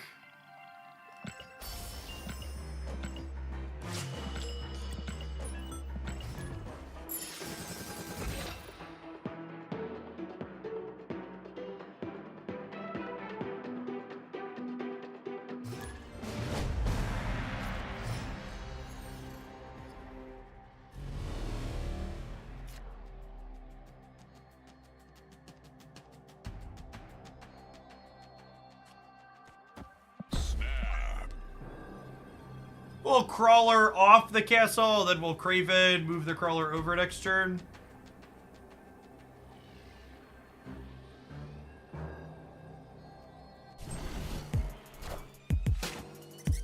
So, I don't even know that your core idea is necessarily unplayable, Delkeep. I just think some of your details are messy here. I think you are maybe a little bit too much of a slave to your theme.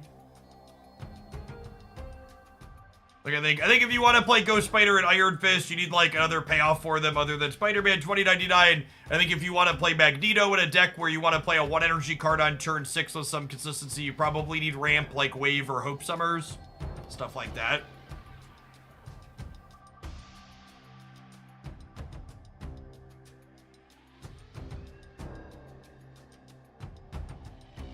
much as it pains me to say, Kingpin is, much as it pains me to say, Kingpin's probably still just not a playable card. Cable is more disruptive than Mirage. You are an absolute, let's be kind. You have a fundamental misunderstanding of how card games and information and disruption works in a game like Marvel Snap if you think Cable is a card that counts as disruption.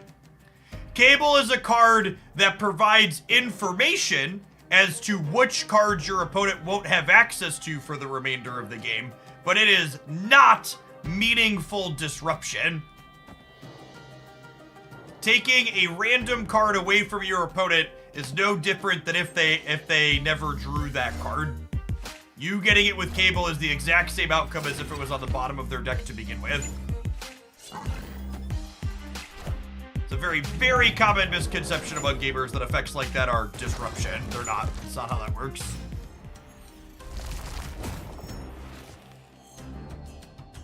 And you also, the other thing that's also very, very true is that Mirage also provides you with information, and she provides information that's typically more valuable than Cable because she tells you which tools your opponent has in their hand guaranteed, as opposed to which tool they're guaranteed not to draw that game.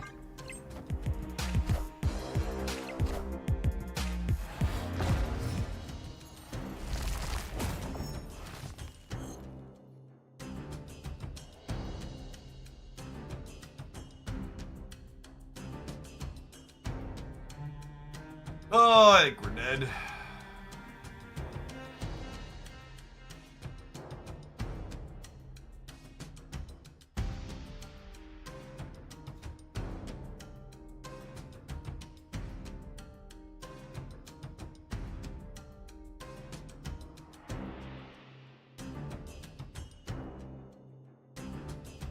Opponent snapped. The game. I gotta be done with this deck, chat. This deck's just not powerful enough. It's not powerful enough and it's super clunky. Escaped.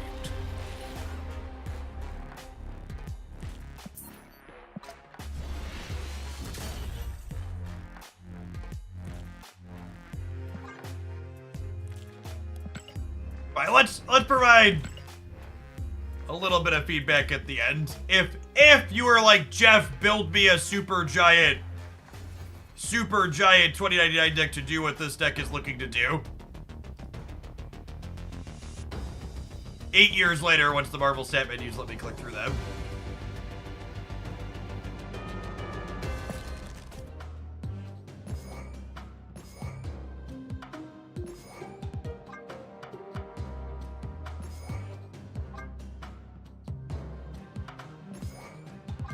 I'd probably start here.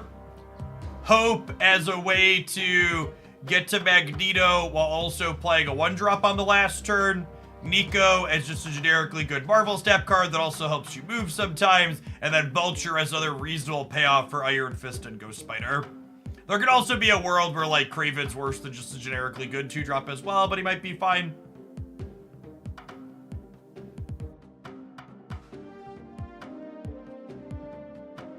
I think Polaris is only really reasonable right now in decks that are doing things like Debris or Dr. Octopus, where you're trying to like explicitly clutter up your opponent's side of the board to stop them from executing their game plan.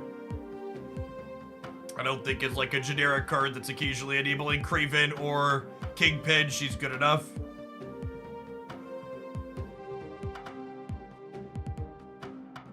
Yeah, Jeff being another consistent enabler for Miles as opposed to Kraven, I could see that.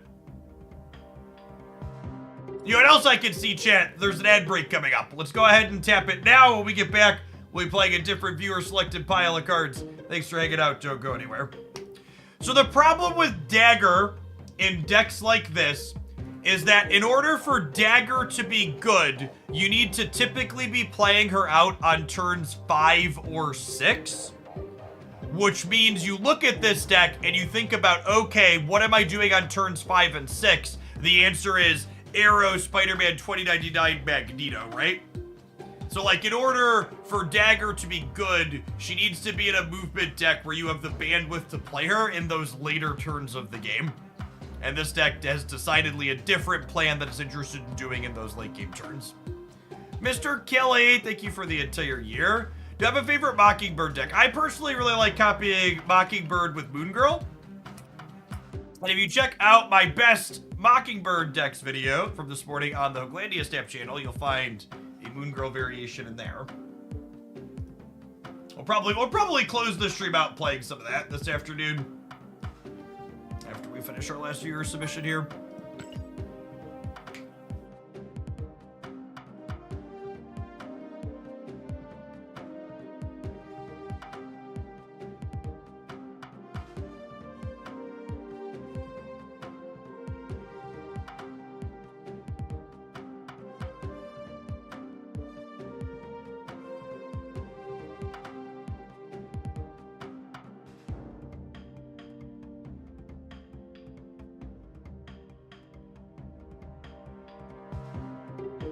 Going on, Patriot, thanks for the 6 years. Welcome back.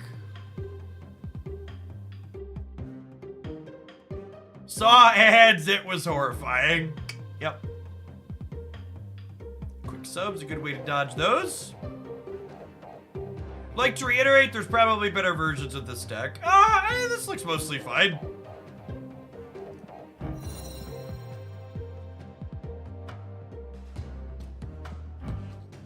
I like Shauna.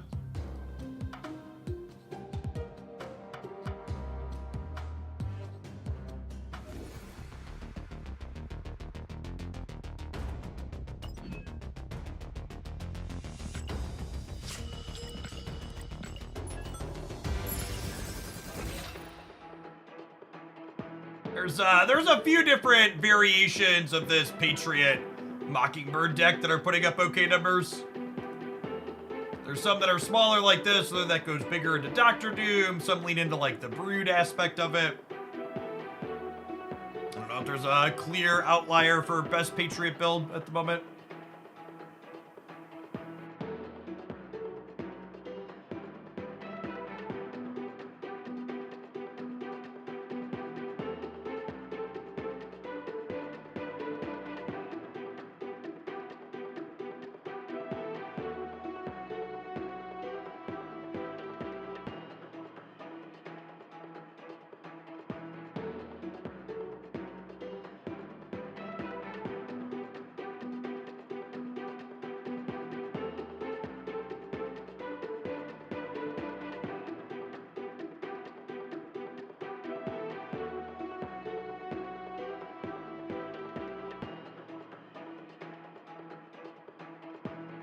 I tuned to an IMAX last night, now I need to read the books. Reading books? Long queue. Yeah, didn't people get the memo that there's a feature location? Play some Conquest.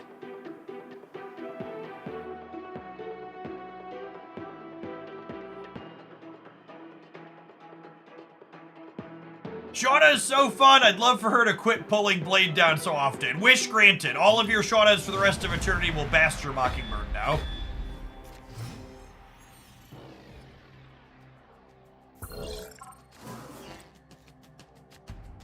Hey, look, it's one of the many locations that makes Mockingbird cheaper. Our opponent appears to be a Thanos gamer.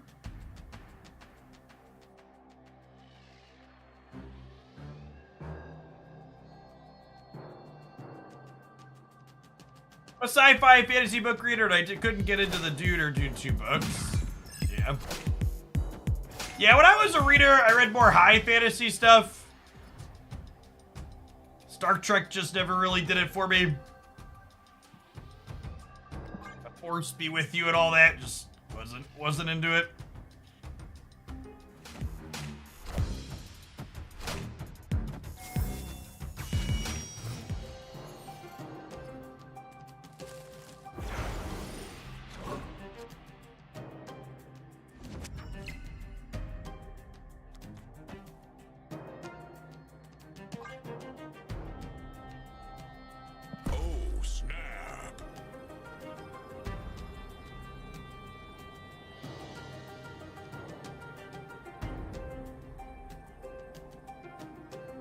Third dimension's either gonna cut us off a draw or we're gonna miss a draw next turn. Either way, it's a little sad. Getting some rocks into Hope Summer's Path sounds lovely though.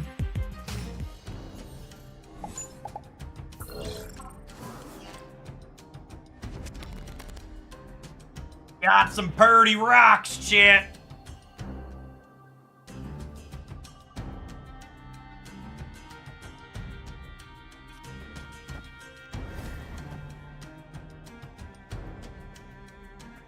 Do this.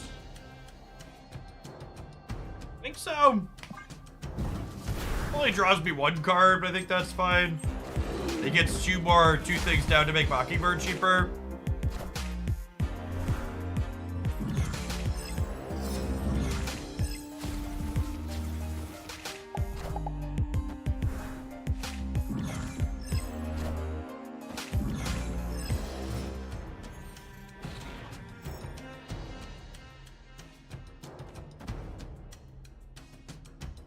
I could get Mobius here, but I really don't want to play Mockingbird and get her Shang-Chi because of Blue Marvel.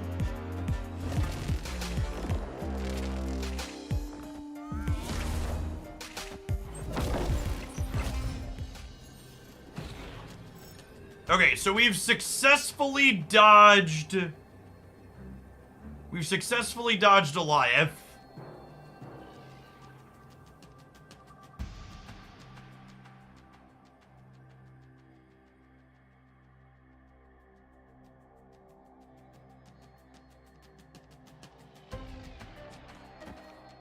They blob here every time, yeah?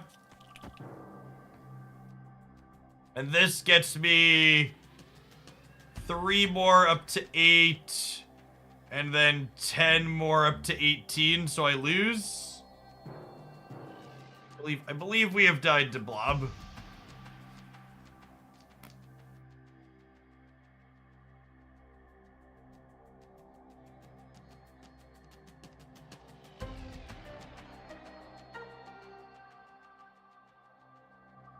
Mockingbird's 11. Yeah, that's true.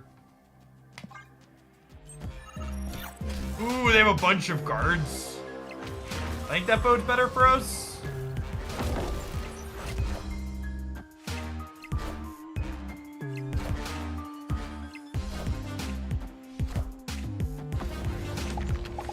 Winner? Winner?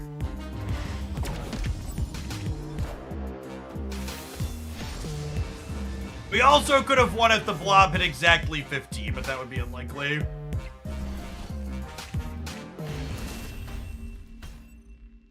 Victory. Oratog with the 69-month nice resubscription. Thank you for the tier 3 and everything else over the years. Welcome back. Coming up on the 6-year mark.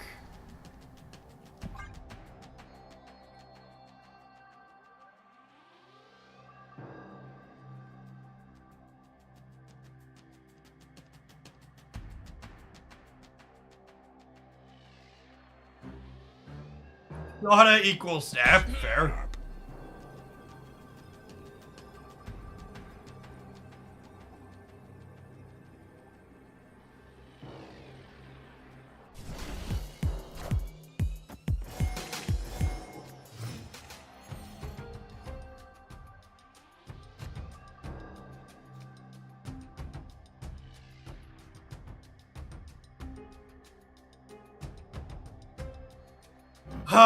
Man! The amount of location control that the Thanos deck gets is just so offensive. Like, when a location like this flips up, where you're like, well, they have a 1 energy, what's her name? So this might be here, or it might not be. It's just such a big strength of the archetype.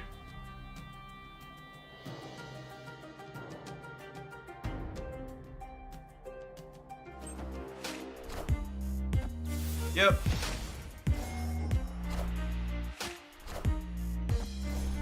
So frustrating.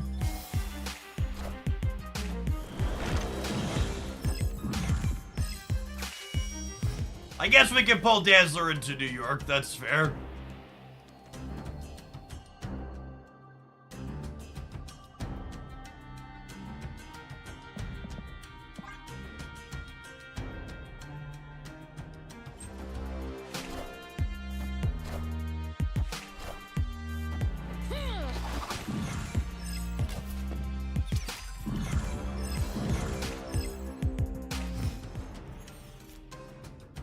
Yeah.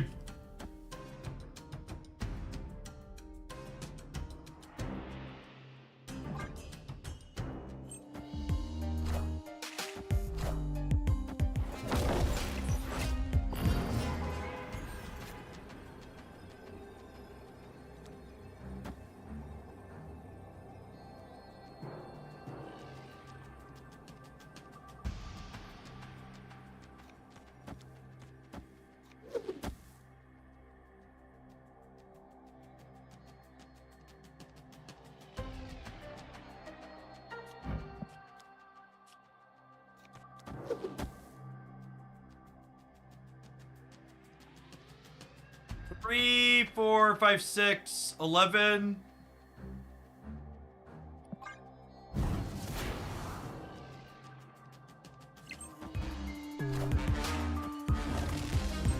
We win all three? I think we win all three, chat. Oh, I forgot to count Kazar on the left, too.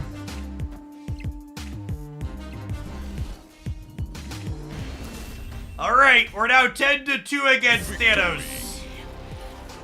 I think it might be safe to say our deck's broken, chat. If we beat the best deck in the format, we then become the best deck in the format, right? There can be only one. Oh, snap. Opponent snapped.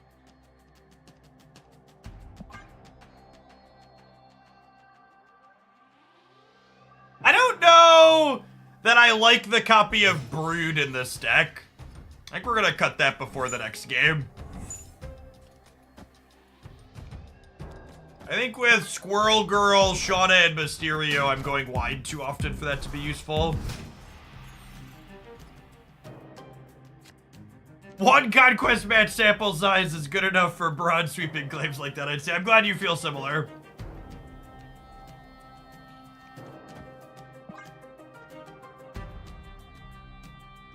Valk. Valk's a fun idea. And I do have an absolute unit of a Valkyrie split.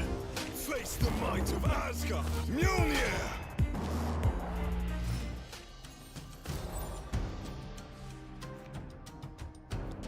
What a fucking skill-based game we play. You are half as good at Marvel Snap as I am, gamers.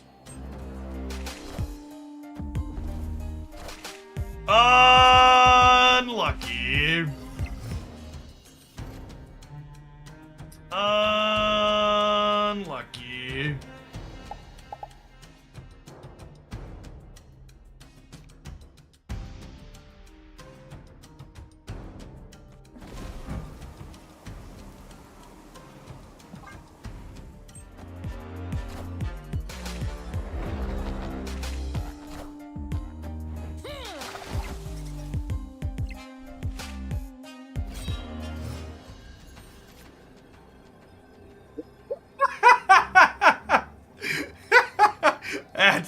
That's some fucking variance right there. Holy. Holy.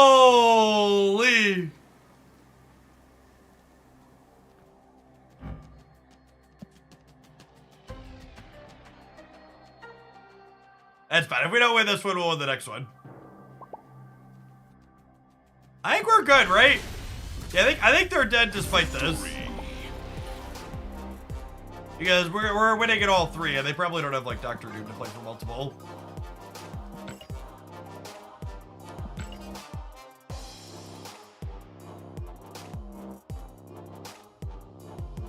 Yeah, let's swap the Brood for Valkyrie. We'll play the next one.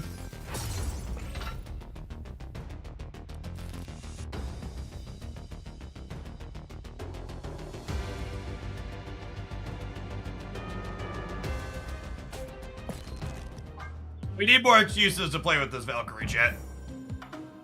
Actually, one of the best pieces of art in my collection.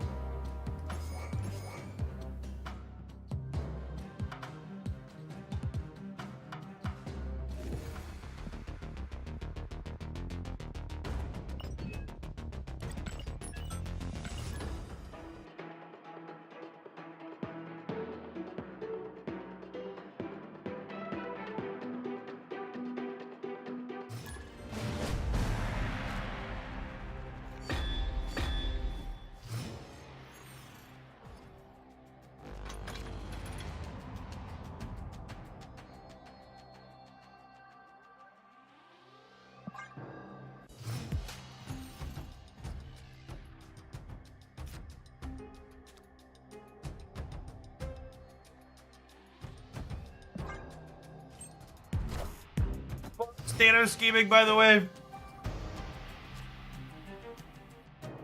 Snap.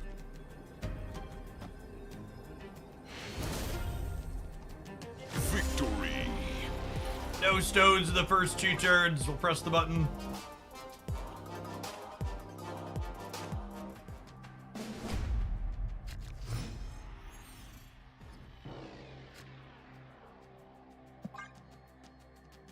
That gives a hard time contesting Monster Metropolis without Valk.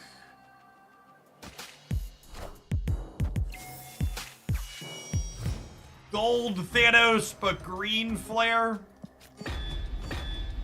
It's a hard knock life.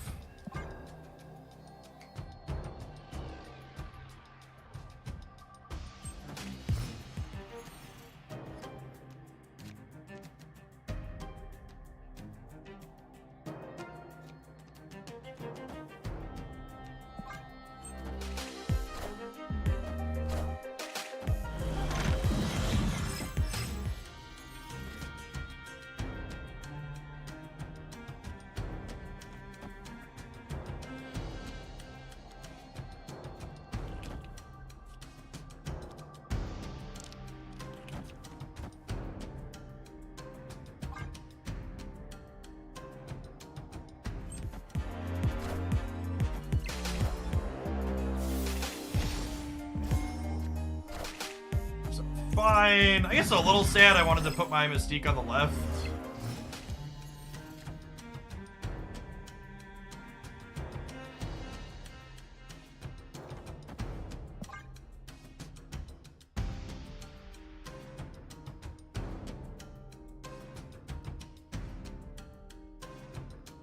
You think I could have put my Mockingbird there?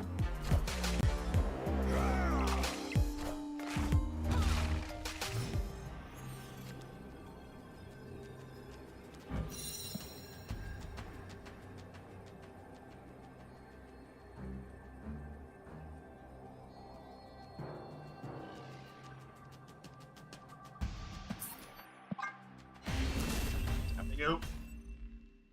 Escaped.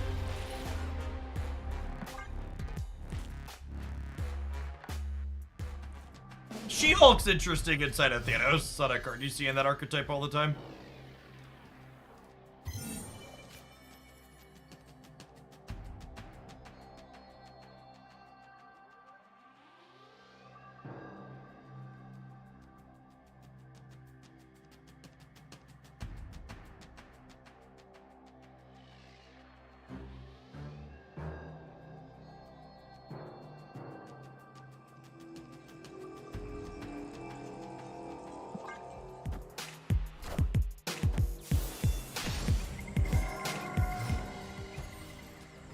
Yeah, She-Hulk having synergy with Hope's a good shout. That's almost assuredly what they're doing with her there.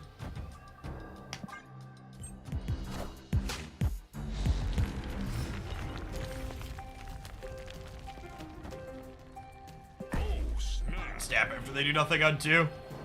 Especially with the Valk draw. Victory.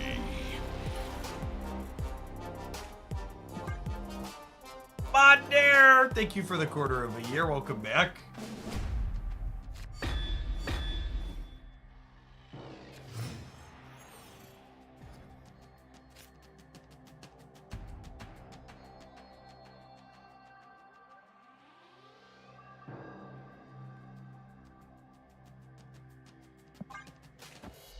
Level of conquest is this? Gold.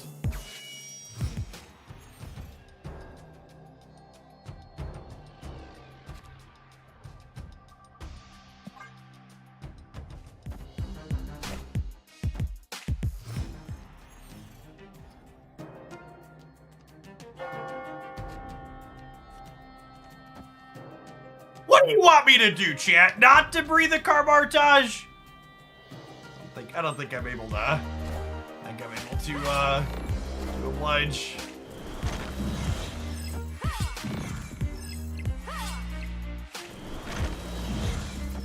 Oh, you think we're supposed to snap when we do this? Yeah, it's probably true. Oh, snap.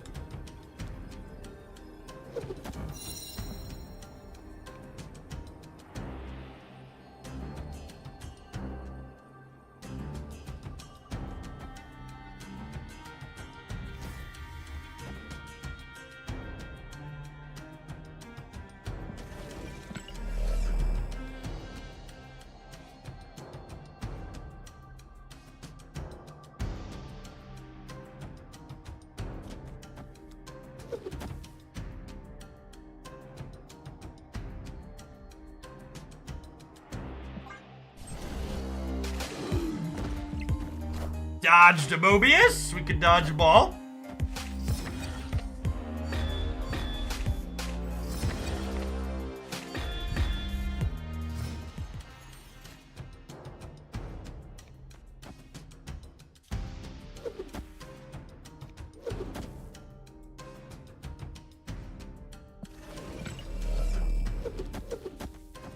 Leave myself the option to copy Patriot here, potentially. I'm probably Valking next turn, but we should leave myself the flexibility. And I want to play the Mockingbirds out just in case they Mobius me.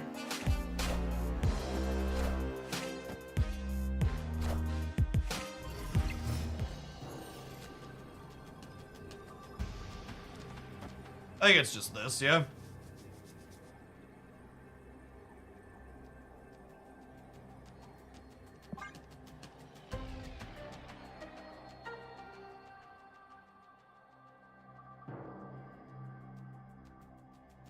Jeff can move. Jeff can move, but they don't beat this with a single big 6 drops. They would need to move Jeff and have multiple little plays, which seems unlikely. They also can't Shang-Chi me anywhere. Victory.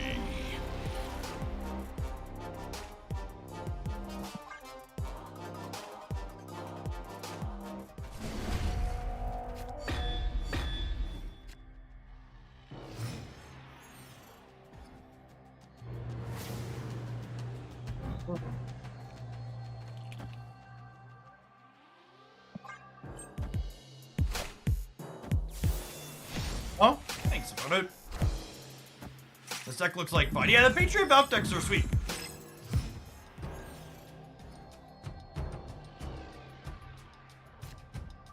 Sakar. None of these are great for us. I guess the debris is good for us. The other ones are not. If they get something big pulled and our Valk flips second, it's fine.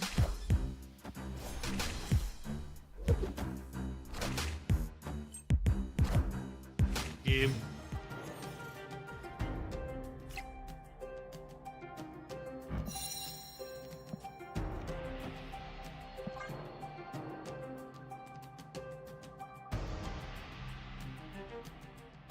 Opponent snapped. My favorite Thanos opponents are the ones who play Reality Stone early and often. Yeah. Yeah, it's one of those things that has so much value if you wait till later.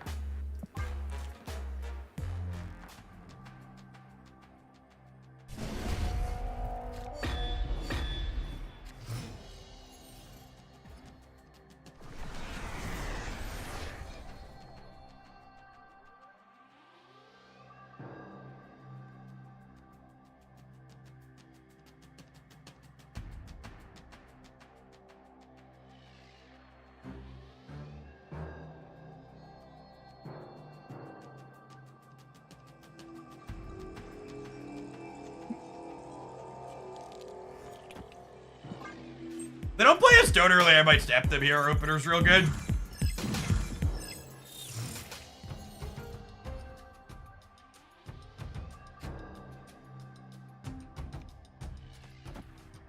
Snap.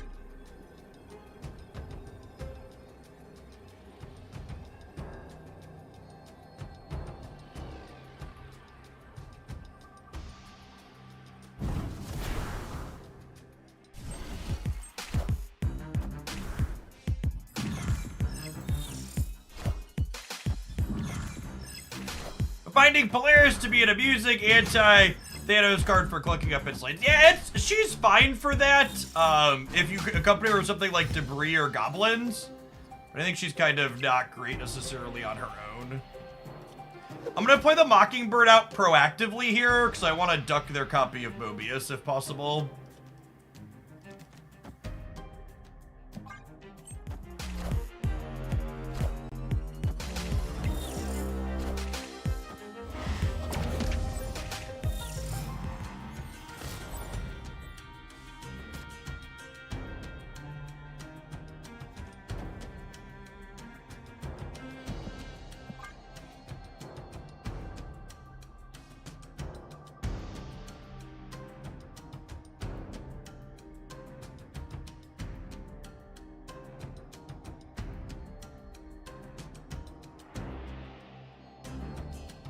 We're gonna have priority going into this next turn, which kind of sucks. Hopefully one of these is called Obsidian.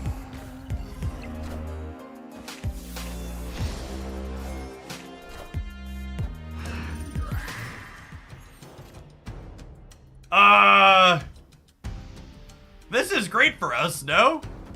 Yeah? Yeah, I think so. Old man JC Davey, thanks for the entire year of support. Get you a sword to go with that shield. Welcome back.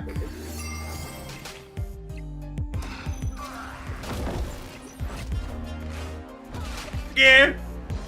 That'll do, pig. That'll do.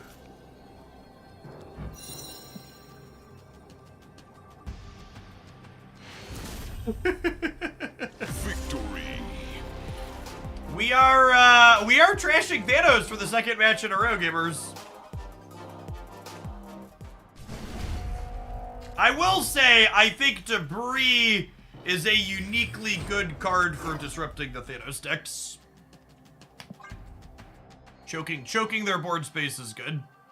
A frog and a 10, thank you for the brand new tier 1 sub. I appreciate that support. This is my full-time job here, and subscribers like you are a big part of why that's possible. Thanks for keeping me around.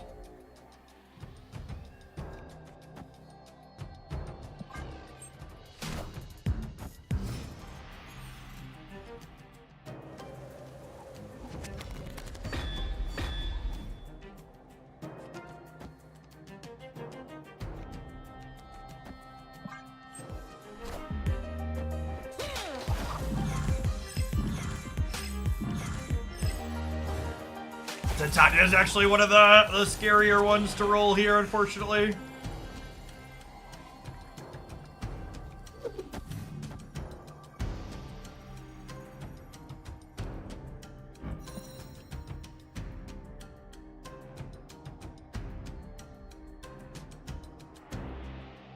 I think there's a need to bring down Mockingbird's power level. I think the comments about changing Mockingbird are very silly.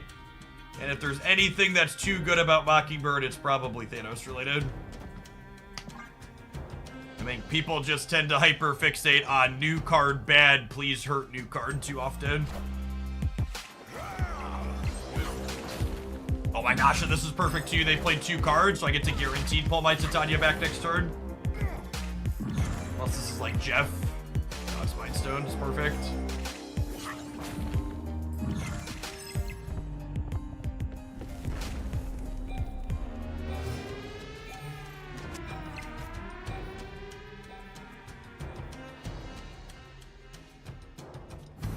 So this puts them to 14, and it puts me to 12, 15.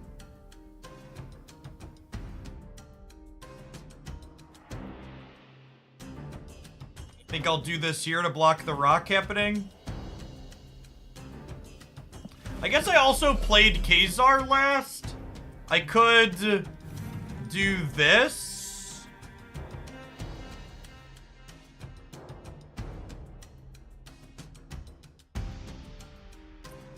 So close. This would get me to 13. Now this means I'm not winning over here though.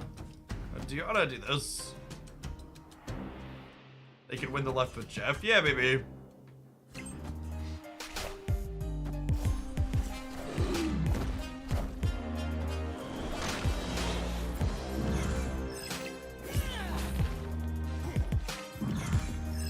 Draw Blue Marvel here.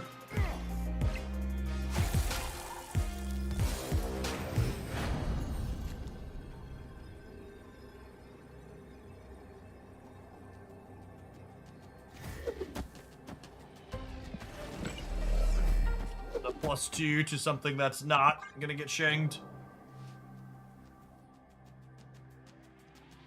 Jeff plus a little bit of stats in the middle does beat us here.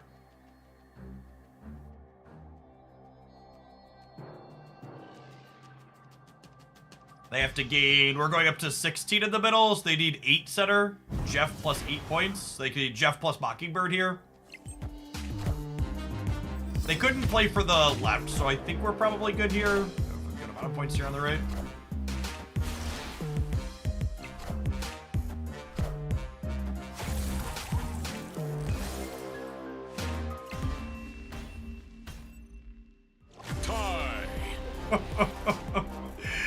Man.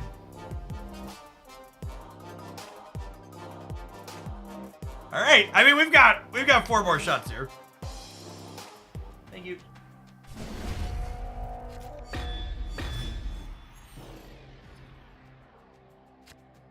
Five, 1-5 soul stone's a hell of a card. Yep.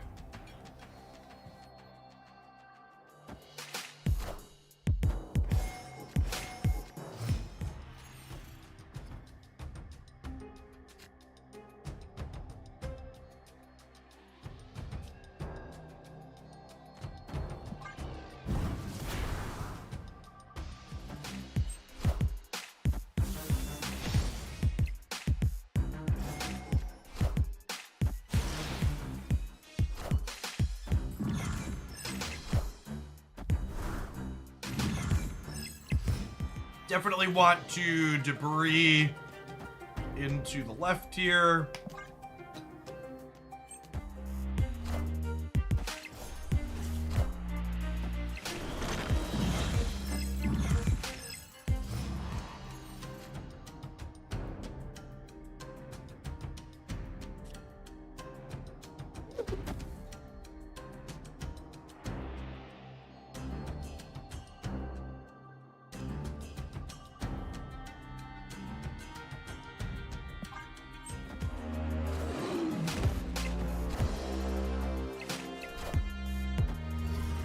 Clear for takeoff.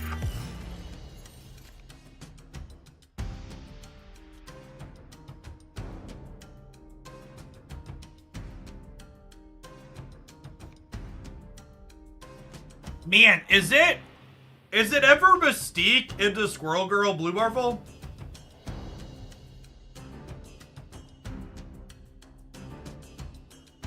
That's close.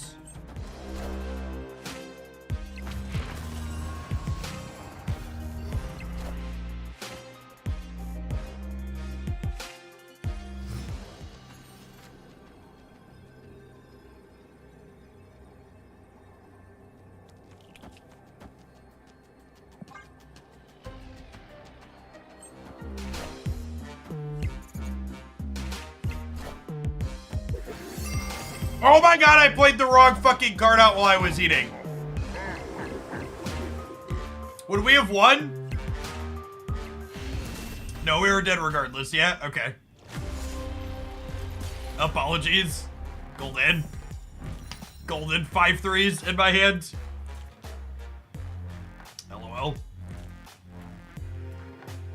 Although it's funny, no, we had priority, so we couldn't be regardless. Doesn't matter if we infinite.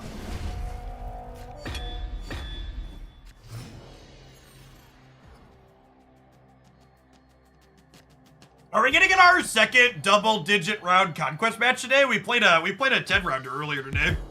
We won by a narrow margin. This is round 9. We could technically get up to 11.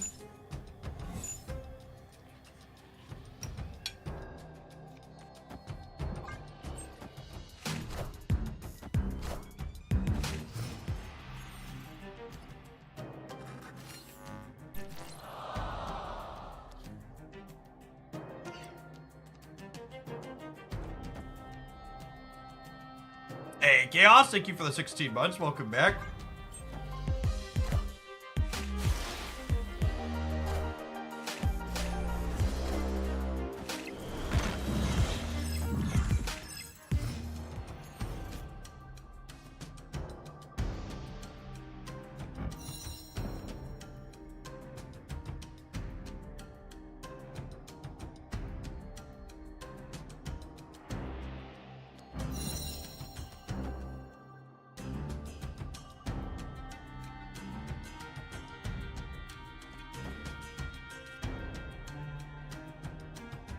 Don't currently have a way to get into here is the problem.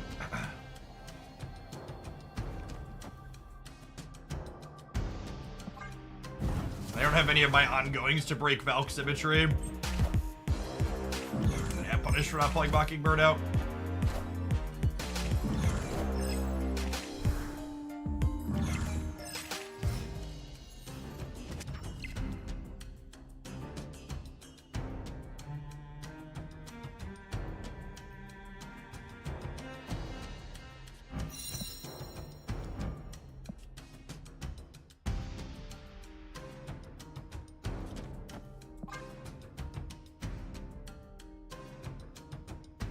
Hey, Shaman, thanks for the 65 months. Welcome back.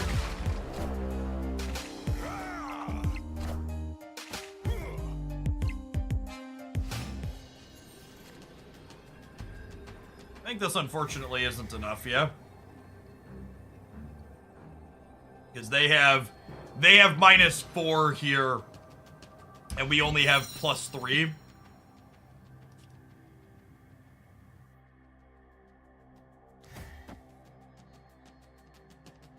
Could tie here and play for the breaker, but I think we lose the breaker every time.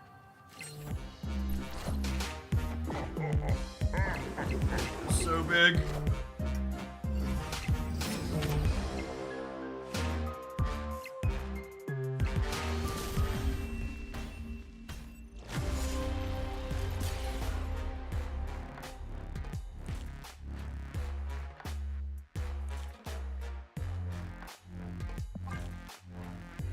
Not enough with Kazar making you 5 points. So I'd encourage you to go back and rewatch why I described how Kazar was not enough there, yes? We talked explicitly about why that wasn't enough.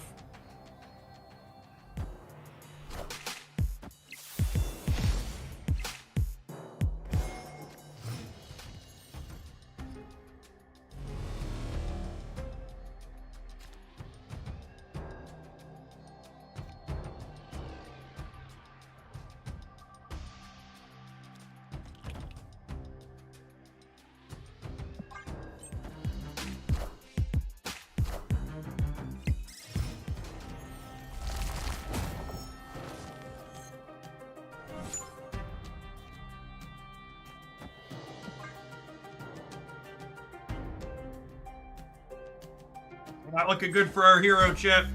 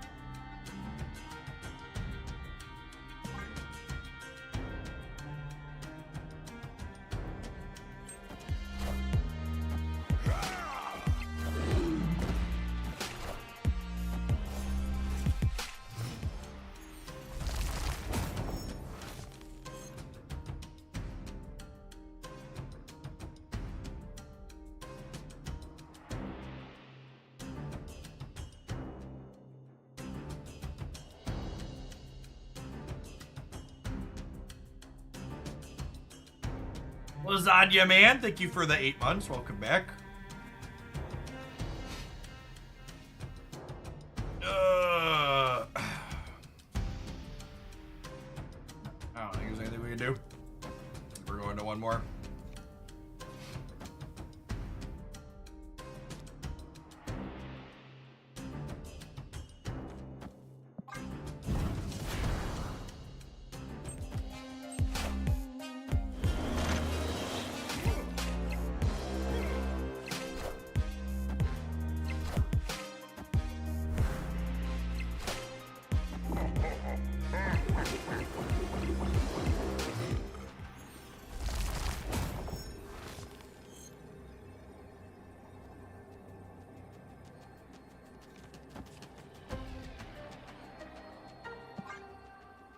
Their Blob finally hit less than infinite, but it's in a game where we can Valk it. I assume we're dead on the left.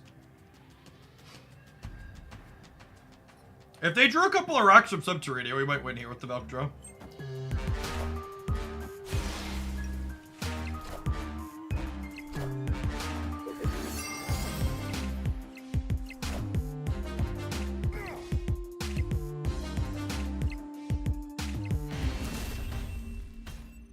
Stone being a 1/5 is just so good.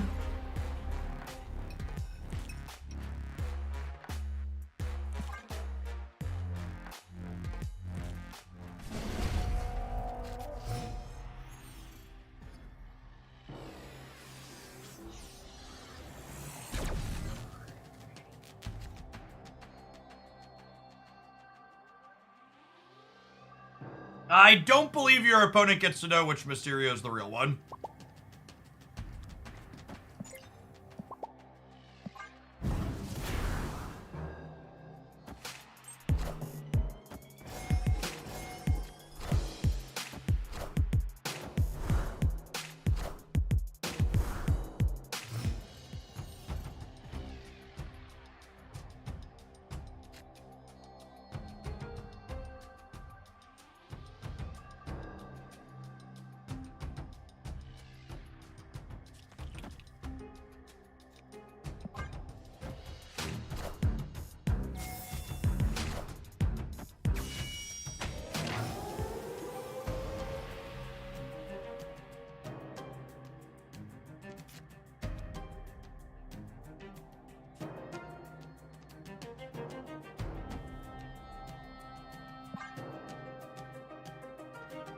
This is the most rounds a conquest can go. No, I don't think so. I don't know what that number is offhand. I feel like it's slightly higher than 11 though.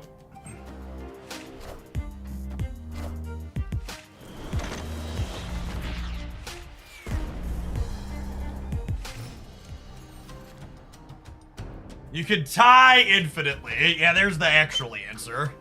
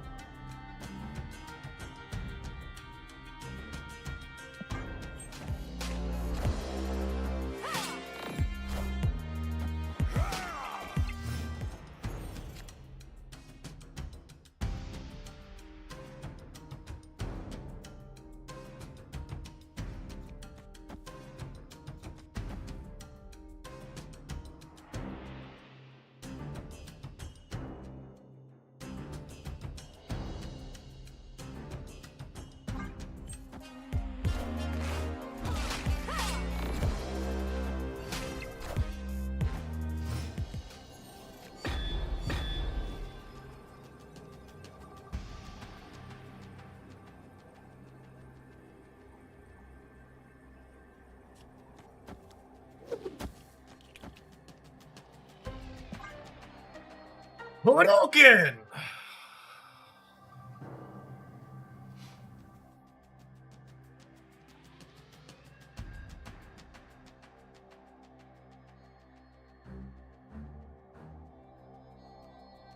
We're beating Goliath here, right? We're winning all three?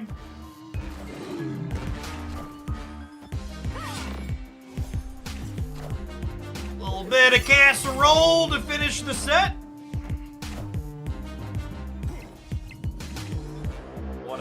What a set, gamers. 11 rounds of conquest. We have bested Thanos with this Patriot deck for the second time this set. Valkyrie was definitely an ace addition that won us some of these games. All right, it's time for some adverts. It's time for a shop rollover, and then we'll find out if we can take the Patriot deck all the way to an infinite ticket. Thanks for hanging out. I'll see you soon. Last gold bundle was so bad I considered quitting the entire game. Listen, chat, if you were gonna quit the game over a gold bundle not being good enough in your opinion, you clearly have one foot out the fucking door already, and you should leave for the sake of your mental health rather than complaining about it in a random Twitch.tv stream. If the gold bundle was you feel like it might have been your breaking point, genuinely uninstall and go find something that will bring you joy. We're not here to lie to you or hold your hand. Like, you are, like, that shouldn't be the thing that like make or breaks Marvel Snap for you. It's okay to not play Marvel Snap. If the game stopped being fun for you, you should go touch some grass and do something else. Even if you don't even have to touch grass, you just find a different video game. Find a different video game.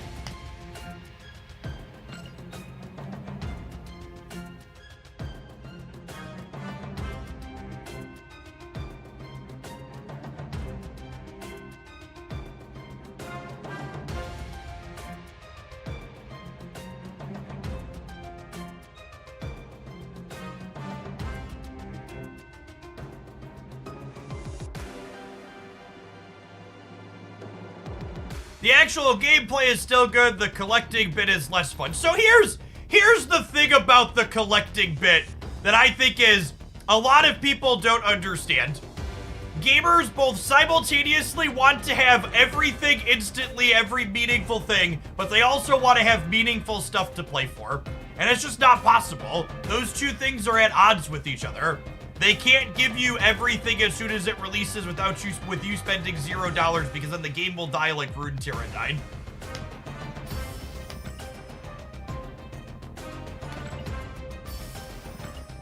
Also, if they give you everything, you'll be like, well, now I have nothing to play for and I don't want to play the game. I wish this card was better. If this card was better, I'd be tempted to buy this variant because I think it's best in slot for her, but it's just not good enough. Hellfire Forge. I've been close to buying Hellfire Forge a couple of times. Every time he comes up in my shop, I'm just like, ugh, should I?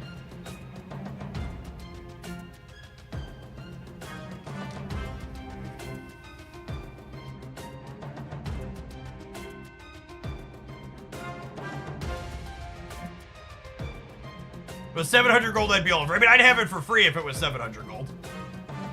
The real question is, where am I at? Where am I at in the Hellfire Gala album? I don't think it gets me another Hellfire Gala album reward. I think I'm a few off.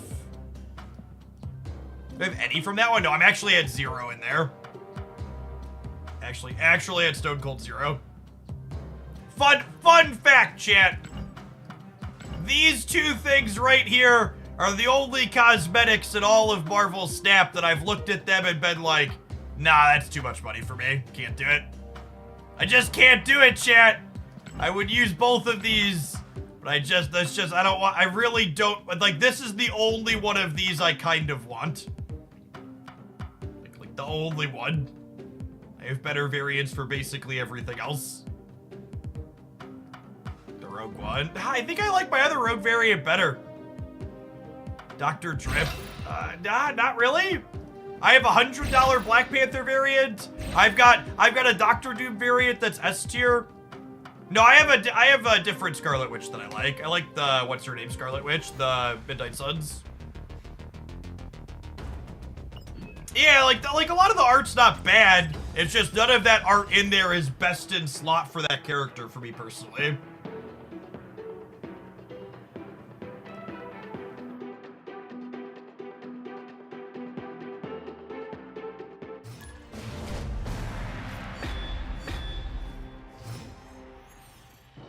All right, no Thanos for our last match of the set here, so that's nice. To see how our deck does against something else potentially.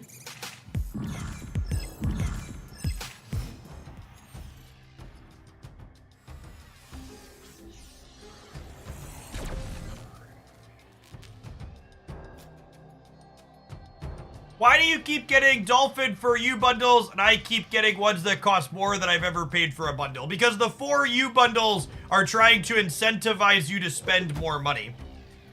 They already know I spend a lot of money.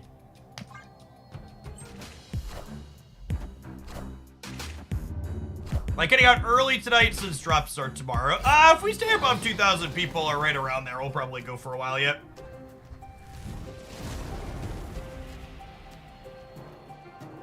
I have a Cub Scout meeting eventually, but that's not till 6:30, so in theory we could go for a few more hours yet, depending on what the viewer count does.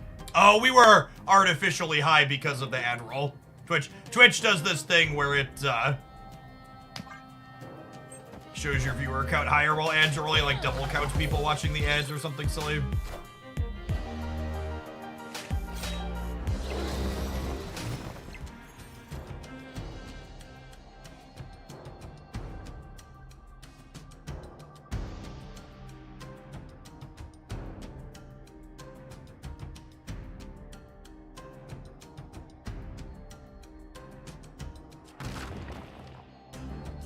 Like Patriot into Blue Marvel into Valkyrie plus a duck, I think.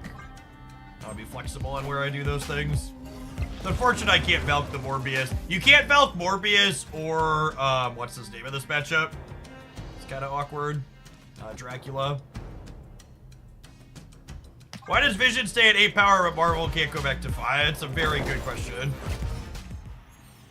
Oh, I forgot there's 2 more turns still. Awkward.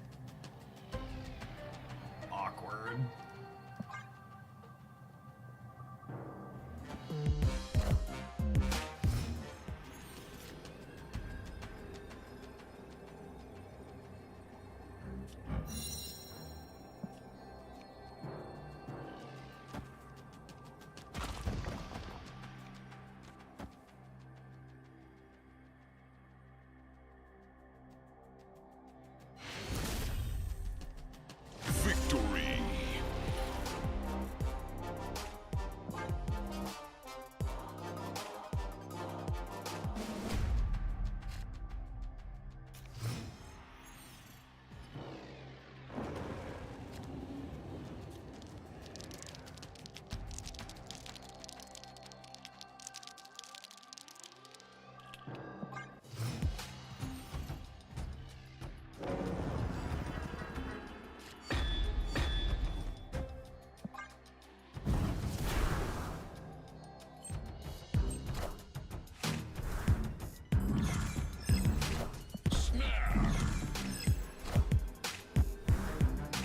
feel like this matchup's probably bad for us.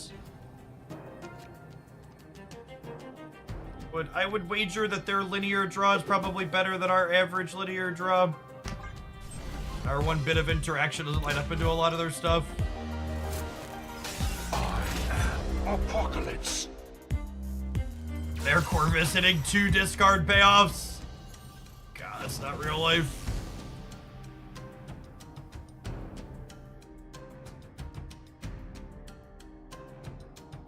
No matchup is bad when you have Shauna, dude. Wanted one. Thanks for the 2/3 of a year. Welcome back.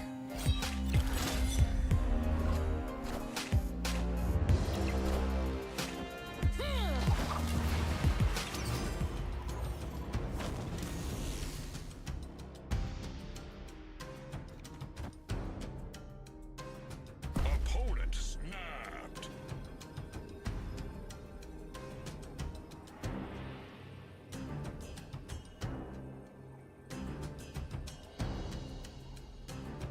Opponent snap is terrible here. Should have snapped after the Corvus or after the last turn once the Mount Vesuvius locked me in.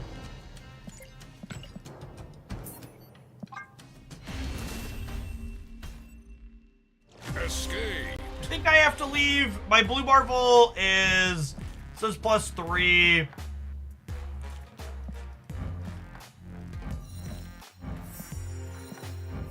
That's a shame we actually had 2 Avengers here incidentally. It's funny. So this would have been 10, and then this would have been 5 and 3 and 5. So it would have been 15. So it would have been 20, 23. I'd only been 27 here, so we still died to a Modok, unfortunately. Even if I Mystique the Blue Marvel, then I have a hard time. I can't win this. No! Fuck!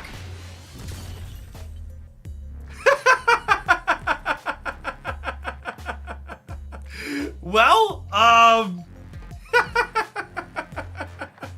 the Freudian retreat. Gameplay Freudian slip. Whoopsie, whoopsie, poopsie. That's fine. We're probably 0% in this matchup anyways.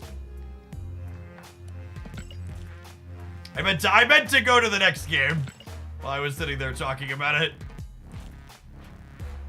Yeah. Duck was fine against Thanos, seems bad against discard. Obviously not 0%. Could have won that with good play, maybe. Maybe. Donating crowds. Lucky.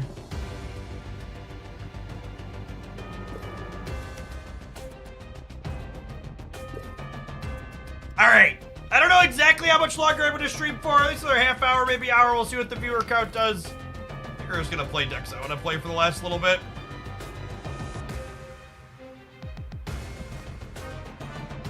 Does anyone play any decks where the X-Men or Avengers bonus makes the difference? Yeah, there's, if you missed it, which clearly you did, let's shout it out. The Havoc X-Men deck I've played a bunch of on stream has very good stats on Untapped. This X-Men and Texas deck is great. There's also, X-Men Silver Surfer decks that have been running around. The Avengers bonus does not look like it's relevant or useful. But the X-Men bonus is real for sure.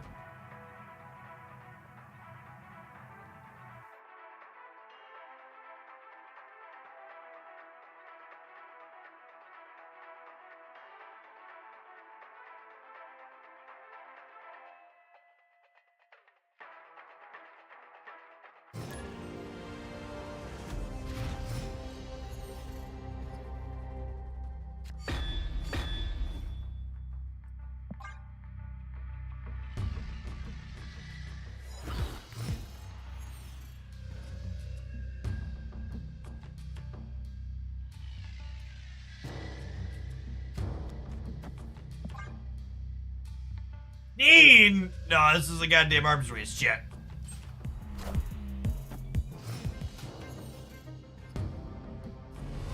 Day 1 Havoc purchaser here. I'm sorry for your loss.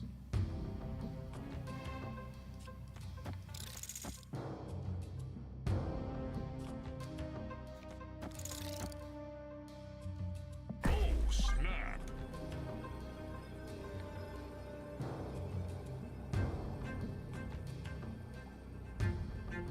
Winning Asgard will give us a bunch of draws towards finding Moon Girl for She-Hulk. Although I guess I can't Moon Girl for She-Hulk on, yeah, I guess that's fair.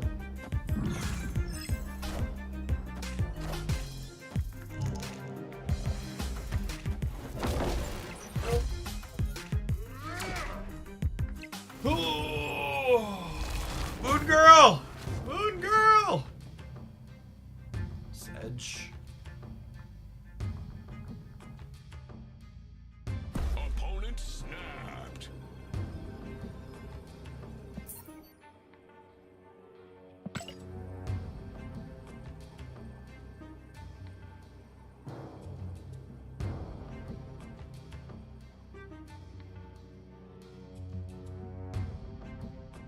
You think they Sarah right? That's such a sick read. I'll spew. Ah, fucking chat. Got him. Got him. Easy clap.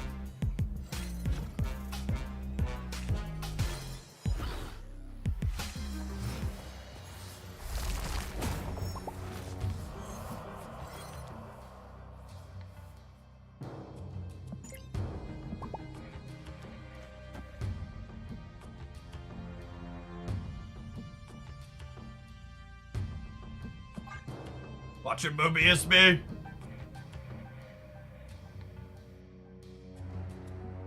I would be very surprised if Cannonball was better than Mockingbird.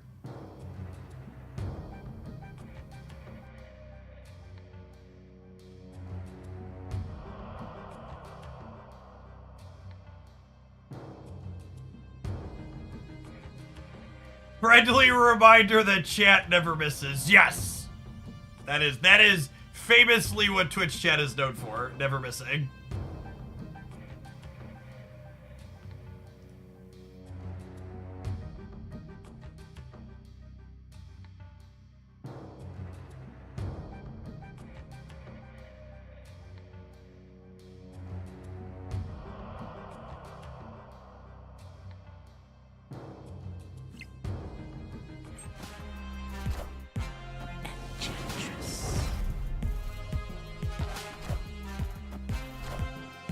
I'm about to juice this up.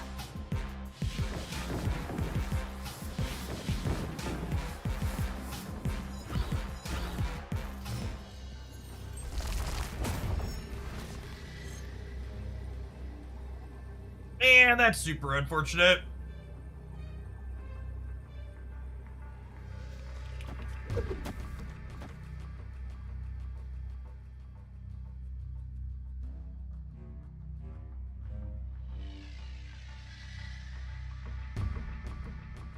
Problem here is I get Killmongered. No fun allowed.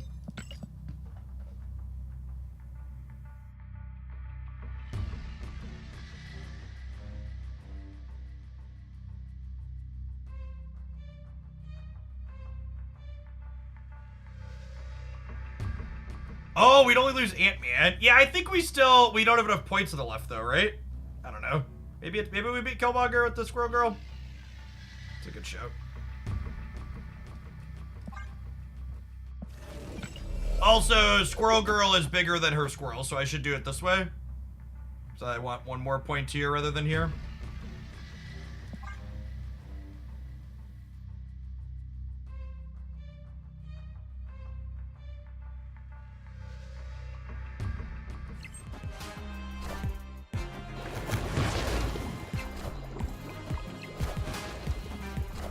Oh, they couldn't beat me. Oh, they were in the take about where the real Mysterio was.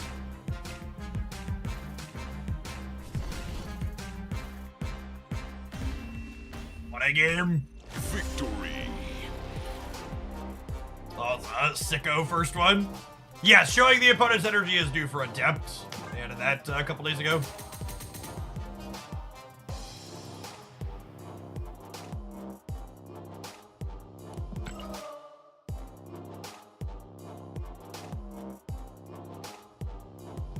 The Black Panther bundle is bad. It's not a good currency bundle. If you're interested in turning your resources into currency, you're better off just buying currency with them. And no, you can't really replace Hope in any deck that's playing Hope. Hope is a unique and powerful effect.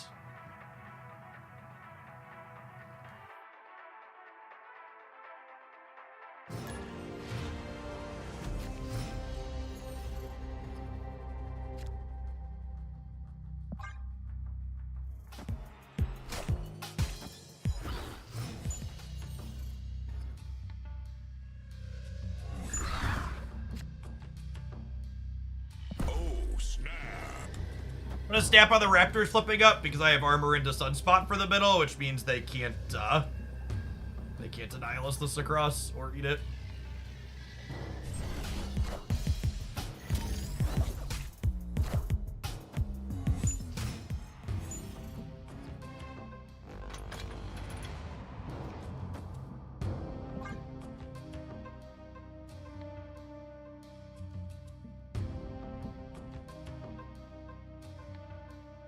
It's like Galactus.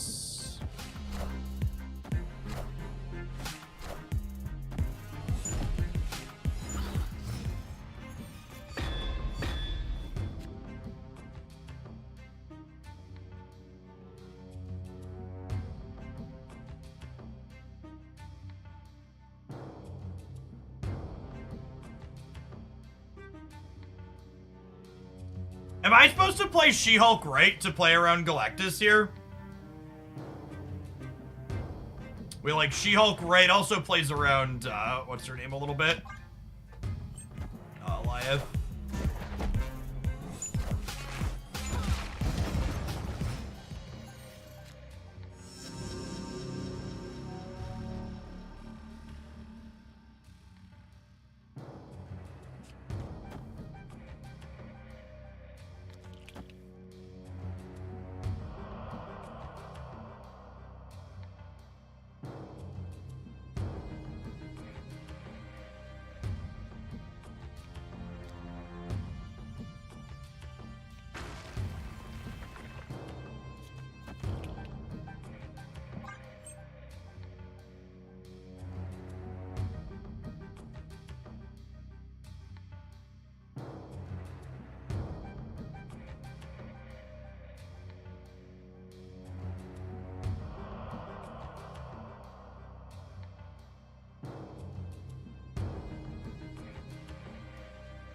And they moved the Jeff out of the center. They're at -1 there, which means I'm +8. So I do need to soak a little bit to beat an Orca middle on the last turn, potentially.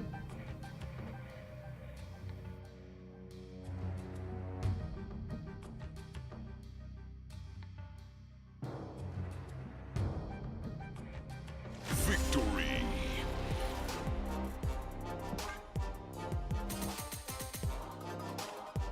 Realize Daredevil stops you from undoing your end turn. It does, doesn't it? Lord Odin, thanks for the 20 months. Welcome back.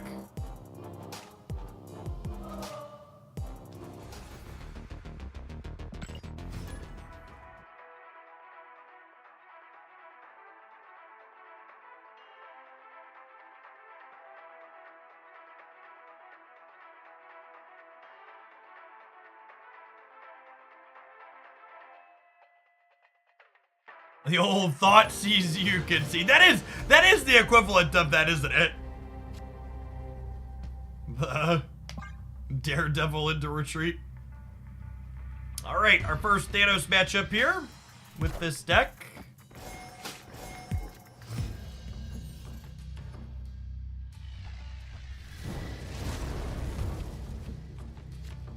Limbo's just again one of those locations that's so good with it's so good with Reality Stone.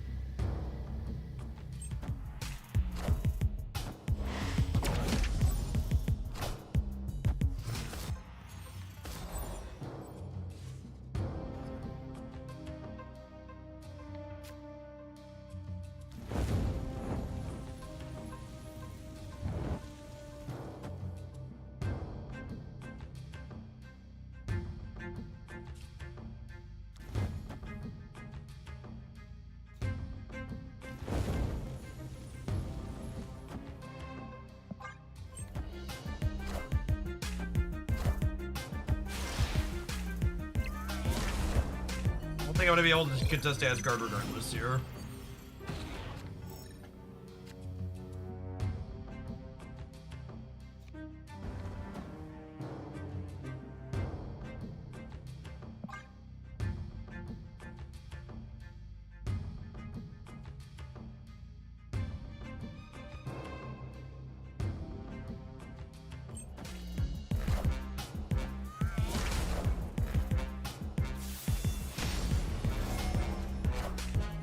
I'm about to juice this up.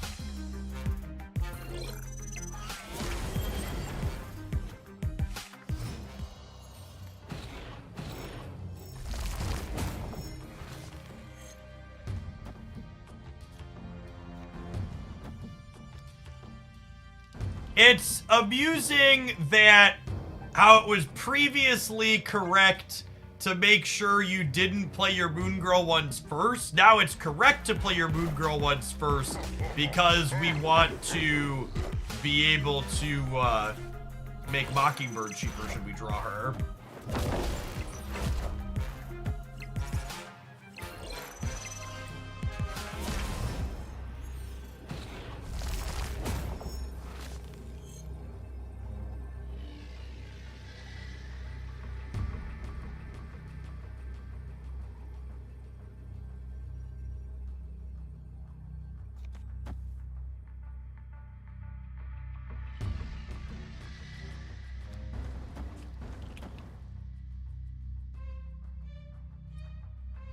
So this gains 6 up to 9.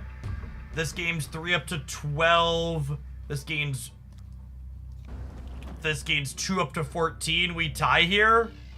So if Rogue tags Blob, she gains points of power out of our deck.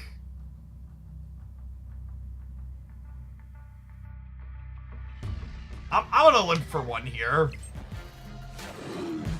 I wasn't expecting them to play hard play for here. Lose the left by 1. Yeah, Rogue takes the ETB as well. You're unfortunately gonna lose the left by 1. No wait, do we win by 1? Oh my god, I BM'd them. I miscounted. Victory. She's a big gal, chat. She's a big gal. No, I thought I counted the Blarvel bonus. Oh, I forgot the X-Men bonus. Chat. Dazzler, Armor, Rogue, Hope triggered the X-Men bonus. I counted right. I counted we were down by 1 here. I counted the Blarvel. I missed the 2 from the X-Men bonus. Confirmed toxic streamer.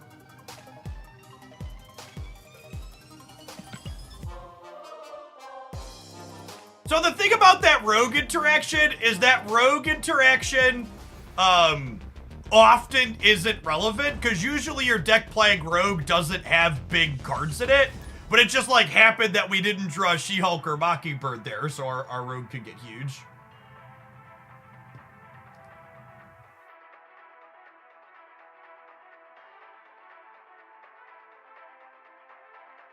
Your Havoc deck is going to be so many games with the X-Men bonus. Yeah, I'm going to be sad when the imbalance event ends and the Havoc deck goes back to just being mediocre. Yes, Rogue steals all the text of a card, not just the ongoing effect, is the key thing there. I am very sad the latest patch didn't fix the Niko's play bug too, Fufu. It's so annoying.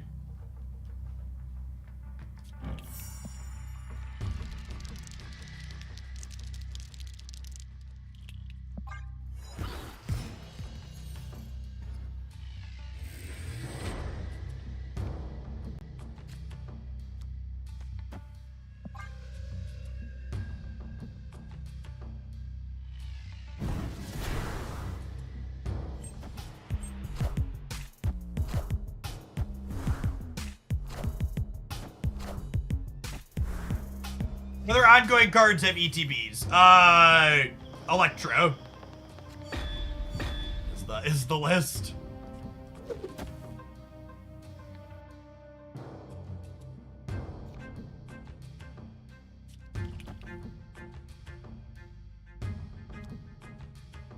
Do I need to play around Mobius? I was gonna take the opportunity to play her out. I'm not gonna get to Moon Girl her either way anyways, because she's so far to the right of my hand.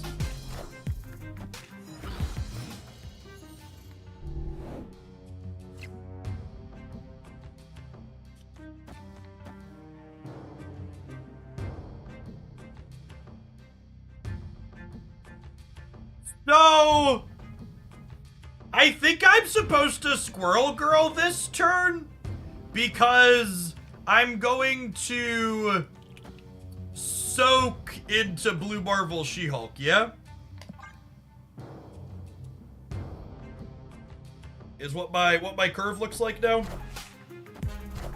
Honestly, it's probably snappable here. Curve God. Thanks, bud. Appreciate you.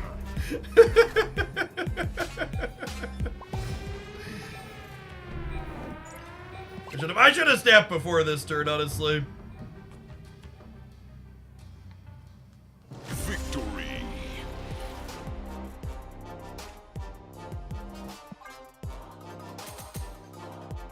New player. Thank you, Gladiator.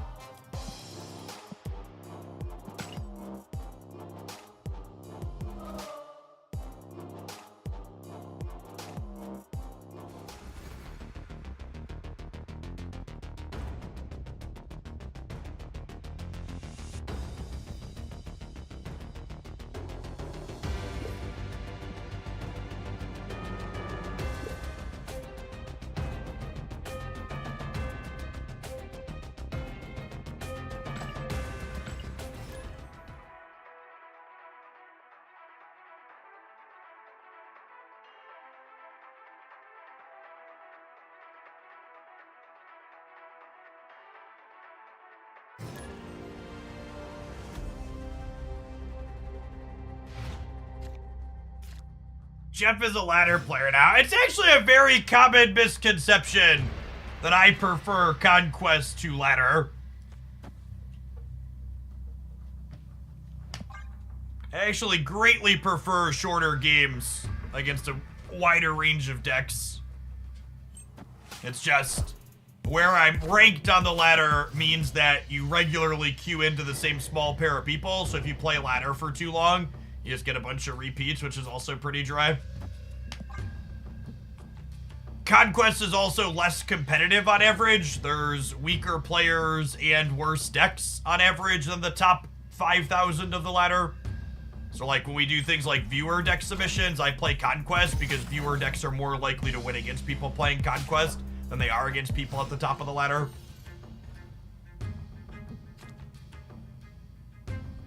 For fuck's sake. Yeah, it's looking like a retreat angle.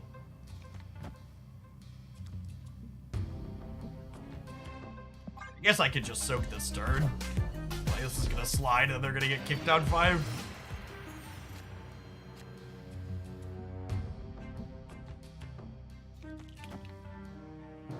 If you get too good, the ladder basically turns into Conquest. Yeah, it's kind of a way to think about it, honestly.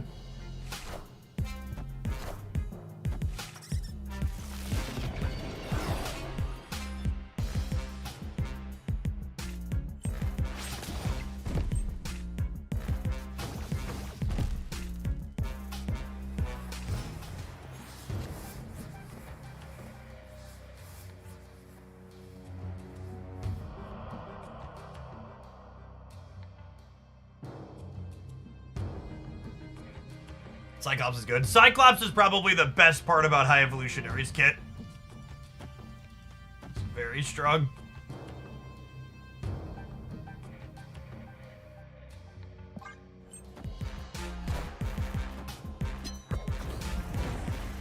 My body was not ready for magic. I should have been thinking about that. Did they just incidentally trigger the X-Men bonus? Sure did. Sure did.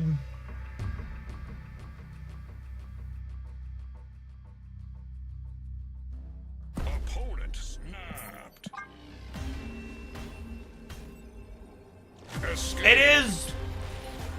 It It is weird to me. There aren't really efficient ways to interact with this card.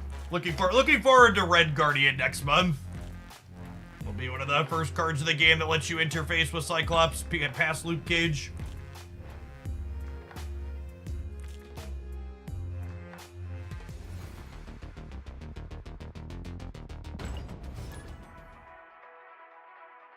Not here that often, which is probably why I thought you only play Conquest after an Infinite. I mean, I play more Conquest than I do post-Infinite ladder, because once you go an hour or two on the ladder, it's just all repeats.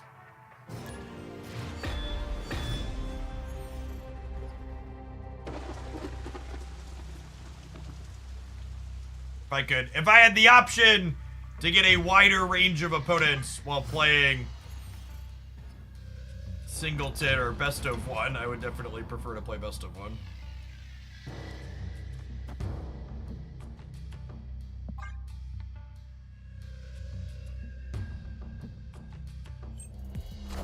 Yeah, I'm supposed to sunspot the raft, even though I want to play Hope there. Wow, big.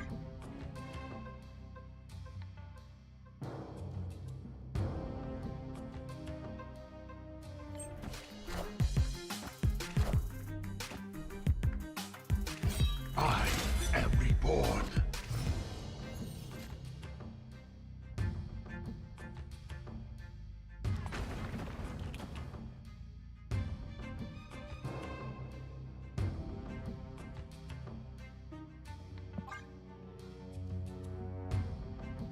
Oh, snap.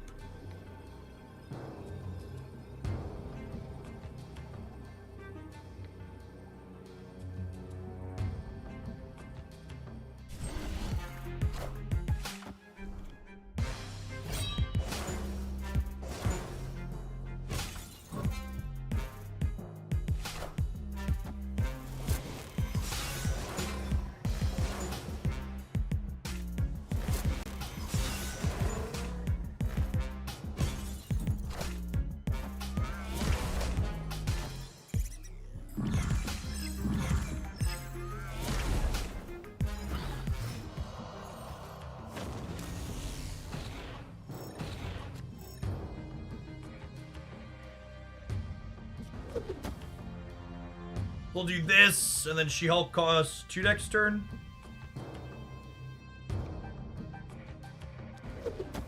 I wanna soak some more into Sunspot here so we can beat their Corvus.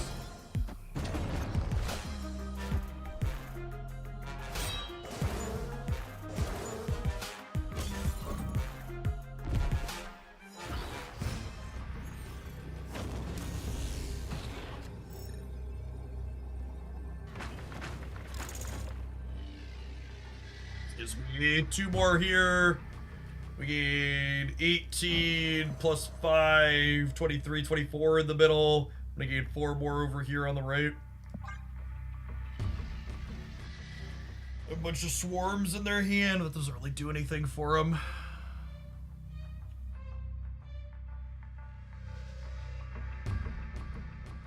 I have to do something crazy like MODOK into Luke's bar and then still manage to have Dracula beat us with like an Apocalypse 1 in 7.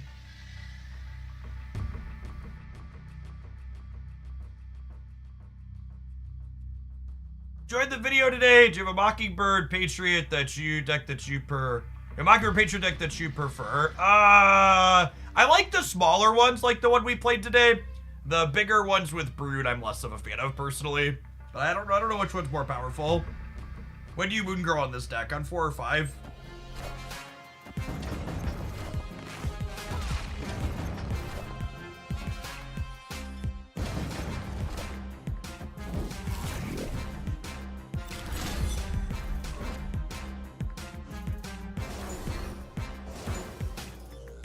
Oh my god, are they going for it, chat? Are they going for the 1 in 7 Apocalypse? I think they are.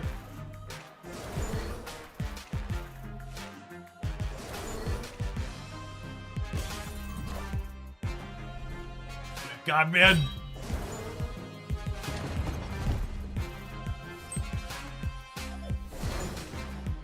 Average amount of variance. Nailed it. Victory.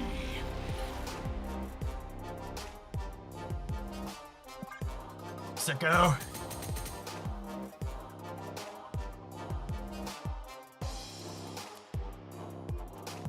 Rank 269! Nice.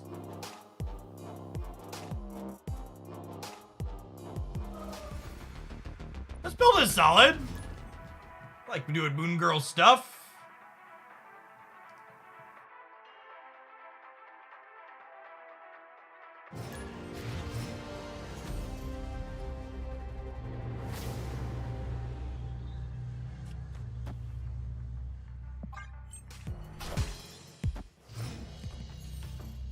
Why didn't the Modok bounce there? Because their hand was full from swarms. If a card would enter your hand from anywhere, and your hand is full, it just stays wherever it's currently at.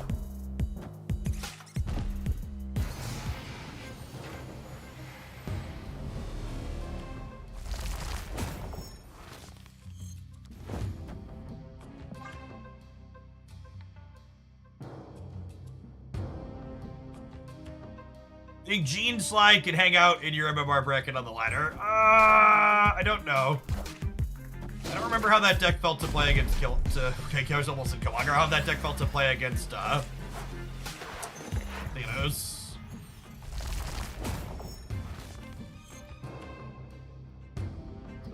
Not the Mockingbird I needed for Christmas.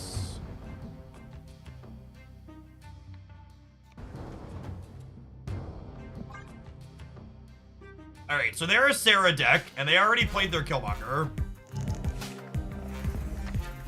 Got him. Can I snap them? Juice this up.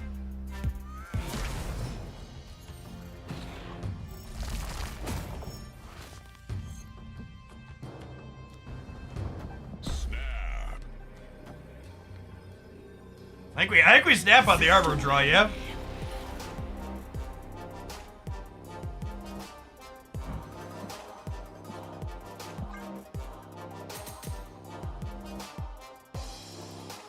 Yo, and else I'd Snapchat the dollars from these adverts. We'll see you in 120 seconds. Thanks for hanging out. Don't go anywhere. We're going to play some more of this when we get back.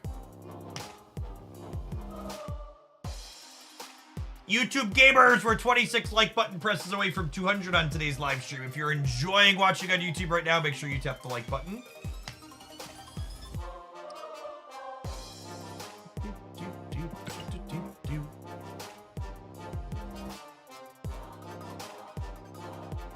But not Unforgiven.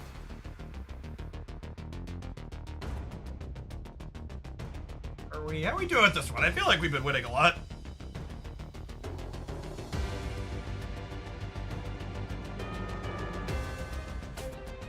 Feelings about how much we've been winning confirmed.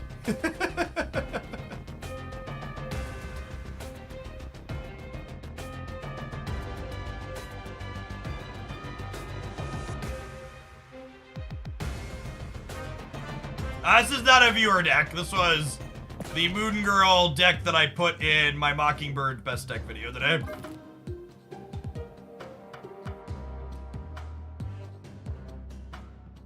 RST, thank you for the 16 months. Welcome back.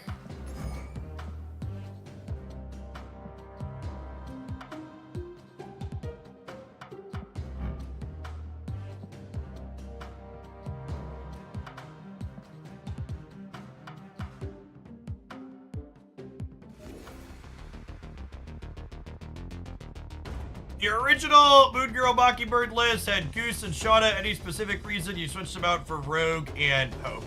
Well, Hope gives you a backup way to do She-Hulk stuff, and you really just can't be dead to rights to Mobius if you want to play this.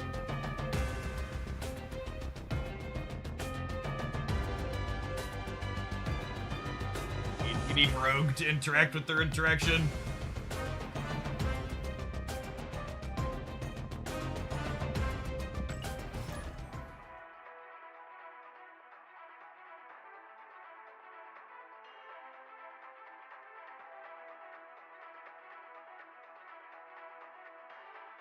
You think it's going to be a case of Cannonball Run with regards to spotlights this week? I don't understand what that means. Can you explain it to me? them locations is good for Mockingbird, chat. That's exciting.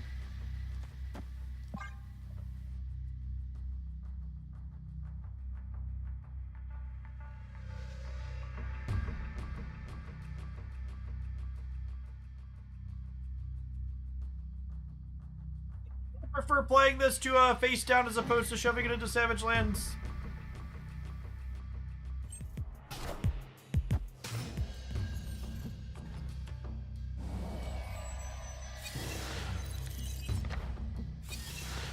I was so sad I couldn't play this deck over the weekend when the Generator card in your hand was a feature location.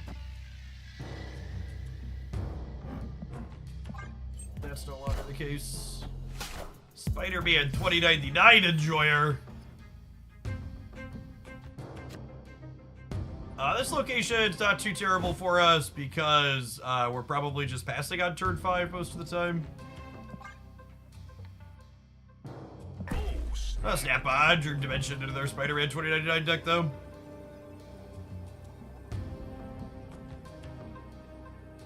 You discard a card while Meek is in Gamma Lab, he'll still move after he's been turned into a Hulk. That's a bug, you should file a bug report.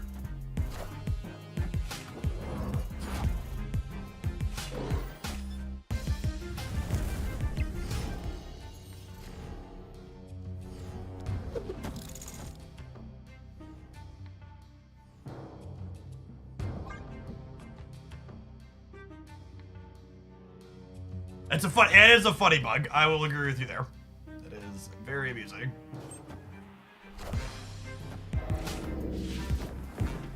Lost their 50-50 here. That's good for us.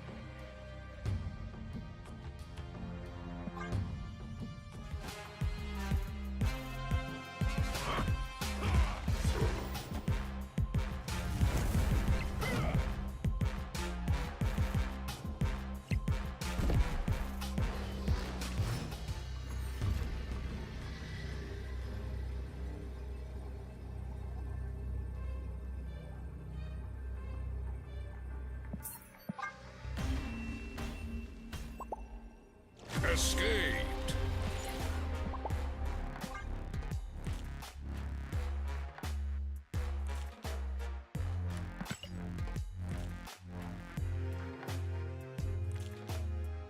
Interaction with Modok and Helicarrier in your hand to bug that it doesn't discard everything first and then apply Helicarrier. No, that's a feature that's really annoying.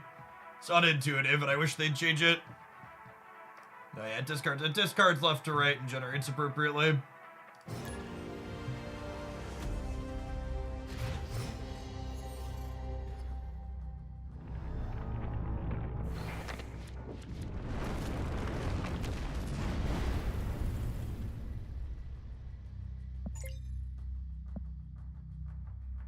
I get to check and see what they discarded before I snap them now. Snap. So our hand is really good, and their hand is probably not great. They have their Hella, I suppose, but I'm gonna have double Moon Girl. So quality snap here for us.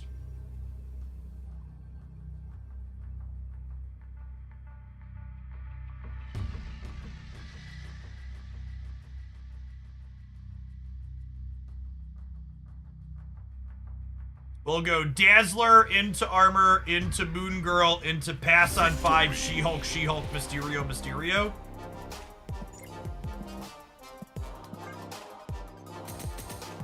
Hella won't mean anything. Yeah, but they have, like, Blade in their deck still, in their hand still. So, like, obviously they're not bringing those back, but I'm talking about they can bring back other things they discarded.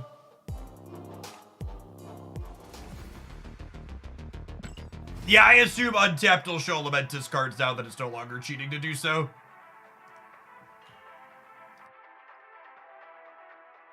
It was explicitly avoiding doing that to not give you extra information.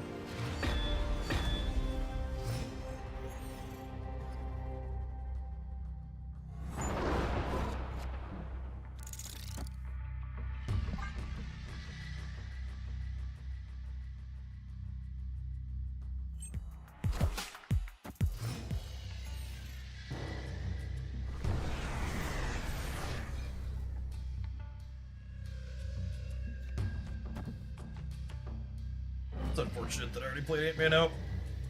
The rest of our hand's pretty good, though. Oh, snap. Snap here.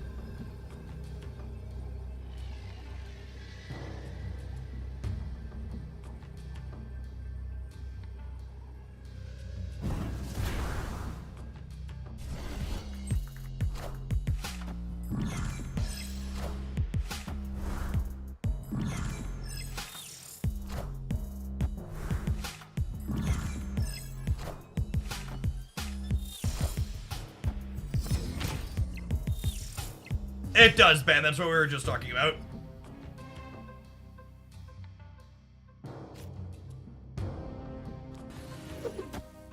Well, that makes the what are we playing this turn question easy.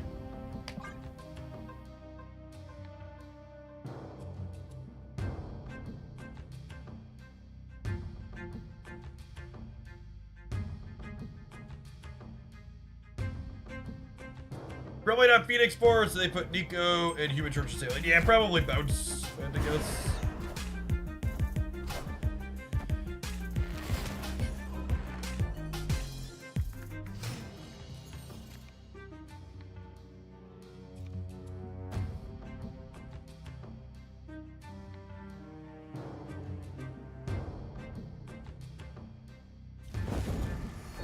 And the way this works, Krakoa is +9, so I can put Sunspot here in the middle and it'll get +2.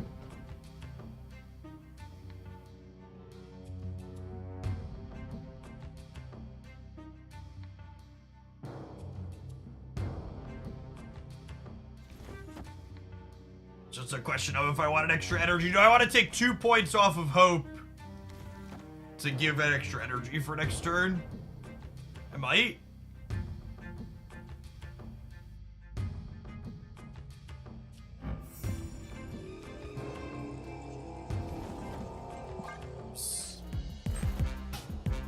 So this is Beast on the left.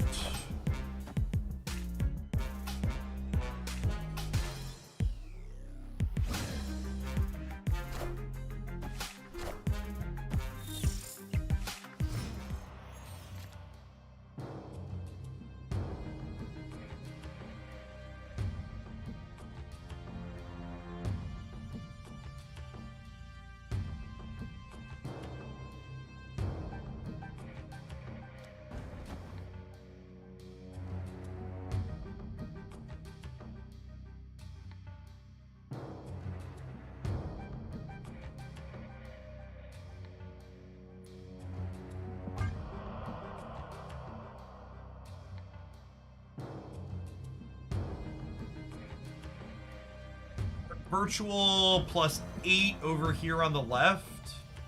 We're gonna have a hard time beating their Human Torch path. Oh, and the way this works, Krakoa. Actually, I don't know if Krakoa does 16 or 8 here. Okay, it does 16 with the way the animation is. Noted. This is a deal.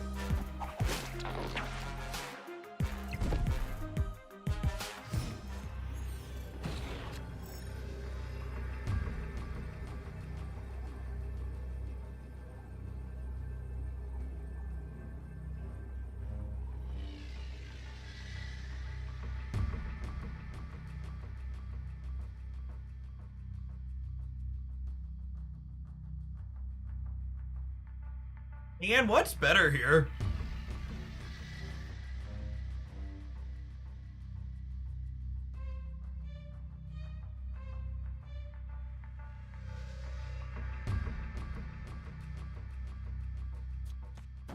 They could just eat shit to a Heimdall.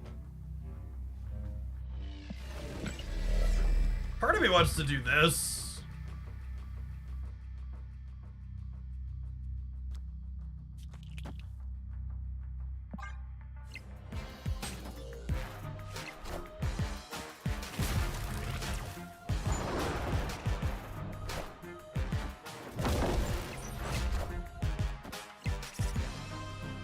Oh man, would my other line have won it? My other line would have won it, yeah.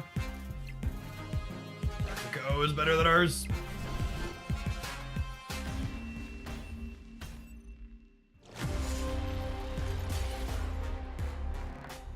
My other line, if I would have put She-Hulk here. What if I would have put She-Hulk here and Squirrel Girl here, I would have been -2, 3, 4, 5. But then I would have been +5, should have been 28 over here. And then I would have been 2 in the middle, minus, I would have been -1, 2, 3, 4, 5, 6. But then I would have been +2 more on here. Yeah, if I would have put She-Hulk here and Squirrel Girl here, we would have beaten this sequence.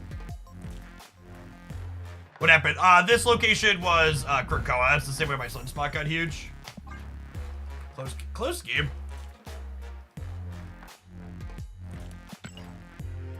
Legion's an interesting one in the movement deck. An archetype has a hard time with location variance.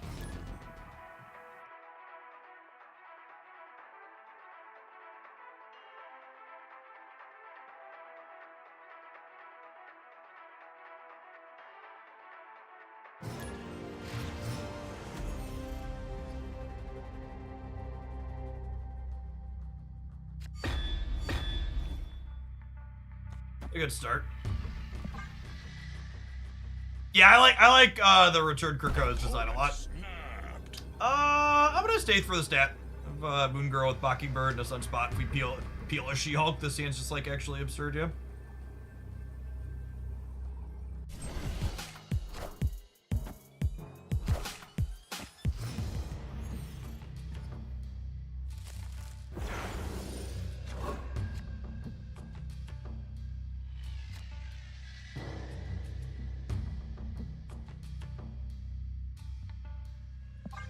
There's a world where they're destroy, I suppose. That's bad for us. Oh, come on.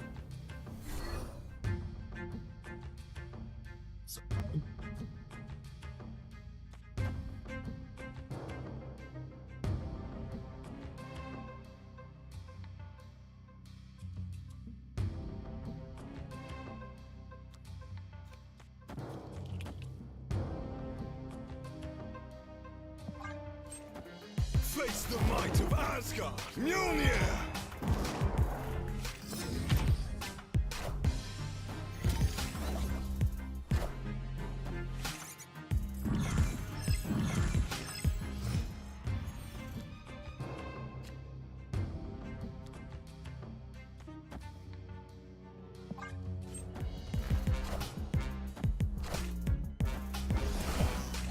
I'm about to juice this up.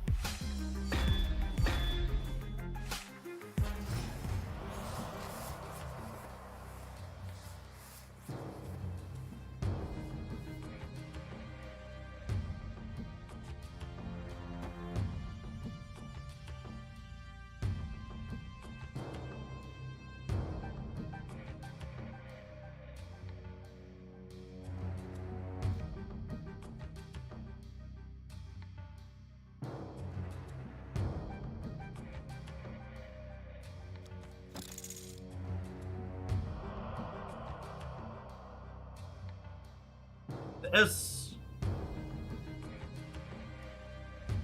So.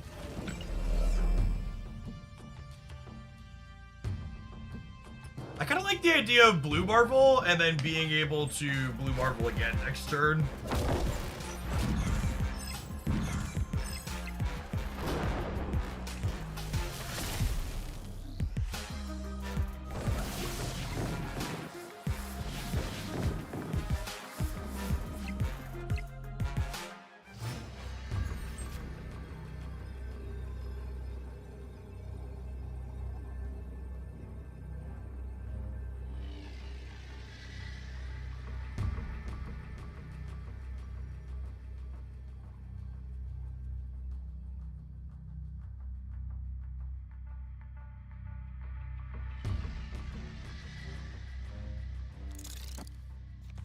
If I do this, they're at a virtual 16 right now. This puts me to +6 up to 14 up to 18.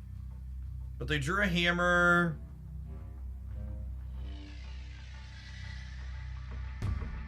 I can't play for here is the problem. I think I probably just can't play for the center either, yeah? The Strange I can't do is just too rough for us.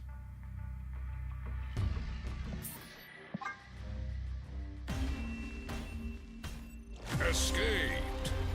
Yeah, he probably just monkey and kill us.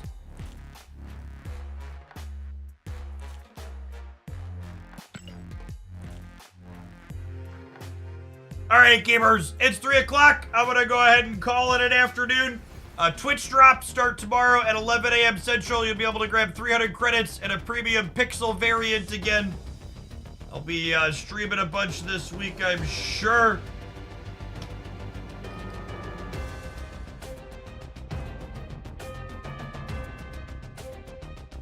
I am gonna go ahead and raid About Time Joey.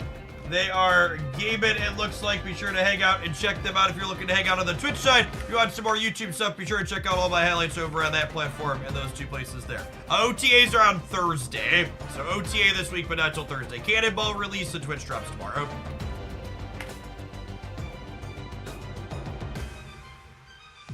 YouTube gamers, we're 5 likes off of 200 on the live stream. Tap the button on the way out the door, please.